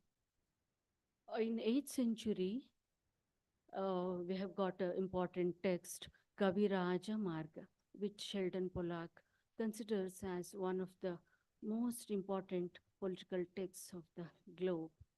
Kaviraja Marga, Kavi the poet, Raja the king, Marga the way. In this text, he emphasizes on one thing, that there should be 2 leaders for a community. It is Kavi and it is Raja, it is the poet and it is the king. This makes a very unique synthesis. This makes a very unique ideology for Kannada world. In the same text, equally important statement comes wherein he says, what is the real wealth of the community? The real wealth of the community is the tolerance for other ideologies and for other religion. Kasavem, kasavaramem, nere sairi salarpude, para vicharamumam, para dharma movement.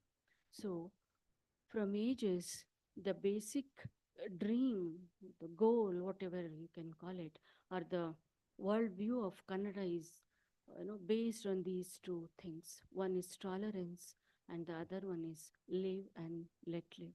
I'm not saying that we have achieved this at any point of time, but my emphasis is on the fact that at least this is our dream, this is our goal, or this is in our thinking, and which we always wanted to achieve at any point of time. Keeping this as premise, let me quote a line from our important poet, which he wrote in 1948, Govinda Pai. He writes, Mahatma, you should have lived a little longer. Mahatma, you should have lived a little longer. Though it sounds like an exclamation of a nationalist writer, who has involved himself in nationalist movement, but the moment we read this line at this time, we instantly and intensely connect ourselves with this. We feel that this poem is more relevant than of 1948. Gandhi, who was a strong advocate of tolerance, has greatly influenced our modern Kannada literature. In fact, there is an anthology in Kannada which has compiled all the poems written on Gandhi. Now that I've started with Gandhi, let me complete the portion of Gandhi here itself. There is another epic novel in Kannada by H. Nagaveni, Gandhi Banda, Gandhi Came. I call this an epic novel because in this novel, Nagaveni tries to trace the influence of Gandhi even in the remote places of Karnataka. In the same novel, she tries to depict the influence of Gandhi on freedom fighters, with all educated folk and all. But the major part of the novel lies in the fact that those uneducated people who used to hate Gandhi for a specific reason, that Gandhi is snatching their children because they are taking part in freedom movement, slowly, very slowly, they start connecting themselves with Gandhi. Very slowly, they also understand the vicious circle of caste, class, and the modes of exploitation. So beautifully she depicts all these things. I only wish someone will translate this Gandhi Bandha novel to all other Indian languages. And I have to make one more interesting observation here, that Gandhiism entered to Kannada literature through women writers. It entered with Kodagina Gauramma. Kodagina Gauramma, according to me, is the first Gandhist writer of Kannada literature. Whether it's Kodagina Gauramma, whether it is Balagere Janakamma, or Saraswati Bairajwade, Shamala Devi Belgaonkar, all these people are greatly, even Nanjangoudu Tirmalamba for that matter, all these writers are greatly influenced by Gandhi and Gandhism. They presented it in such a way that it's not just an ideology. Gandhi is not an ideology. Gandhi is not a persona, but he is a way of life itself. Now let me come to another important text. Shudra Tapasvi by Kuvempu, or K.V. Puttappa, as he is known. In Shudra Tapasvi, as the title is self-explanatory, Kuvempu tries to break the mythological story of Shambhuka. In this play, Shambhuka tries to perform or achieve tapas. That Brahmin lodges a complaint against Shambhuka with the king Rama. Rama conducts an inquiry. He himself comes to the place and he instructs his special weapon to punish the culprit. That special arrow straight away goes to that Brahmin. He was so confused and he was horrified. Then he develops an argument with Rama. But Rama, with all clarity, declares in the play that it is the bounded duty of the king, bounded duty of the state to give equal opportunity and right to each and every one of his citizens. So you can imagine the kind of resistance it had attracted. The first one to react to this play was Masti Venkatesh Iyengar. He says in his writing, Kuvempu, you are trying to narrate the story of modern age, modern value system. Why you want to disturb the story of the mythology? Don't disturb that. To narrate new value system, you select a story from new age.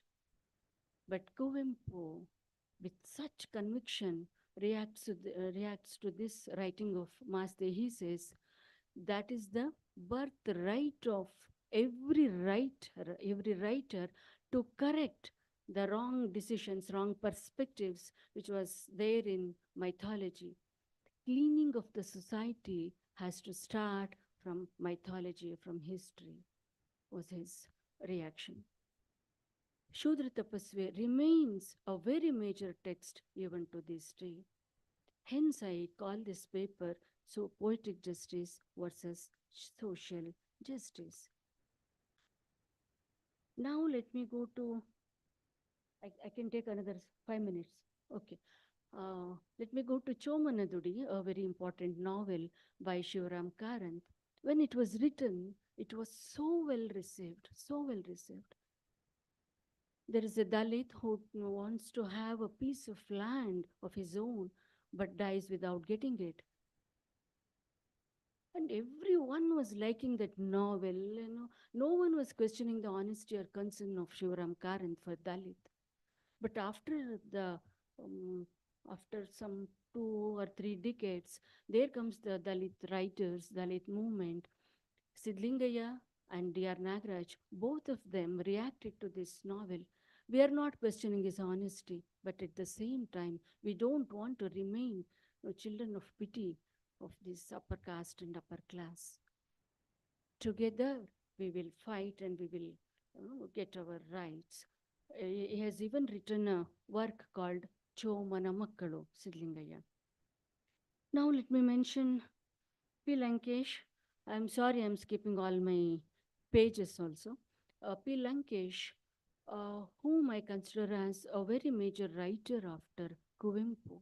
It's true that all other writers, important writers of Navodaya or Navya period, they are responding to these social justice issues. People like Bendre, whom we call a highly romantic poet. He has written an essay called Why Poverty is the Subject of Literature. Well, when it comes to Lankesh, in his plays, in his short stories, in his novels, or even in his editorial notes, which used to edit a paper called, tabloid called Lankesh Patrike. If you go through all these writings, he strongly advocates and he strongly, tries to understand the working mechanisms, cruel working mechanisms of a caste system, whether it is Muttisikundavanu, whether it is Musanje Katha Prasanga, or his ultimate story, which we consider as real achievement, a real peak of Kannada short story. It's Kallu Karaguva Samaya, time, the moment when stone melts. In the early stages of his writing, Lankesh tries to understand the cruel methodologies, but in the later stages, in his last writings, probably, we can see that there is a ray of hope, probably according to Lankesh, even this Kalukaragva Samaya, time of, stone mills, where the subject of the story is intercaste marriage. Father is a typical feudal fellow, but daughter wants to get married to a lower caste fellow. But at the end of the story, daughter is successful in transforming her feudal father. In continuation of this, let me mention one more thing. This, awareness, this kind of, feel for social justice has arrived not only from Kaviraja Marga, it is also strongly, deeply, mainly from 12th century Vachana movement. There are three important plays written on Vachana movement. One is H. Prakash's Mahachaitra, another one is Lankesh's Sankranti, and the other one is Girish Karnad's Taledanda. All these three plays, tries to encounter the modern situation, modern value system, keeping background the questions of social justice. A few words about our women writers. Women writers, what should I say? There are very important women writers, and also there are certain feminist writers also in Kannada. For example, Karan, Lankesh, even Kuvempu for that matter, and Shantinath Desai, whom I consider as strong feminist writers. Let me give a small example. If we keep three short stories together, one is of Hemakutadinda Bandamele by Master Venkatesh Iyengar, and Nirakarana Rejection by Veena Shanteshwar, and Shakuntalayondike Kaleda Aprahana, afternoon spent with Shakuntala. In Masti's story, Shakuntala, with all self-pity, she's in a confession mood in that story. As we all know, we all think that she has committed a mistake by selecting Dushyant as her husband, all those things. But in Nirakarane, by Veena Shanteshwar's Nirakarane, rejection, Shakuntala comes back to Dushanta's palace, and Dushanta feels very happy that she has compromised with me. But Shakuntala makes it very clear that I have come to this compromise just for the sake of my son, and I have ended my married life with you. We are no more husband and wife. She totally rejects Dushanta. In Vaidehi's story, it's a step forward wherein she says, I wanted Dushyanta, I married him. I wanted a child, I got a child. Motherhood was my passion, I got my motherhood. According to me, I'm contented in my life. Why the hell you are giving judgment on my life that it's a failure, that it's exploitation? I lived my life according to my terms and conditions.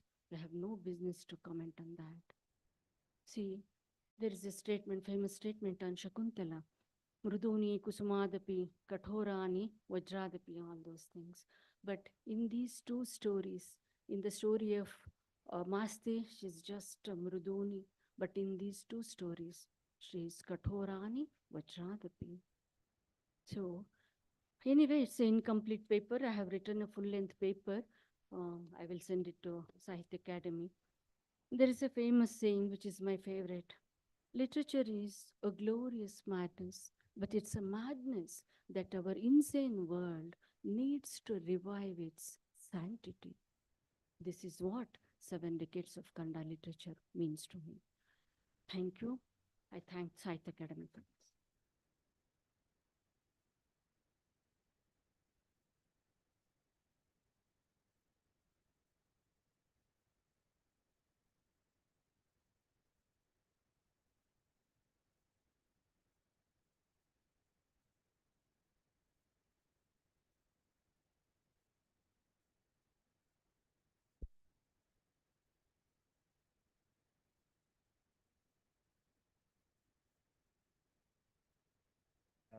My paper on Malayalam literature, I don't mean to give an overview of Malayalam literature as Dr. Tirupati Rao did in his paper, which is meaningful in the context of Malayalam literature also, I say, because most of the trends that he discussed as having developed in Telugu literature are valid with some appropriate changes wherever necessary to Malayalam literature also. On the other hand, I am planning to look at one aspect of Malayalam literature that is important today, that is important in the literary response of Malayalis to literature. which again is related to what has been said by the previous speaker,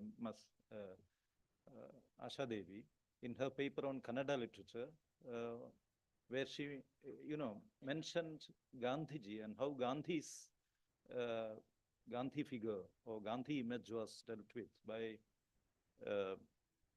Kannada writers, and how it represents a particular kind of attitude, a particular kind of trend developing in a period of Kannada literature.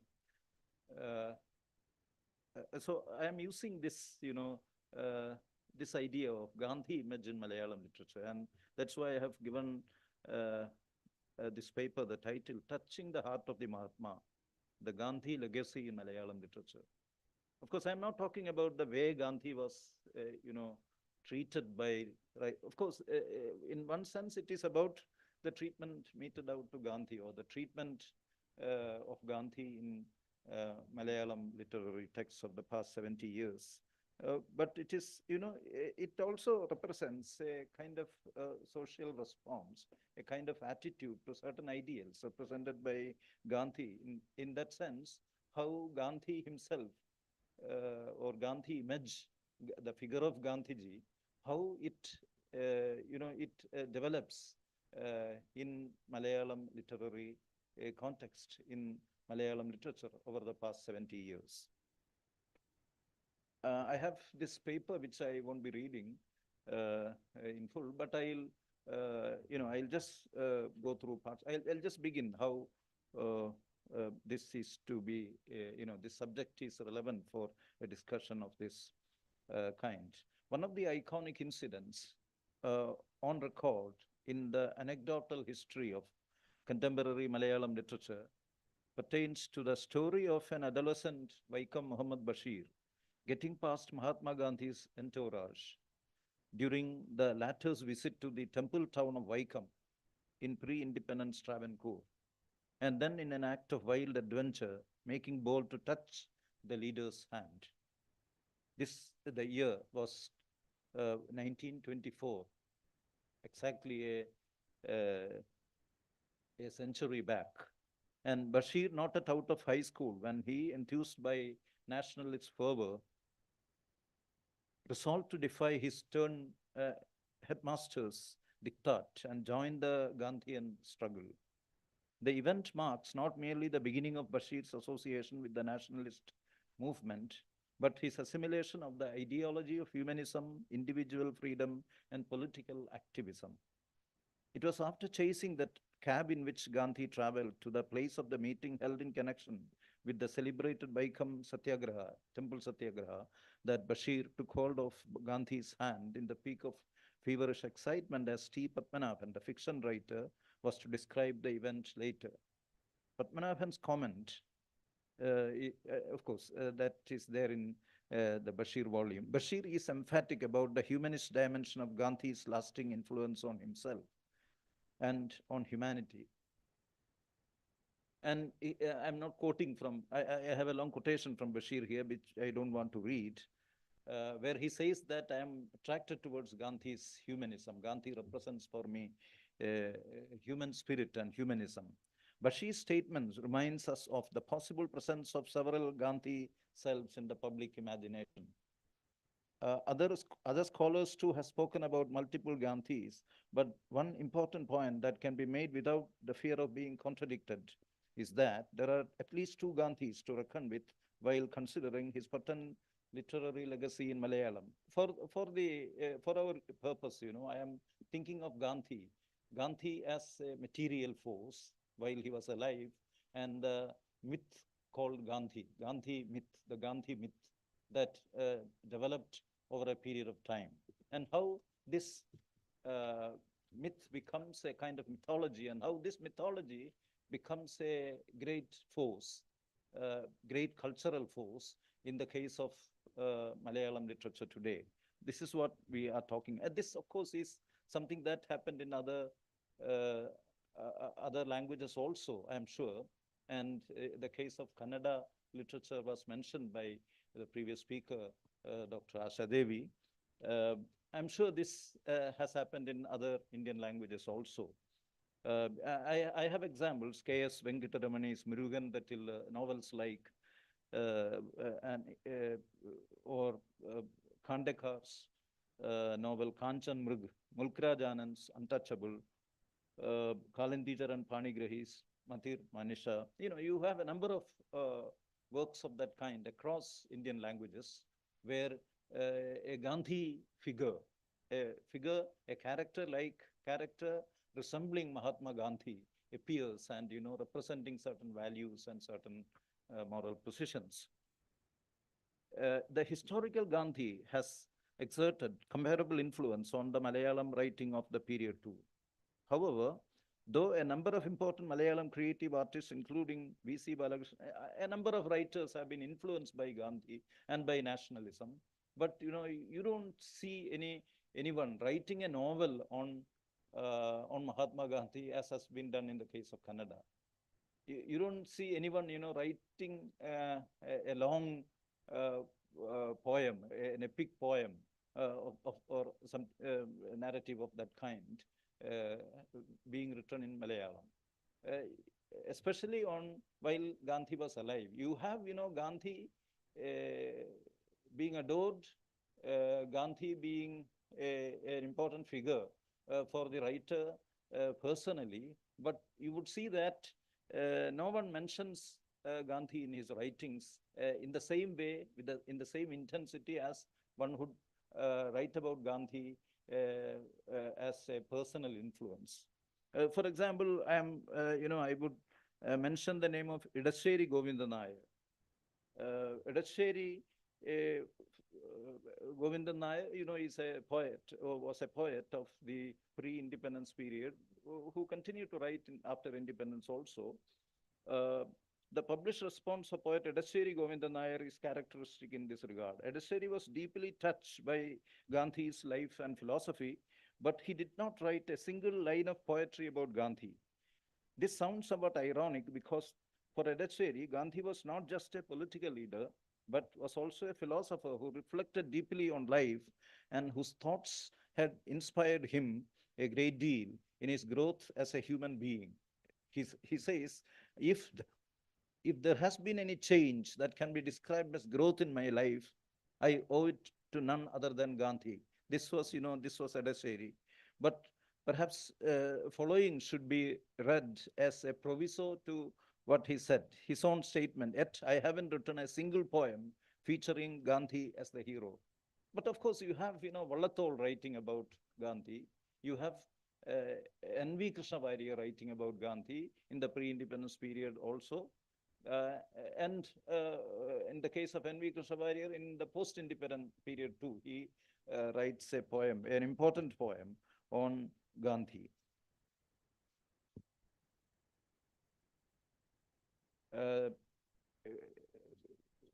Vallathol's poem is titled, my teacher, Ende Gurunathan. That is the title of Vallathol's poem. And Vallathol, what he does, it is the image of real life Gandhi as documented in recorded history that gains prominence in this picture in Vallathol's poem.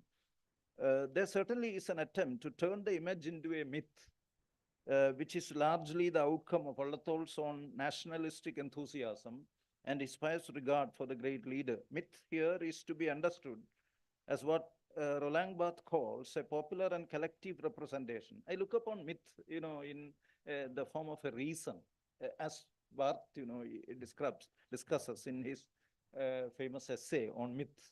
Myth as a kind of discourse, myth as a way of, as a collective representation, as a discourse that would allow you to naturalize culture. How culture is to be converted into something that is quite natural, something that appears to be natural to the common eye. Though it is the image of real life Gandhi as documented in recorded history that gains prominence in this picture, there certainly is an attempt to turn the image into a myth, which is largely the outcome of Vallathol's own nationalistic enthusiasm and his pious regard for the reader, for the leader. Myth here is to be understood as what Langboth calls a popular and collective representation of values that are ideological in nature, a representation that is at the same time also an instance of the conversion of culture into nature. It's a type of speech, a discourse or a form of social ideology that perpetuates itself through anonymous utterances of the press and other media, including social media and the consumer culture. It's a socially determined reflection, an idea that constitutes an improvement upon Barth's own earlier formulation of myth as a mode of signification, as a form. What I'm suggesting is that slowly you see, especially after the assassination of Gandhi, especially after assassination of Mahatma Gandhi, you see Gandhi turning into a kind of myth, and then a sort of mythology developing around the image of Gandhi. And you see this getting represented in this image, getting into the texts that are written, into literature that is written by several writers. In contrast to Vallathol's romantic and adulatory approach to Gandhi, is poet Ayyappa Panikar's cynical and self-consciously modernist frame of mind, which allows for the latter's casual-looking critique of the social hypocrisy perpetrated in the name of Gandhi. Panikar's poems, of course, date from a later period in literary history, that is after the consolidation of Gandhi mythology. In a poem, it's more of a prose poem than a regular verse poem, written in 1980 under the title Gandhiji Padicha Moonu Paathangal. 3 lessons that Gandhi learned. Panikar talks about the birds, the bees, the lizards that teach him new lessons on Gandhi's philosophy. Perhaps the lessons themselves are not as significant as the casual and irreverent manner in which they are preached. One such lesson is about the question of violence or non-violence involved in killing a leopard that kills a cow. Can you call for ahimsa in a context of this kind? The impetuous irreverence, so characteristic of Ayyappa Panikar's poetry as a whole, comes from his approach to the language of poetry, which appears to be close, obliquely, to Barth's idea of myth. In a poem titled Sambhashanam, Panikar makes Sambhashanam dialogue. Panikar makes a pointed reference to the language of poetry, which is described first and foremost as symbolic. When it is all symbolic, one cannot be sure of the reference, which only the writer knows. Sometimes even the writer knows. This is a slow conversion of a historical figure into a mythical figure, a mythical image. This is the language of language that one would associate with myth as a discourse built around an object that has lost its precise historical and referential value. Gandhi at this point provides a context supported by popular mythology for satirizing the hypocrisies of the bourgeois world. Gandhi's parabolic journey that provides raw material for a variety of writing begins somewhere here. This is a journey from history writing to myth making, which, as already noted, has been a slow process, its pace quickening after his assassination. Perhaps one might read poet N.V. Krishnavariya's earlier poem, Mohandas Gandhiyum Nathuram Godseum, Mohandas Gandhi and Nathuram Godse, which was written in 1964, as carrying the entire weight of the ethical and epistemological crisis that the image of Gandhi starts shouldering from the early years of the post-independence period. I am not reading this very seminal poem by N.V. Krishnavariya, but these lines. Before the grocer's shop is Gandhi, waiting for his turn for rice. Gandhi as a poor person waiting in front of a rice shop. Not far away is business leader Godse, who speeds away in his huge car to the club that dispenses fun, drink, and fellowship in this bright, dazzling world. So what change has the kind of transformation that has happened to society after after independence. This is the kind of image that you get in Krishna Variyar's poem. What attracts the immediate attention of the reader in contemporary Malayalam literature, conscious as she is of past instances of the general exclusion from the literary canon of female, Dalit, minority, tribal, and other marginalized voices, the kind of thing that was discussed by Dr. Tirupati Rao in the context of Telugu literature, and also mentioned by Dr. Asha Devi. This can be seen in the representation of Gandhi image too, which now becomes a kind of ethical reference point for the writer going through the moral crisis arising from the depletion of values. The Gandhian values can now be invoked by the literary text, even without making any direct reference to Gandhi, the man. This is what happens in the poet, Dalit poet, if you will, Raghavan Atholi's poem Gandhi, which does not mention Gandhi except in the title and in the last line, where he appears as the resonant music of a bard singing away in distance. Simultaneously, some others, like the poet Savitri Rajivan, for example, draw the reader's attention to aspects of Gandhi that have never been presented before. She has a poem called Gandhi, where she closes that poem with Gandhi is my lover, Gandhi is poetry. So Gandhi is poetry, this idea. This idea is used by a number of contemporary Malayalam poets, including Sachidanandan, who has written a number of poems where Gandhi figures prominently, not in the historical Gandhi, but the kind of ethical and metaphorical Gandhi, that the mythology Gandhi that I mentioned. I'll just read out a poem from Sachidanand, part of a poem. One day lean poem, this is called Gandhi and poetry. One day a lean poem reached Gandhi's ashram to have a glimpse of the man Gandhi spinning away his thread towards Ram, took no notice of the poem, waiting at his door, ashamed as he was no bhajan. It goes on like that. We have so far examined in this essay the Gandhi legacy in Malayalam examples writing drawn primarily from poetry. As noted above, there are not many specimens of literary writing from narrative fiction that can be described as serious portrayals in the language of the historical figure of Gandhi, either in the pre-independence period or in the post-independence era. Perhaps Bashir is the lone exception to this generalization. Several of his early fiction, some of which linger on the borderland between memoirs and short stories, especially those printed in the collection Ormakuripu, Bashir's Ormakuripu, Reminiscences, can carry references to Gandhi and his times, as well as to his devotion to the ideals of Gandhi's politics. Of course, the Gandhi mythology and the ethical experience of the freedom movement enter several of the social novels of the post-independence period, and in some seminal works such as Urup's Sundarigalum Sundaranmarum and Lalitambika Antarjanam's Agni Sakshi.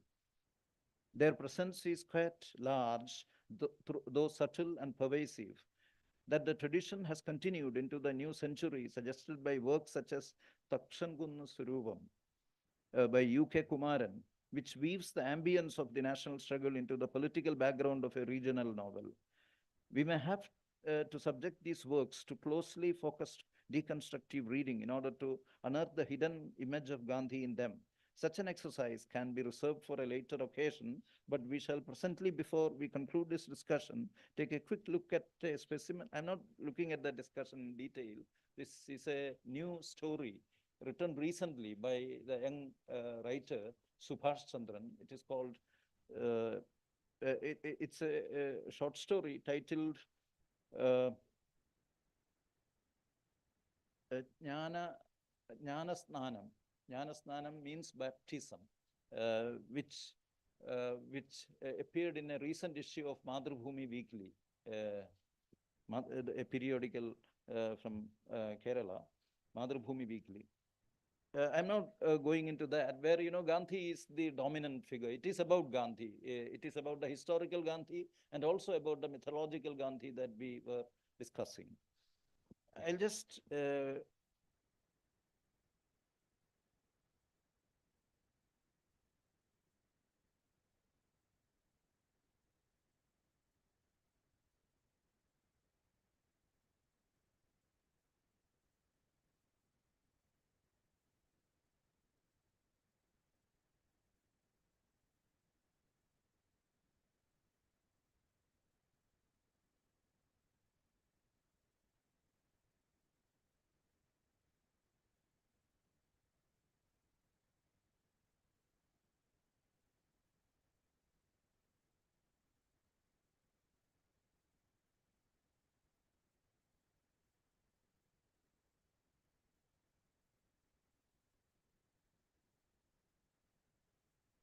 social groups, as well as the news stories added to it by political commentaries, television channels, channel shows and serials, public debates, contemporary folklore, cartoons, popular fiction, and so on, has grown so colossal that it is almost impossible to retrieve the historical Gandhi who once defined the nature of the objective world he was part of.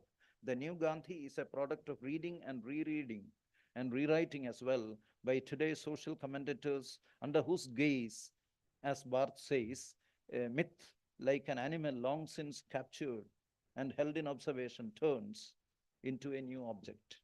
This object, which is the metaphorical breeding ground of much of the poetry and fiction on Gandhi by contemporary writers, cannot be defined in terms of, Leopold von Ranke's the age-old figure on history, objective history, that is a history that by definition is recognized by the way things really happened in the past. To think about the past in the context of the mythology of Gandhiji, or mythology of Gandhi is, as Walter Benjamin observes in another connection, to seize hold of a memory as it flashes up at a moment of danger, a much quoted statement by Walter Benjamin. In such situations, memory reshapes itself so as to allow it to translate past experiences into the language of the present. It is such memories that infuse the myths surrounding great works of art, such as, for instance, the Gandhi sculptures of the recently deceased Kerala artist A. Ramachandran, or those of his Bengali guru Ramkinkar Baij. It is the presence of a similar memory that allows Gandhi to be integrated with the thinkers and theorists in the past, whose ideas were once considered incompatible with Gandhian principles. Models of political thought, which in the past seemed to represent divergent visions of the Indian nation, are seen to blend in the new Gandhi mythology. The slow and silent fusion of the image of Gandhi and Ambedkar in the oil on canvas painting titled Dharma Swaraj, 2017 painting by the Kerala artist, by the Mumbai-based Kerala artist Riaz Komu, can be viewed as a graphic metaphor for this unique blending of disparate elements in the new Gandhi myth. Thank you. I stop here.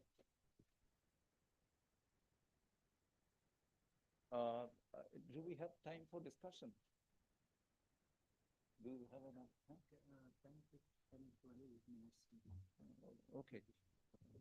Okay, we have 3 papers now, papers here, and all 3 papers are open for discussion. If there are any comments or questions to be raised in with reference to them, we can have them here.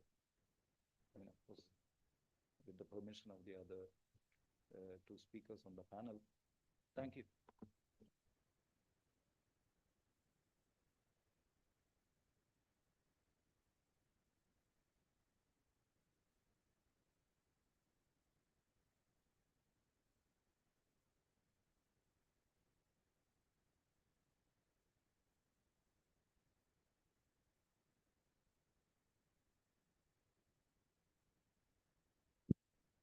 इसके साथ ही इस सत्र का समापन करते हैं, लेकिन उससे पहले we want all the dignitaries on stage so that we can take a photograph. A very big thank you to Shri B. Tirupati Rao, Srimati M.S. Asha Devi, and Professor P.P. Ravindran. Standing photograph.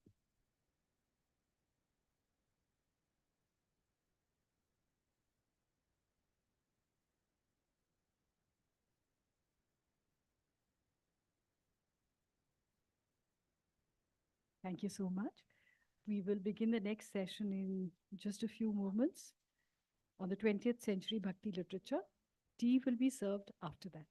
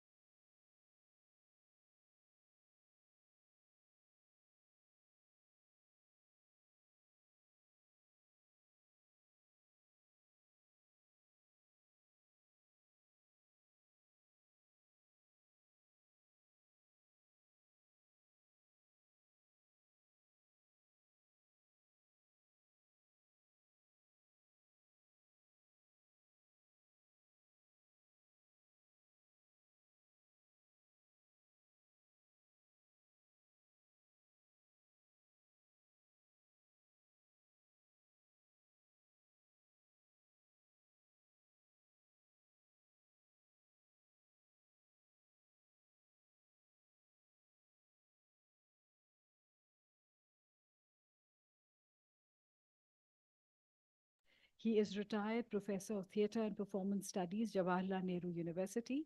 He has over 25 published books to his credit, including poetry, plays, and critical works. He served as the editor of Sahitya Akademi's Indian Literature Journal and is former director of the Tagore Center, Berlin, Germany. He is the recipient of the Sahitya Akademi Award, Sangeet Natak Akademi Award, Rajyotsav Award from the Karnataka government, and Karnataka Sahitya Akademi Award, among many others. Kindly join us on the dais, please.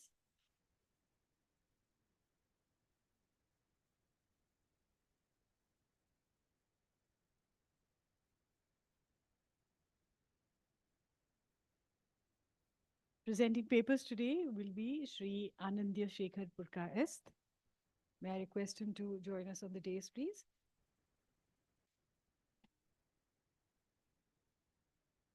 Professor Avtar Singh.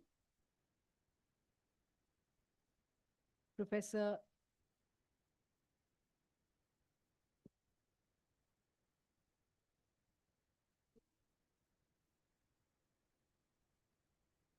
Shri Anindya Shekhar Purkaest is a literary critic, reviewer, and author of 5 English books. His articles have been printed in reputed and peer journals. He is a member of many academic boards and editorial board members for journals. He is a recipient of the US Department of State-sponsored exchange grant for academic and research visit to the Center for Commonwealth Studies. At the moment, he is Professor, School of Translation and Cultural Studies, Institute of Language Studies and Research, Calcutta. He will be presenting a paper on 20th century Bhakti literature in Eastern India. Professor D. Ramakrishnan.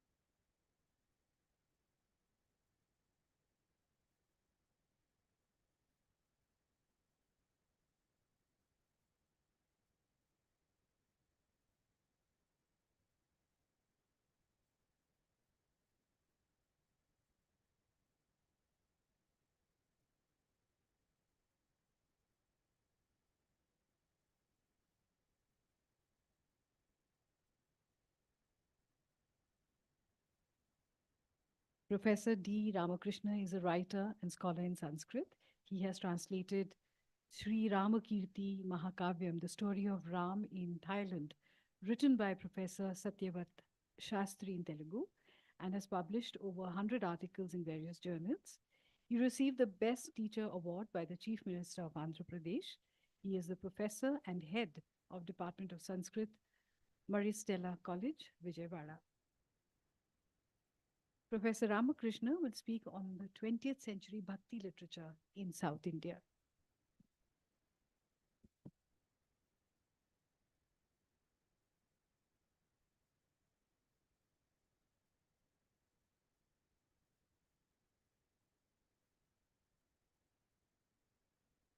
May we request Professor Avtar Singh ji to join us on the dais, please.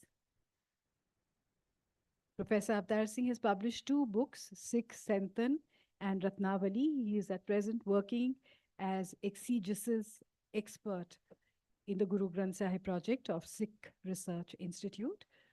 Professor Avtar Singh will be speaking on the 20th century Bhakti literature in North India. May I now hand over the mic to Professor H.S. Shivaprakash.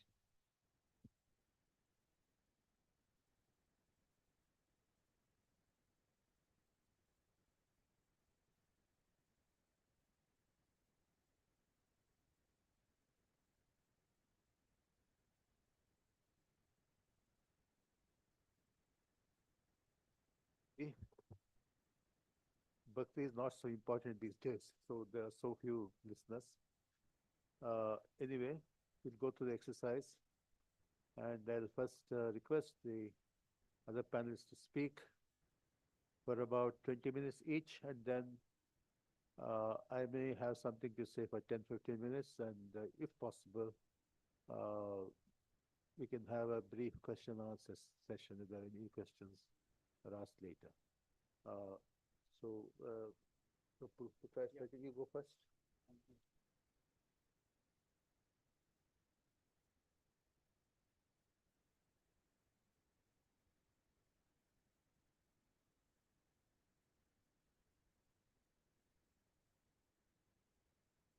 Good afternoon, everyone. As it is correctly stated by the chair, that it should be brief. My objective here is just to talk about the core argument, which is that I have been assigned the task of dwelling on 20th century Bhakti literature in Eastern India. Now, that is huge. It's a broad field demanding a command over a vast spectrum of literature, as Eastern India, as we all know, itself is a large terrain animated by multiple linguistic and literary cultural voices. It's very difficult to capture the whole spectrum of it. To do justice to this heterogeneous and staggeringly varied domain, I had to narrow it down on a particular region and specific textual practice, which is known to me. I'm from Bengal, and for the sake of convenience, I have confined my area of study here within the poetic worlds of 2 important figures from Bengal, which is Rabindranath Tagore and Kazi Nazrul Islam. Now, 2 of the towering literary voices from Bengal, in whom we see clear impact of Bhakti or Vaishnava philosophy, or the heterodox ontology of undifferentiating divine love and interpersonal devotion. In modern Bangla poetry, or post-Tagorian Bangla poetry in the 20th century, we once again could unpack certain clear impacts of Vaishnava transcendentalism, or the infinite mysticism of the Radha and the Krishna archetype. I shall also argue that when we talk about Bhakti, historians of Bangla literature have mostly restricted their focus on what they call Padavali Sahitya and its impact on later poets, and their discussions have mostly revolved around the Chaitanya cult and the hagiographic Chaitanya life writing tradition in Bengal. Also in Orissa and Manipur, in Assam, and other parts of Northeast India or Eastern India. Now, the deeper philosophical or theological implications of Gaudiya Vaishnavism, as it is known in Bengal, have been dealt with by scholars of philosophy and theology, and that is a specialized domain of study. Therefore, in this paper, my objective is not to cartographize the theological nuances of Vaishnavism, but to evaluate and scrutinize the presence or the life and afterlife of Vaishnavism in Bangla literature. To narrow it down, I would argue that Bangla poetry as a specific genre, I mean, I'm leaving out Bangla novel writing, short story writing, it's a vast field. I'd focus primarily on Bangla poetry. And it is believed to be a product, when we talk about modern Bangla poetry, we generally talk about its encounter with colonial modernity, European avant-garde traditions, as it played out in Kolkata in 19th century. That is already well documented and well discussed. I'm not going into the detail of it. But what I'm going to argue is that we generally tend to ignore the indigenous or the vernacular elements of modernity which was available and which was imbibed by these modern Bangla poets. Rabindranath Tagore, both in his pre-Gitanjali as well as in his post-Gitanjali and Gitanjali phase, have written extensively on the impact of Vaishnavism on his poetic philosophy.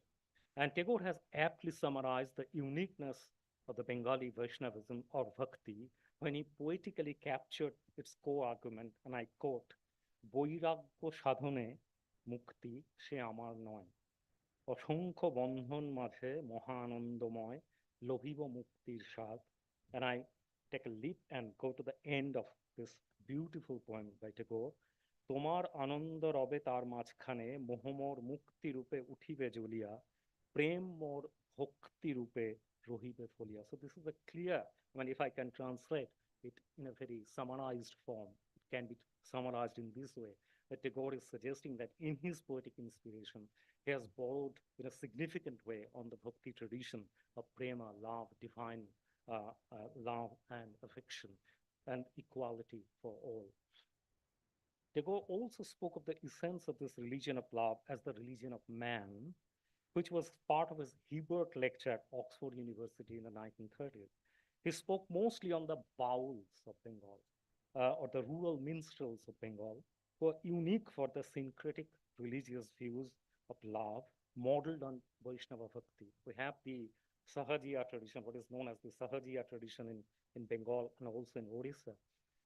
But the bauls are those groups of people who believe in this post-Chaitanya Sahajiya tradition of mysticism, which is not kind of tied to any sectarian or orthodox ideas of group religion or narrow-minded, bordered idea of religion.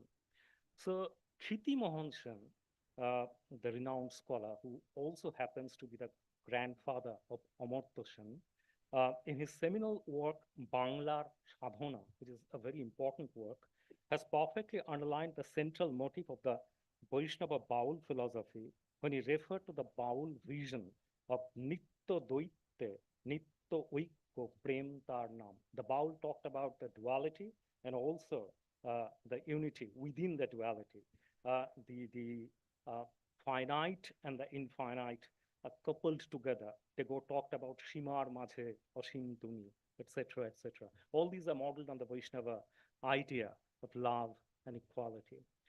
Kshiti Mohan Sen also refers to Kaviraj Goswami, who in his Chaitanya Charitamrita spoke of the Vaishnava doctrine of egalitarianism when he talked about Brojo Amar Sadhan Taha Tomar Sangjom, Na Paile Na Rohe Jibon. So in these, I'm not reading out the whole poem because of the paucity of time, but again and again, the recurrent idea is the idea of equality, disbordered, deconstructive ideas of love and affection for all. Tagore described Vaishnava poet Jnana Dasha as modern, which for me is very interesting because he called him a pioneer or a new pathfinder. And this is really interesting in the sense that it redefines the idea of the modern. Since we typify the modern in the context of Indian literature only as a Eurocentric discourse, for Tagore, the Vaishnava hermeneutics borders onto the vernacular modern or the indigenous modern in his pioneering vision of interfaith dialogism and cross-cultural infusion. Ramakanta Chakraborty is in his very well-researched book, Bonge Vaishnav Dharma, has provided a detailed understanding about the genesis, evolution, and spread of Vaishnavism in Bengal. He did identify various conflicting views about the position and impact of Vaishnavism in Bengal, but overall, there is no denying that Bengal Vaishnavism, or what is known as Gauriya Vaishnavism, was unique in many ways, distinguished from the North Indian version of it. In a certain way, my effort here is to attempt a decolonial exercise to decenter the Eurocentric canon of modernity, since I locate the modern in the Vaishnava ontology of effusive transcendence and transference, which enables the constellation of finite infinity. Tagore himself had confessed that his was a combination of the Upanishadic and the Vaishnavite in his poetic universe. His poetic inquiry marveled at the amazing effusion of divine love or transcendental love of the Vaishnava Dharma when he expressed his sense of wonder at the incredible articulation of love in Vaishnava poetic tradition of humane devotion and unconditional love, being mesmerized, his throbbing ecstasy inquired in Bangla, He Kobi, Kotha Hote Pele Tumi, E Premo Chobi. So this is again a recurrent leitmotif in Tagore. Scholar Binod Bihari Mojumdar and Ajay Kumar Chakraborty, Sukumar Sen, Suniti Kumar Chattopadhyay, well-known scholars in Bengal, and Shashi Bhushan Dasgupta have discussed in detail about the impact of Padavali Sahitya in Tagore's poetic universe. Tagore's unique hermeneutics of Vaishnava Bhakti defines it in terms of human attachment. He defies the orthodox notion of the sacred and interprets the phenomenology of divine devotion of Bhakti in the light of earthly love or intercultural cohesion.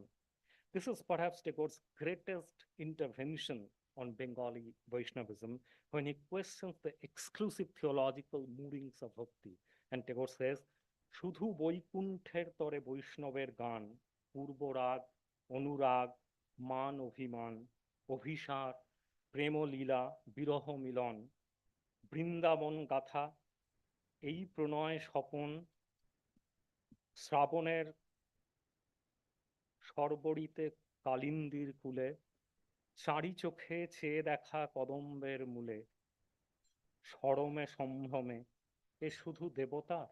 If I can again summarize and translate it, Tagore is questioning this devotional, the divine idea of love, to translate it into an earthly notion of love, as he believes that the Vaishnava idea of love is actually translating the divine into the earthly, into the materialist terrain of everyday living. Devidas Bhattacharya, in his Vaishnava Padavali Sahityer Paschatpad o Utsho, where he talks about the genesis, the evolution, and the genealogy of Vaishnavism in Bengal, has attempted a brilliant anthropology of Vaishnavism in Bengal. According to scholarly views, Bhakti literature in Bangla, which is also known as Padavali Sahitya, as I said moments back, was intermixed and enriched by the indigenous traditions of balladry and amorous tales, or what has been described as Loko Sahitya in Bangla by literary historian Ashutosh Bhattacharya in his Bangla Loko Sahityer Itihas.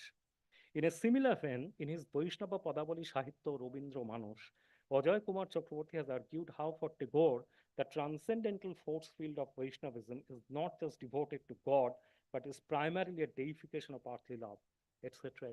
In fact, Tagore has specifically written a poem called Vaishnav Kavita.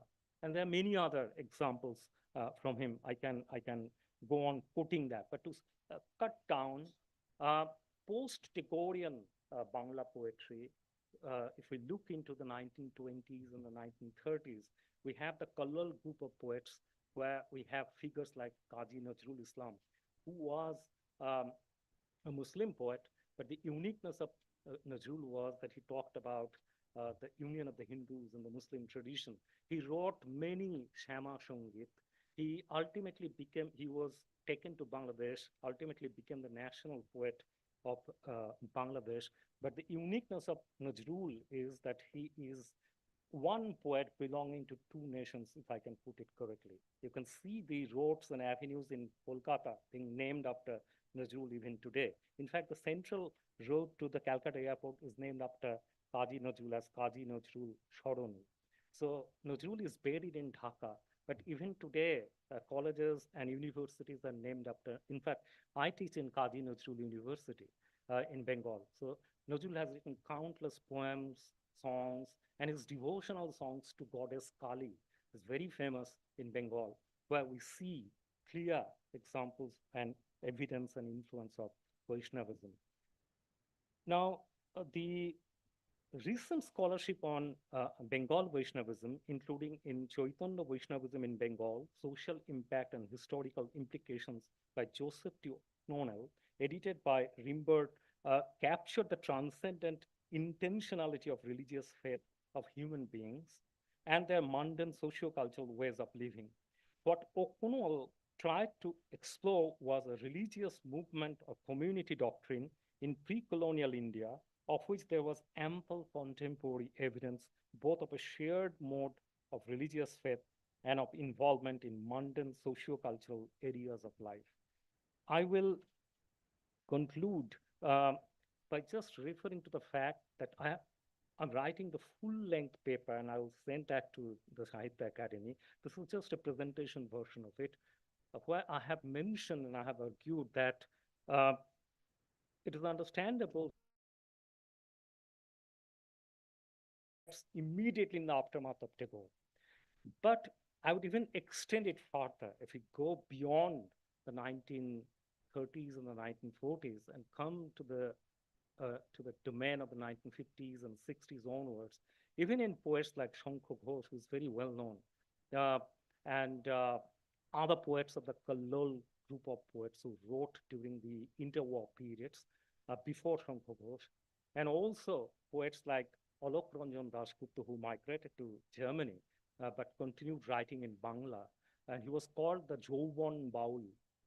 He himself described himself as a Jouban Baul. So in these poets of the 60s and the 70s and the 80s, in fact, Geeta Chattopadhyay, a very important female Bangla poet, has written this book where she has, compiled a detailed, minute analysis of these poets of the 60s and the 70s, well into the 80s and the 90s also, where you can see that when you talk about love, modern expression and articulation of love and defiance, and this hunt for equality, this deconstructive approach to the question of caste, religious borders, and other affiliations, they could trace out the undercurrent of the Vaishnava philosophy of love. So it's not just that it would be a mistake to suggest that the impact of Vaishnavism in Bangla poetry is restricted only to Tagore and to those poets who came just immediately after him. But even recent Bangla poets would also agree and would approve of the fact that even in their poetic rendition, they have these impacts of the Vaishnava idea of equality and unconditional love articulated in a different way. I will just end in this way that Bengal is known for its eclectic religious climate. It has long been a site of various forms of Vaishnavism. Vaishnava-related iconography in the region can be traced to at least to the 7th or to the 8th centuries, with some pushing this date as far back as the 4th century. And while much of this early Vaishnava activity centered on the figure of Vishnu in his majestic four-armed form, worship of avatars such as the boar Varaha and the man-lion Narasimha would grow in popularity in the centuries that followed this particular one. It is not until around the 11th century, however, that devotion to Krishna, with whom Vaishnava practice in the region is most commonly associated, appears to have gained any real traction. This broad reorientation toward the adolescent cowherd god is signaled, for instance, by the popular Krishna-centric compositions of the likes of the 12th century Sena court poet Jayadeva of Geet Govinda fame, the renowned vernacular lyricist Vidyapati and Chandidasa of the 14th and 15th centuries, and the Maladhar Basu, also known as Ganarajaphan, the 15th century anchor of Sri Krishna Vijaya. It is nevertheless the 16th century charismatic Krishna devotee, Bhakta Sri Krishna Chaitanya, who has left what is undoubtedly the most pronounced mark of the region's Vaishnava landscape. So in the beginning, I talked about the continuation, the life and the afterlife of Vaishnava Bhakti in Bangla literature, but I specified that Bangla literature is so vast, cannot be captured in the presentation of 15 minutes. I'm not an expert of all the other fields of Bangla literature. I'm interested in Bangla poetry, and I decided to focus on that with specific references to two important poets like Tagore and Nazrul Islam. But I also hinted at the fact that there are other figures as well in the domain of Bangla poetry in 20th century who also articulated the element of bhakti in their poetic articulation. Thank you.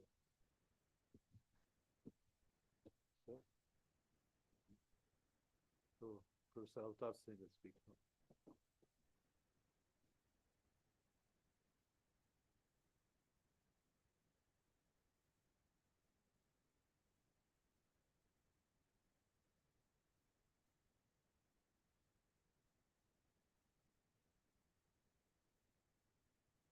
दोस्तों, मैं पंजाब के एक गांव के college में 30 साल रहा है और वहाँ पर मेरी जो क्लासरूम लैंग्वेज है पढ़ाने की वो पंजाबी है। साहित्य अकादमी के प्रेसिडेंट जब कभी पंजाब में आते हैं तो वो अक्सर कहते हैं कि मेरे को घर वाली पंजाबी आती है, सेमिनारों वाली पंजाबी नहीं आती। तो वे दो चार बातें पंजाबी की करके फिर हिंदी में आ जाते हैं।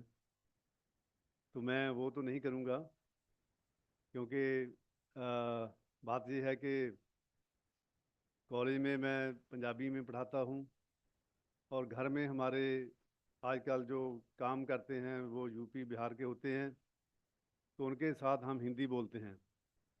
जिस तरह की वो हिंदी बोलते हैं हम उस तरह की वो पंजाबी बोलते हैं, हम उस तरह की हिंदी बोलते हैं। एक खिचड़ी बन जाती है। अगर वो हिंदी में बोलूँ वही बोलूँगा और आपको शायद बहुत ज़्यादा अच्छी ना लगे। तो बात यह है कि पंजाब, जिसे हम आज पंजाब कहते हैं, उसका जो एरिया है वो करीब 50,000 किलोमीटर है, लेकिन 47 से पहले वो 2,50,000 किलोमीटर का पंजाब था, 47 से पहले। लेकिन उससे भी पहले चले जाएं तो किसी वक्त जिसको हम पंचनद कहते थे, तो उस समय उससे भी ज़्यादा वो एरिया पंजाब का था। अगर उससे भी पीछे चले जाएं तो जिसे हम सप्त सिंधु कहते हैं, तो वो तो जैसे एक पूरा भारत भी उसमें था, और पाकिस्तान, अफ़गानिस्तान, ईरान वो भी पंजाब का हिस्सा थे। पंजाबी का एक कवि, अमृतसर के कवि थे वो उनका नाम था लाला धनीराम चातरिक। उनकी कविता है, वो कहते हैं पंजाब के बारे में उन्होंने लिखा हुआ है, शिमला डलहौजी मरी तेरे, कश्मीर तेरा, गुलमर्ग तेरा, दिल्ली तेरी, लाहौर तेरा, अमृतसर सोहे स्वर्ग तेरा। ये शिमला, डलहौजी, मरी, कश्मीर, गुलमर्ग, दिल्ली, अमृतसर, लाहौर, ये लाला धनीराम चातर की कविता में है पंजाब के बारे में। ये किसी समय पंजाब था, और ये जो आज का पंजाब है ये उस पंजाब की एक हब कह सकते हैं। तो जब हम नॉर्थ इंडिया के भक्ति साहित्य की बात करते हैं तो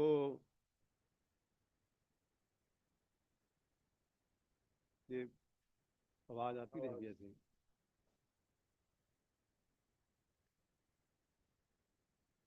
तो मैं इसकी जो एक है उसकी जैसे लूज एक प्रचलित हो जाता है, कोई चीज़ प्रचलित हो जाती है, उसको लोग मान लेते हैं। लेकिन एक उसकी टेक्निकल सेंस होती है जिसमें सही मानों में, जिसे हम भक्ति साहित्य कहते हैं, वो मैं मानता हूँ कि उसका जो शंकराचार्य जी ने कहा था, बनारस में वो घूम रहे थे, वहाँ पर एक बुजुर्ग, एक वृद्ध लोग वो पाणिनि का ग्रामर याद कर रहे थे। तो उन्होंने पूछा कि आप क्या कर रहे हैं? वो कहते हैं कि मैंने पहले वेदांग याद करने हैं, फिर वेद पढ़ने हैं, तो फिर मैंने मुक्ति हासिल करनी है। तो वो कहने लगे कि आप कब ये पाणिनि का ग्रामर पढ़ेंगे, कब ये आप दूसरे वेदांग पढ़ेंगे, कब वेद पढ़ेंगे, और कब आपको मुक्ति मिलेगी? तो कहते, उसने पूछा कि आप ओशियन ऑफ नॉलेज हैं, आपको कहते हैं कि आपने ज्ञान का समुंदर डीक ला के पिया हुआ है, आप मेरे को कोई दूसरा रास्ता बता दीजिए मुक्ति का, भी कैसे मिल सकती? वो कहते भी ऐसे ऐसे नहीं आपको करना चाहिए। उन्होंने वहाँ पर कुछ शब्द लिखे, भजन लिखे, जिसे हम कहते हैं भज गोविंदम। वो शब्द लिखे कि इनका आप उच्चारण करो, इनको पढ़िए, आप भजन करें, आप भक्ति करें, तो आप सीधे परमात्मा को मिल सकते हैं। ये जो सही मायनों में, टेक्निकल सेंस में जो भक्ति का आरंभ, मैं ये मानता हूँ। और ये आपको पता है कि हिंदुस्तान की परंपरा में जो ब्रह्म को मिलना, रब को मिलना, उसको मिलने के 4 जो तरीके बताए गए हैं। एक, जैसे माना गया है कि जो सभी लोग हैं वो अपनी जो इननेट क्वालिटी उनकी होती है, जो उनका टैलेंट होता है, उसके हिसाब से वो 4 तरह के होते हैं। कुछ लोग ध्यान करने वाले होते हैं, कुछ लोग रैशनल होते हैं, कुछ लोग उद्यमी होते हैं, ओवर एक्टिव होते हैं, कुछ लोग कॉन्टेम्पलेटिव होते हैं। तो उनके लिए जो अलग अलग तरीका बताया गया है रब को मिलने का, वो किसी के लिए ध्यान योग, किसी के लिए राज योग है जो पतंजलि वाला, किसी के लिए ज्ञान योग है, किसी के लिए भक्ति योग है, किसी के लिए कर्म योग है। ये 4 योग हिंदुस्तान में हमारी परंपरा में माने जाते हैं, और इसमें पूरा सभी लोग इसमें आ जाते हैं। जिनको भी मुक्ति हासिल करनी है, रब से मिलना है, उनके लिए ये 4 योग, ये उनमें से एक योग भक्ति योग है।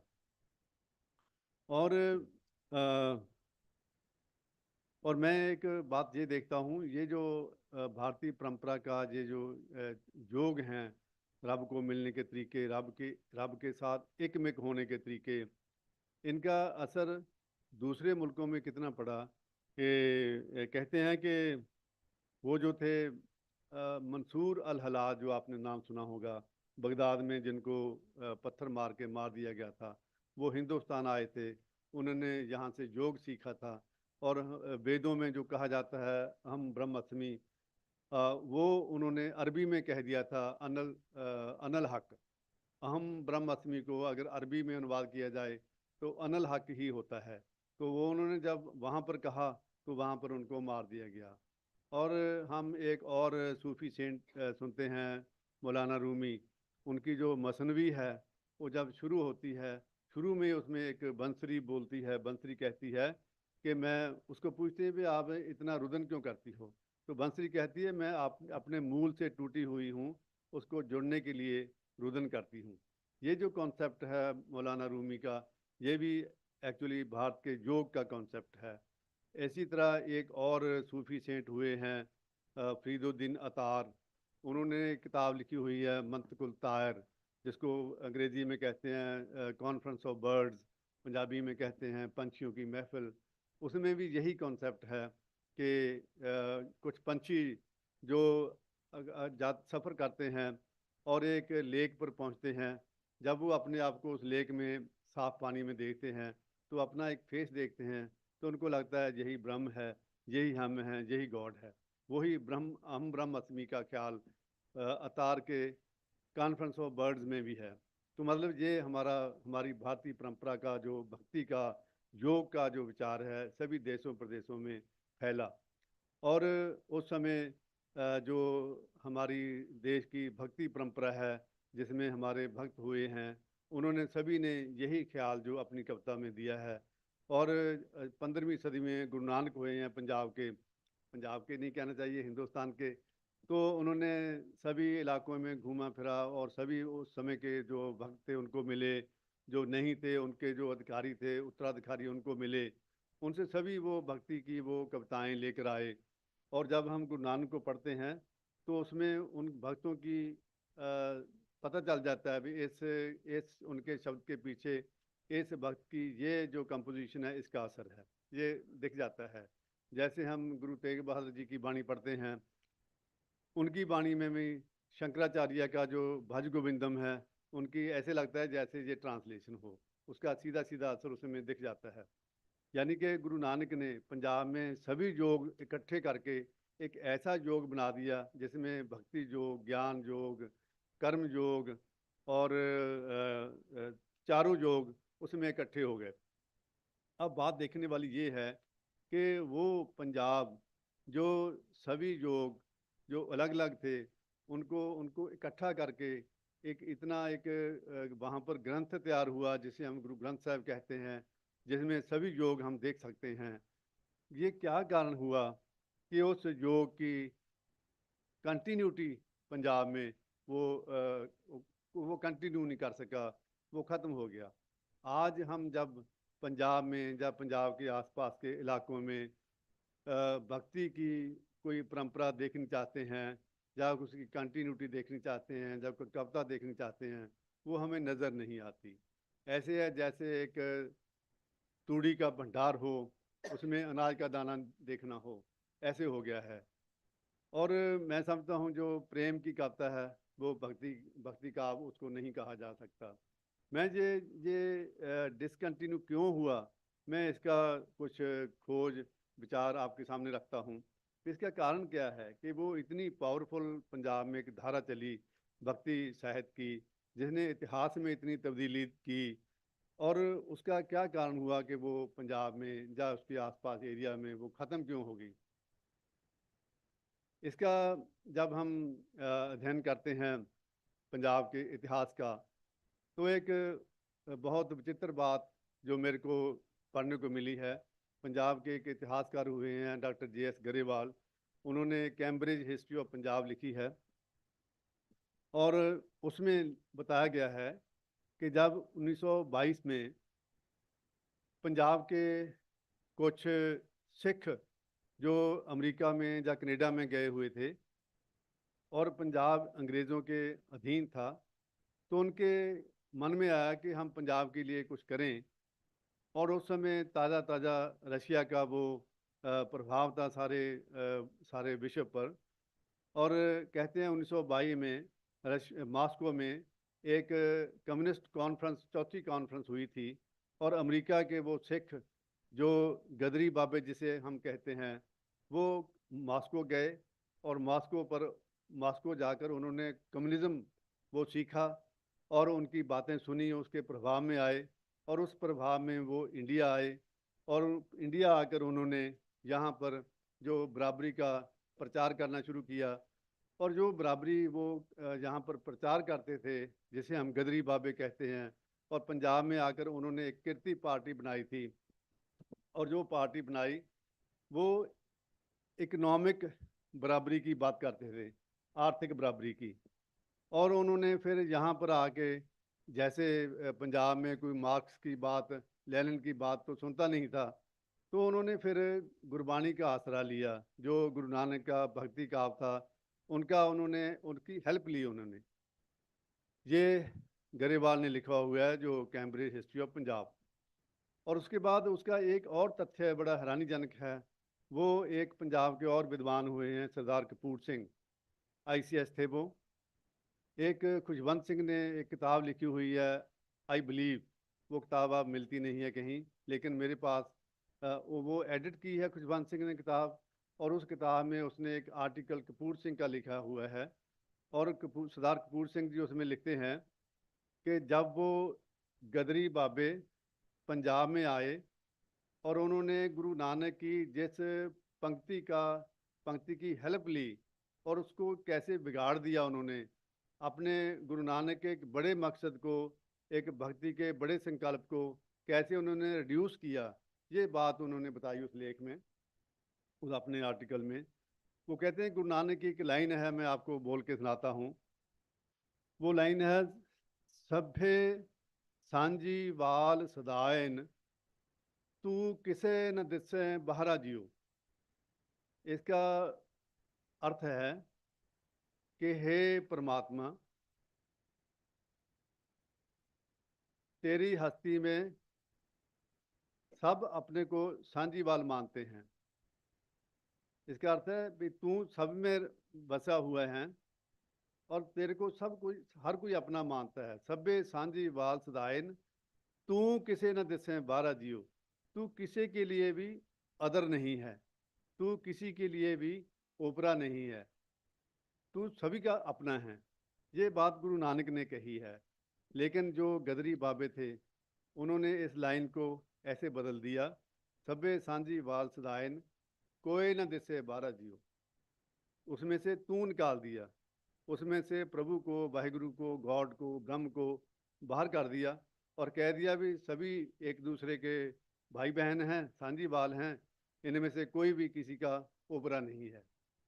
और सरदार कपूर सिंह और गरेवाल ये मानते हैं, जो पंजाब की भक्ति परंपरा थी उसमें ये एक ऐसे उसको डिसकंटिन्यू कर दिया और पंजाब में जो मार्क्सवाद का या लेनिनिज्म का जो पंजाब में उन्होंने प्रचार किया, उसके बाद पंजाब के सभी कॉलेजों में, यूनिवर्सिटियों में उनका प्रभाव हुआ। तो पंजाब में, पंजाब के आसपास जो क्षेत्र थे वहाँ पर भक्ति भावना जो है, जब भक्ति वो साहित्य है वो एकदम डिसकंटिन्यू हो गया।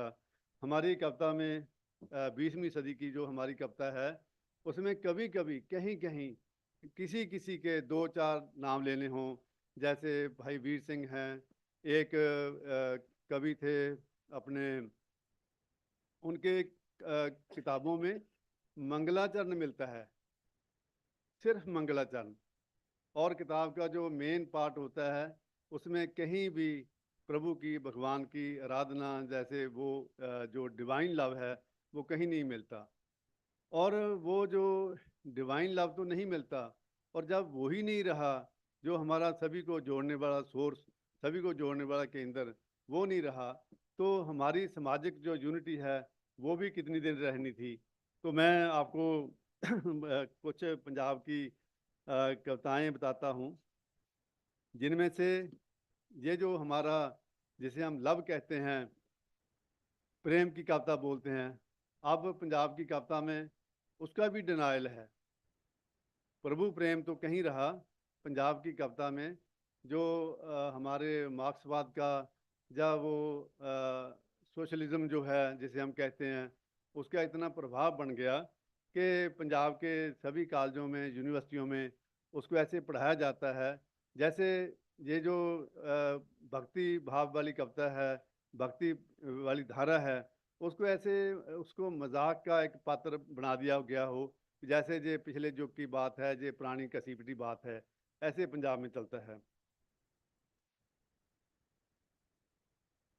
मेरे सामने डॉक्टर कपिल कपूर साहब बैठ गए हैं, उनके सामने बोलना थोड़ा मुश्किल होता है।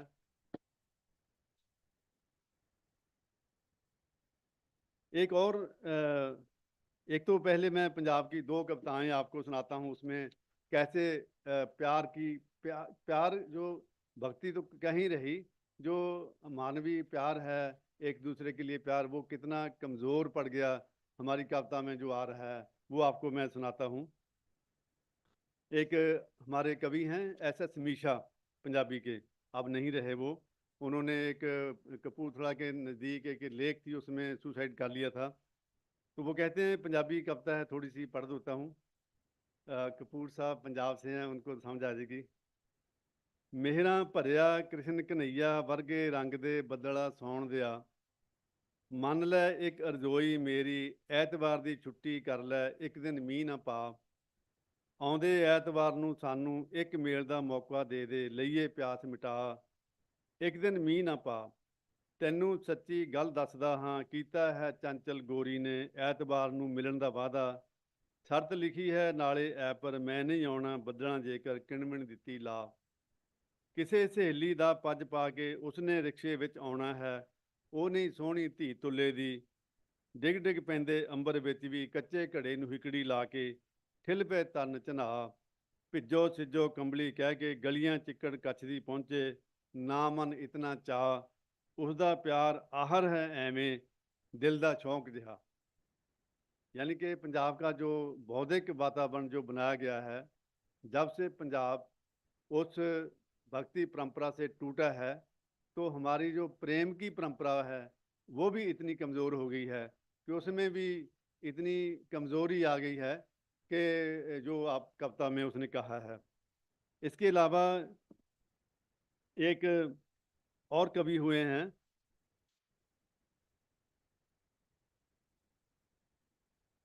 उनका नाम था बिस्मिल फरीदकोटी, तो वो भी अब नहीं रहे। वो कहते हैं, वो अपने प्यार की कमज़ोरी बताते हैं।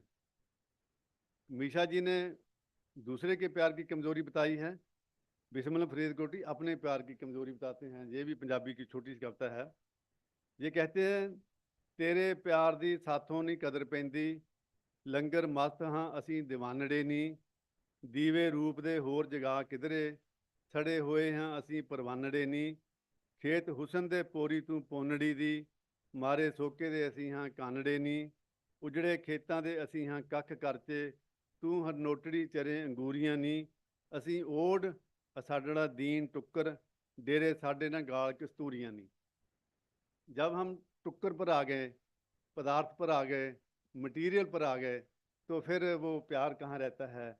तो ये जो आपको मैंने JS गरेवाल का और सरदार कपूर सिंह का जो बताया है कि हमने कहाँ पर आके हम वो अपनी पुरानी जो भक्ति योग की परंपरा है उसको हम उससे हमको किसने तोड़ा है, हम कैसे टूटे हैं और टूटकर हम क्या हो गए हैं, ये इन कविताओं में हम देख सकते हैं। और एक बात और वो भी सरदार कपूर सिंह ने कही है कि ये जो जिसे हम मॉडर्निटी बोलते हैं, जब मॉडर्निज्म बोलते हैं, कहते हैं कि विश्व के इतिहास में कोई भी ख्याल, कोई विचार या कोई धारा कभी इतनी पावरफुल नहीं हुई या इतनी विशाल और इतनी गंभीर नहीं थी जितना ये मॉडर्निटी है। इसने हमारे लोगों पर, हमारी परंपराओं पर, हमारी मानसिकता पर इतना असर डाला है, और जितना असर उसने पंजाब पर डाला है और इतना शायद कहीं और हिंदुस्तान में नहीं उसका असर हुआ, उसके असर से भी वो जो परंपरा हमारे भक्ति साहित्य की वो पंजाब में अब नज़र नहीं आती। और एक बात सरदार कपूर सिंह ने अपनी एक किताब में और कही है कि उसने एक I.A. रिचर्ड्स एक आलोचक थे, उनका हवाला दिया है कि पता नहीं जैसे एक विकास माना जाता है, हर चीज़ में विकास होता है और नई चीज़ पुरानी से अच्छी होती है, लेकिन जो आर्ट है, ये जो कला है या साहित्य है, इस पर वो विकास की थ्योरी लागू नहीं होती। कोई चीज़ साहित्य में कभी बहुत उत्कृष्ट पैदा होती है लेकिन उसके बाद वो कहीं नज़र भी नहीं आती। ऐसा नहीं है जो पहले का साहित्य था अब उससे आगे का साहित्य उससे बेहतर होगा, ऐसा बिल्कुल साहित्य में या कला में ऐसा नहीं होता है। तो मैं ये कुछ बातें आपके सामने रखी हैं कि पंजाब की जो बौद्धिक आबो हवा है वो इतनी पल्यूट हो गई है। हमें जो भारतीय परंपरा के योग के ऊंचे आदर्श थे, हम उन आदर्शों से टूट गए हैं कि पंजाब में अब सिर्फ ये जो कविताएं आपको सुनाती हैं इसमें आपको कितना प्रेम नज़र आता है वो देख सकते हैं।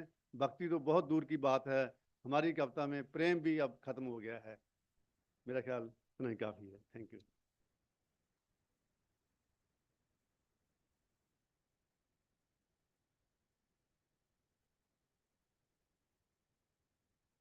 Respected Chair, Sri H.S.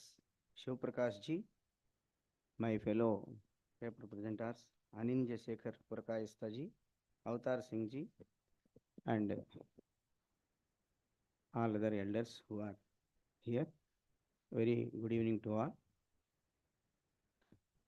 I am going to present my paper on 20th century Bhakti literature in South India. South India is the birthplace of Bhakti.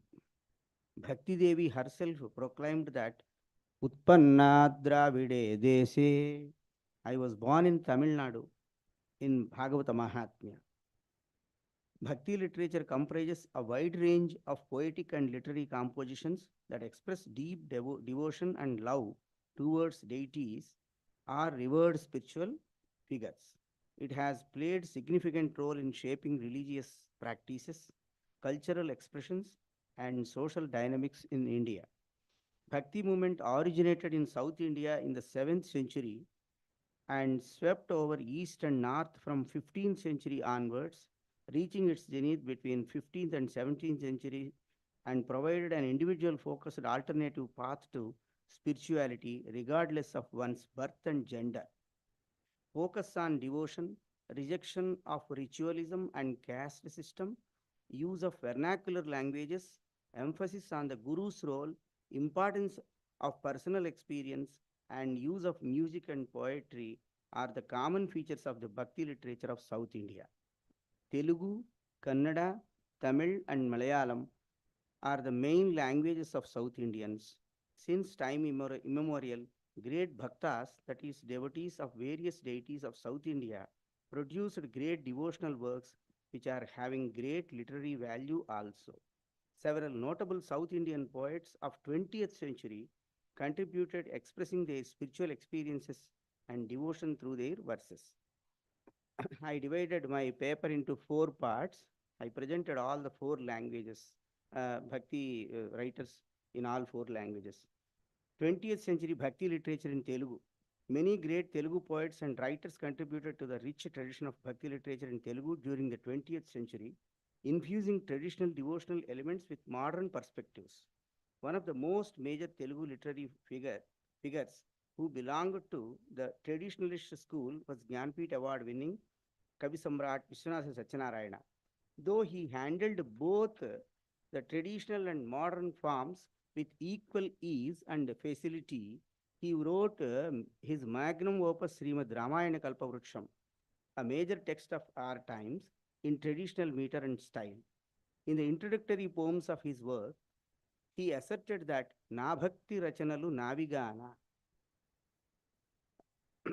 So it's a great and foremost book of 20th century Telugu Bhakti literature. He was the author of more than 100 works, among them Gopika Geetalu, Brahmaramba Geetam, Vishweshwara, Srigiri, Srikalahasti, Kulaswami, Seshadri, Draksharama, Vemulavada Shatakams are some of his notable devotional works. Padma Shri Sripada Krishnamurti Shastri was the first poet laureate of Andhra Pradesh.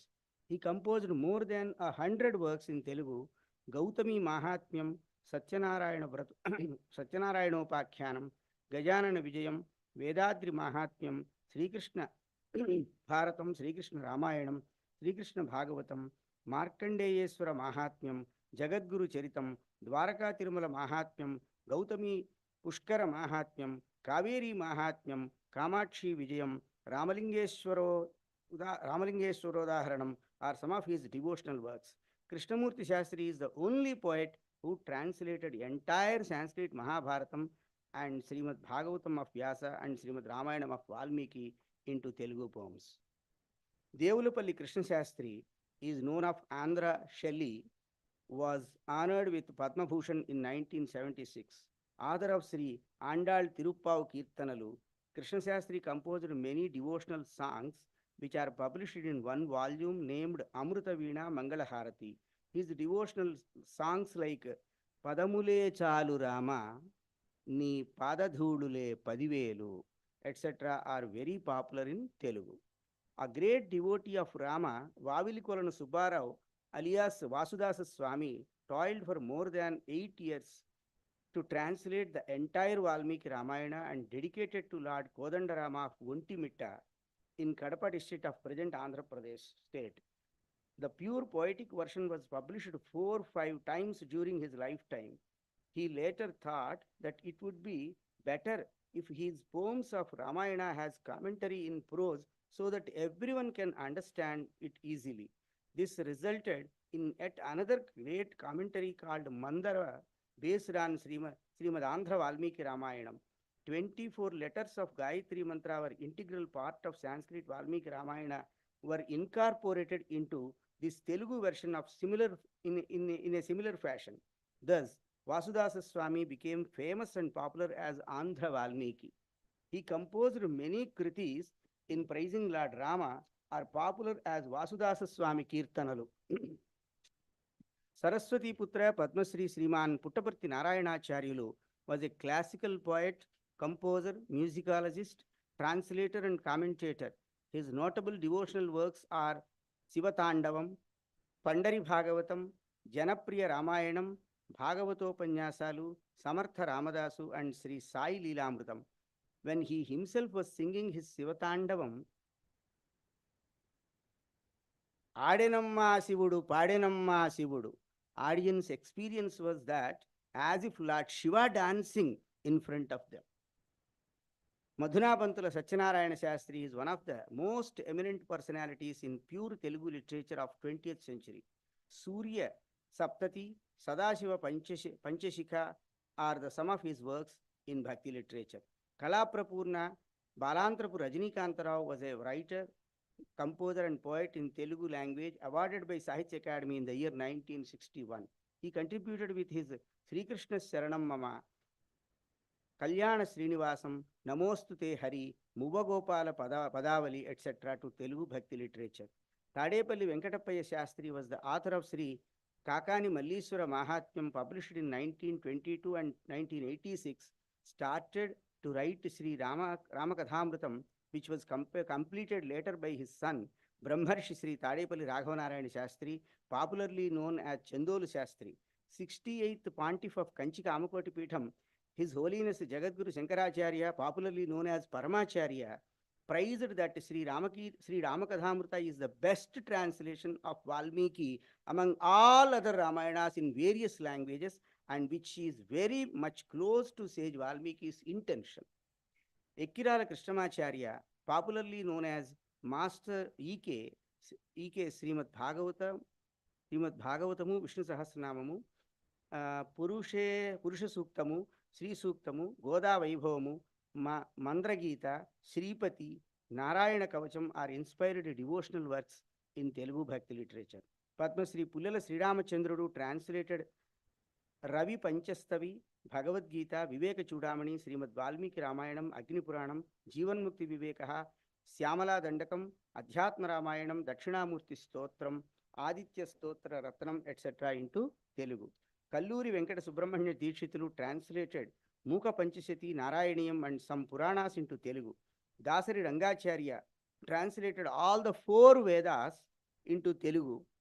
Mallampalli Sharabhaya Sharma contributed to 20th century Telugu Bhakti literature with his works. They are Mutyala Saralu, translation of Vachanas of Lalla, Kashmiri poetess, Daya Shataka of Vedanta Desika, Sri Venugopala Shatakam, and commentaries in Telugu on Kashi Khandam and Krishna Karnamritam.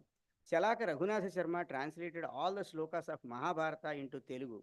Sri Shatpadi Kanakadharalu, Sri Nageshwara Mahavibhuti, Bhagavata Navanitam, Sivananda Lahari, Hamsa are some of his notable works in Bhakti literature.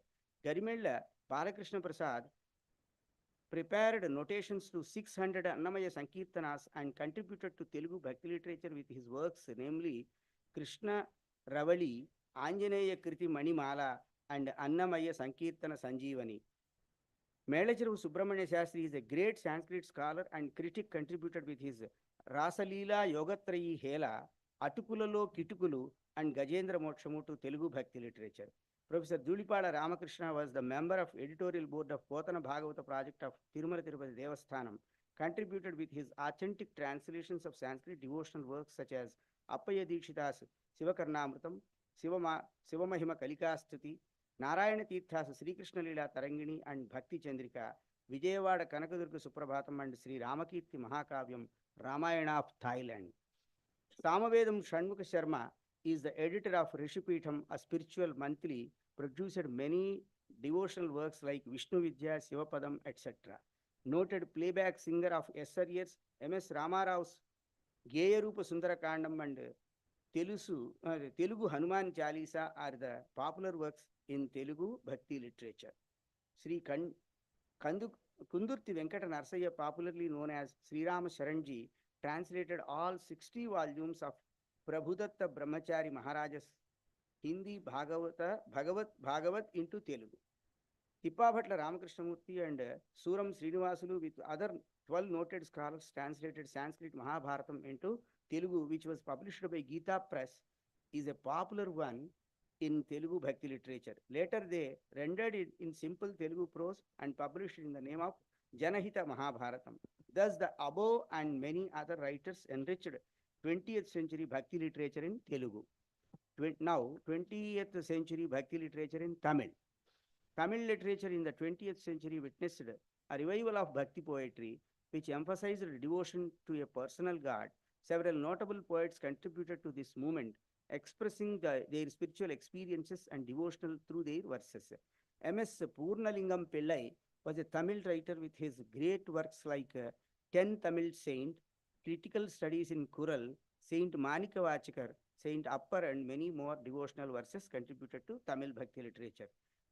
Sankaradas Swamigal was a Tamil playwright and songwriter. His Satyavan Savitri, Ramaravana Yuddham, Lanka Dahanam, Prabhulinga Leelai are some of the special dramas in Tamil Bhakti literature. Kavimani Desiganayagam Pillai's Devi Padalgal is the popular in 20th century Tamil Bhakti literature. Pandita M. Gopalakrishna Iyer, popularly known as Mako, a devotee of Swami Vivekananda, had accompanied King Bhaskara Setupati to Pamban in 1897 to receive Swamiji. His work, Filial Duty, which was prescribed by the textbook committee in 1920s, contains the stories of 40 personalities who have been exemplary in observing filial duty. They include characters from Valmiki Ramayana like Sri Rama and Bharata, from Vyasa's Mahabharata like Bhishma, Yudhishthira, Arjuna, and Nala, historical characters like Shankara, Pattinadhar, and Pisirandiyar.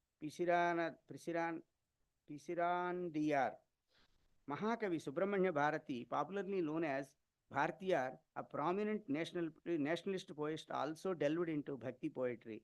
His poems express devotion to the divine and convey spiritual messages.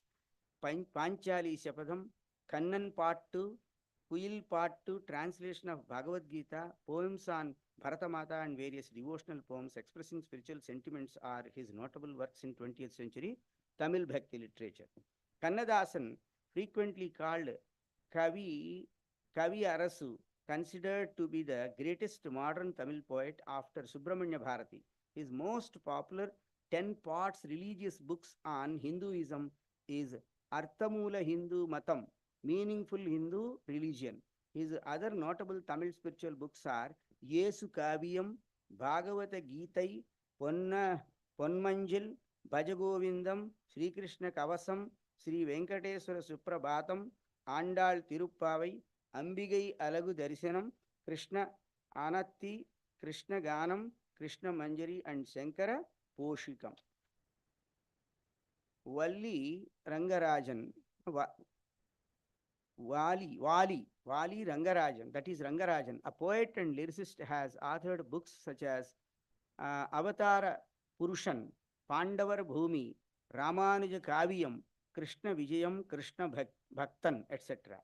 Tirumati Rajyalakshmi contributed to Tamil Bhakti literature with her Tamil translation of Sanskrit work named Sri Ramakirti Mahakavyam, that is Ramayana of Thailand. Now, I present 20th century Bhakti literature in Kannada. In 20th century Kannada literature, there were notable contributions to the Bhakti tradition with poets and writers expressing devotion and spirituality through their works. Here are some prominent contributors with their works to Bhakti literature during 20th century. B.K. Srikantayya, popularly known as B.M. Shri, was an author, writer, and translator of Kannada Bhakti literature. He translated Tamil Kural in Kannada language, into Kannada language. Devudu Narasimha Shastri produced many great works such as Mimamsa Darpana, Bharatada Mahapurusharu, Mahabrahmana, Mahakshatriya, Mahadarshana, Mahabharata, Ramayanada Mahapurusharu, Sampurna Valmiki Ramayana, Yoga Vasishta, that is in 7 volumes in Kannada spiritual literature. D.V. Gundappa's Sri Rama Parikshanam, Vidyaranya Vijaya, Purusha Sukta, Devaru, Ruta Satya, Mattu Dharma, Ishopanishad are notable spiritual works in Kannada Bhakti literature. Masti Venkatesh Iyengar contributed with his works, namely Sri Ramapattabhisheka, Purandara Dasa to Kannada Bhakti literature. D.R. Bendre contributed to Kannada Bhakti literature with his translation works such as Vittala Sampradaya, Upanishad Rahasya, Sri Aravinda Yoga Ashrama Mattu, Tattvopadesha, Kabira Vachanavali, and Guru Govinda Singh. K. Sivarama Karant has written biography called Sri Ramakrishna Jivana Charitam on Ramakrishna Paramahamsa. Padma Vibhushan Kuppalli Venkatappa Puttappa, popularly known by his pen name Kuvempu, Swarksar Sri Ramayana Darshanam, Swami Vivekananda, Sri Ramakrishna Paramahamsa, Janapriya Valmiki Ramayana are famous in Kannada Bhakti literature. Padma Shri V.K. Gokak's Bharata Sindhu Rashmi deals with the Vedic age and is perhaps the longest epic narrative in any language in the 20th century and awarded with the Jnanpith Award in 1990. His Dyava Prithvi received Kendra Sahitya Academy Award. P.T. Narasimhacharya's well-known writing are Ahilya and Gokula Nirgamana.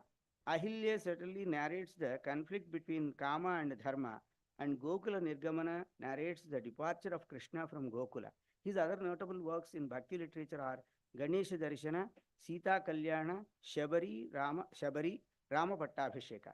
K.S. Narasimhaswamy, most popular of his selection of poems, Mysuru Mallige, has seen more than 32 reprints and is sometimes given to newly married couples in Karnataka, which is a collection of love and devotional poems expressing spiritual sentiments. Padma Bhushan S.L. Bhairappa's prominent novel Parva is the most critically acclaimed of all his novels, narrates the social structure, values and morality in the epic of Mahabharata very effectively. Dr. S. Ranganath translated Sri Ramakirti Mahakavyam, that is Ramayana of Thailand, from Sanskrit to Kannada, is a famous work in Kannada Bhakti literature. Now I am presenting 20th century Bhakti literature in Malayalam. In 20th century Malayalam Bhakti literature, there were significant contributions to the Bhakti tradition, with poets and writers expressing devotion and spiritual themes. Thus, K.C. Keshava Pillai was the poet and known for several bhajans and kirtanas. He also translated the Sanskrit text Narayaniyam into Malayalam under the title Bhasha Narayaniyam. Kumaran Asan's poetry is characterized by its moral and spiritual content. Stotra Critical and Balaramayanam are his devotional works, among many other works. Ulluru Parameshwara Iyer was the author of Sharanopaharam, Shabarimala Shasta, Vinipattiyulla Stotram, Bhakti, Deepika and Sri Andal Kavitakal. Kavi Sarva Bhuman Padma Bhushan, Vallattol Narayana Menon's first major literary ventures was a rendition of Valmiki Ramayana into Malayalam. Vennikulam Gopala Kurup was the translator of Tulsi Ramayana and Tirukkural. Padma Shri Akkitam Achyutan Nambudiri was known for in a simple and lucid style of writing, exploring themes of profound love and compassion.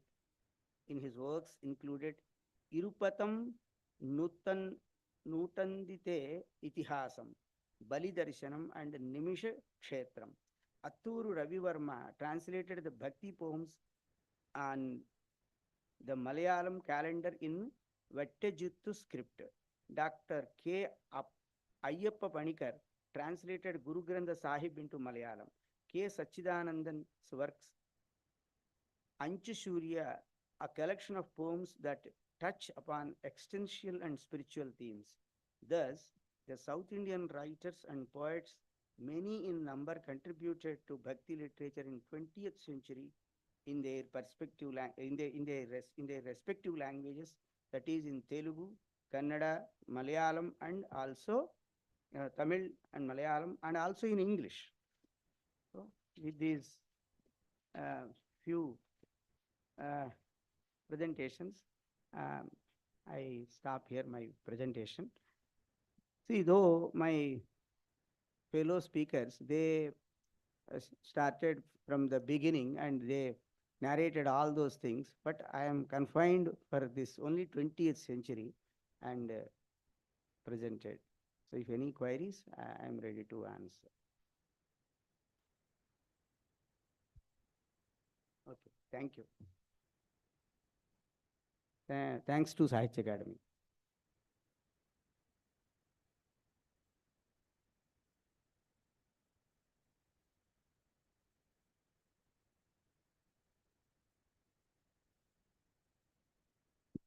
As I said, the size of this audience shows how unpopular is bhakti these days. It's a very interesting and important topic because it invites us to redefine bhakti, poetry, literature, art. If somebody writes a novel in the Mahabharata or Upanishads, that's not bhakti literature. The whole body of hymnal literature, bhajan type songs, we can't consider them bhakti poetry proper. Bhakti has a very clear definition, orientation. If institutional religion takes the world away from the world towards some imaginary god or deity, bhakti has always been bringing the divine into the world. The whole process of bhakti over centuries, not just 20th century bhakti literature, has been to bring the divine back to the world. In medieval period, this debate surrounded the movement away from temple devotion to the deification of the human body. Basavana said, Dehave Degula, body is the temple. And look at the histories of all great bhaktas, life stories of great bhaktas. Andal, for example, in Tamil is called Malek Chudia. Normally, in the traditional religion, you have to offer to deity only pure things, not contaminated things. But Andal was in the habit of wearing the garland herself first and then giving it to the statue of Narayana. And the legend goes that her father figure, Periyalva, was very angry with her for this. He wanted to punish her, but he took the garland and placed it around the neck of this Narayana statue, but it came back to Andal. This shows how bhakti considers bhakta greater than God. This process, which I call humanization or secularization of bhakti, is very clearly accentuated in the modern period. I'm very happy that Purkayastaji started with Tagore and Khadim in Nazrullah Islam, because Tagore's Gitanjali, according to me, is the final flowering of Nirguna Bhakti of India. And over centuries, Bhakti has been moving from Saguna to Nirguna, to limited form of the divine, to the infinite form of the divine. And Tagore's poetry is the culmination of this process. These famous poems like where when he asks priests, what are you doing in the temple? Come, you go to this kuli who is building something, and the farmer who is working on the field. God is there. So the Telugu poet Sri Sri, in his poem on Jagannatha Dvachakralu, He says, this wheels of Jagannath, which is going towards some other world, I'll bring them back to the world. So this is what Bhakti literature has been doing in India, and we have been trying to talk about Bhakti in different languages of India, but if you look at the quantum of Bhakti literature in India, Bhakti itself is an important language of Indian language. And it's been evolving. Something that begins in Karnataka is reflected in Maharashtra.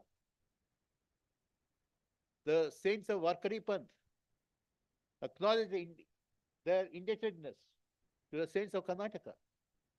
And after Sant Nandev died under very sad circumstances, his disciple Namdev goes to remote Punjab, learns Punjabi language and starts composing poems in Punjabi. And because of this groundwork, we have the only anthology of poetry which is also a religious text, which is Guru Granth Sahib. What is Guru Granth Sahib? It's an anthology of devotional poems from all over India, which were available in those days. But it's important not to make an inventory of all that is written in the name of God and say this is Bhakti. It's not. A lot of it is imitative Bhakti. The greatest Bhakti poets are not imitators, they were innovators. Tagore was an innovator. But I'm very happy that Avtar Singh ji raised a very important question. What has happened to Bhakti in the 20th century? In the context of Punjabi, ask this question.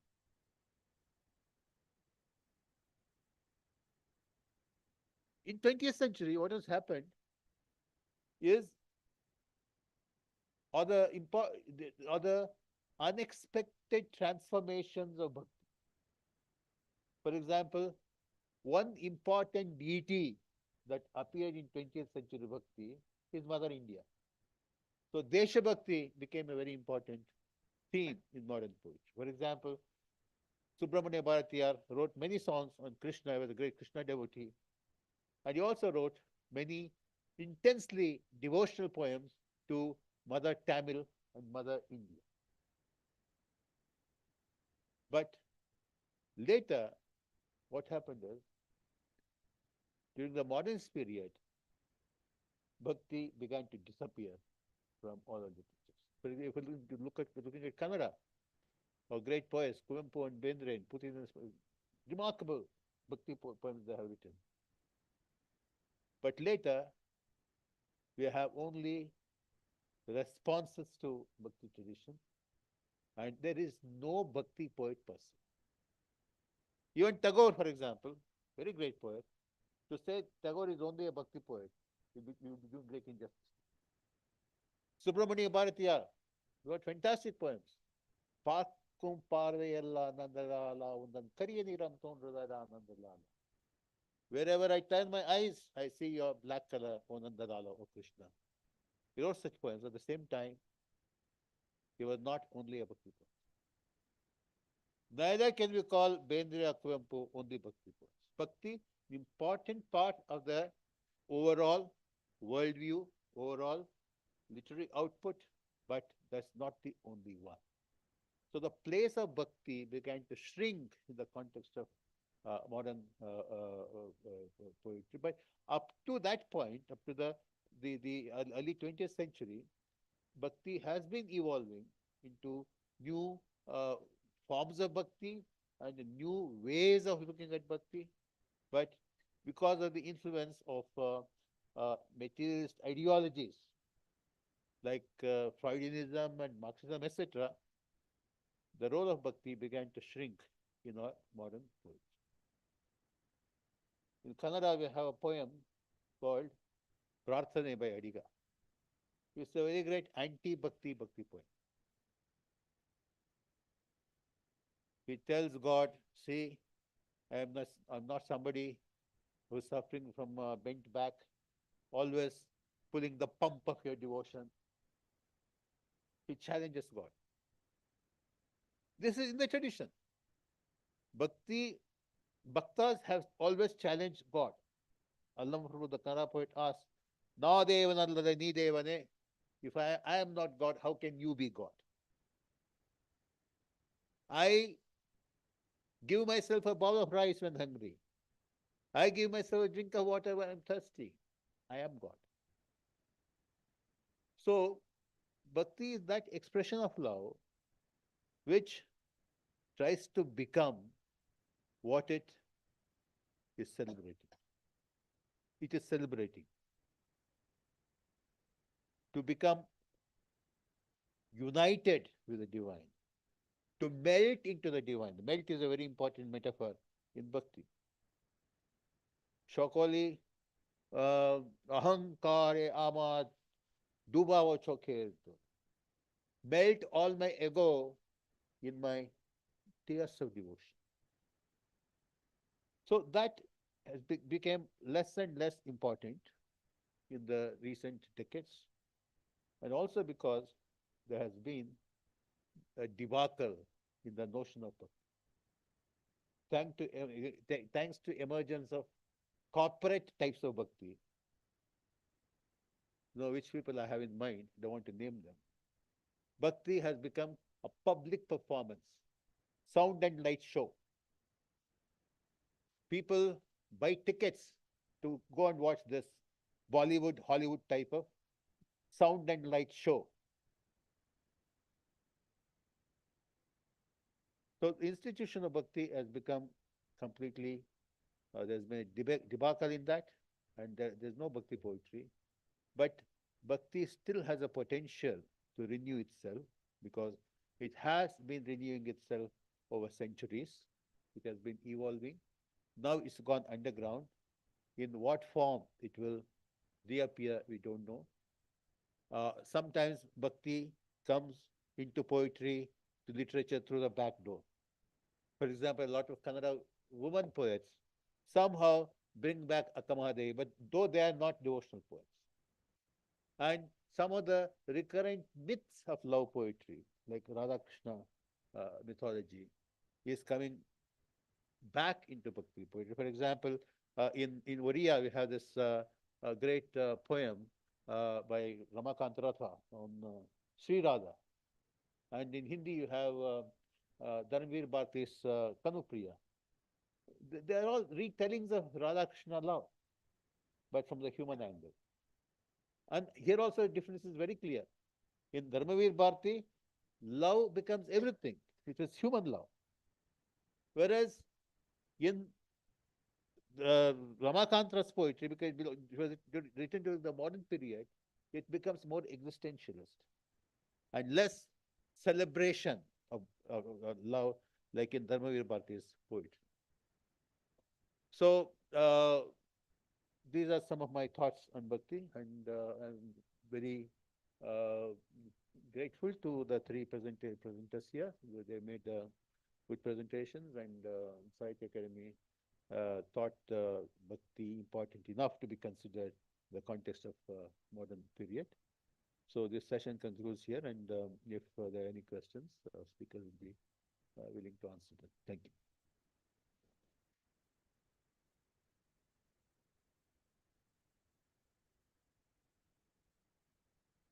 As we conclude the session on 20th century Bhakti literature, we would like to thank the chair, Professor H.S. Shiva Prakash, Professor Avtar Singh, Professor Ramakrishna, and Sri Anindya Shekhar Purkayas. Thank you all very much for attending this session. Please join us for a cup of tea now.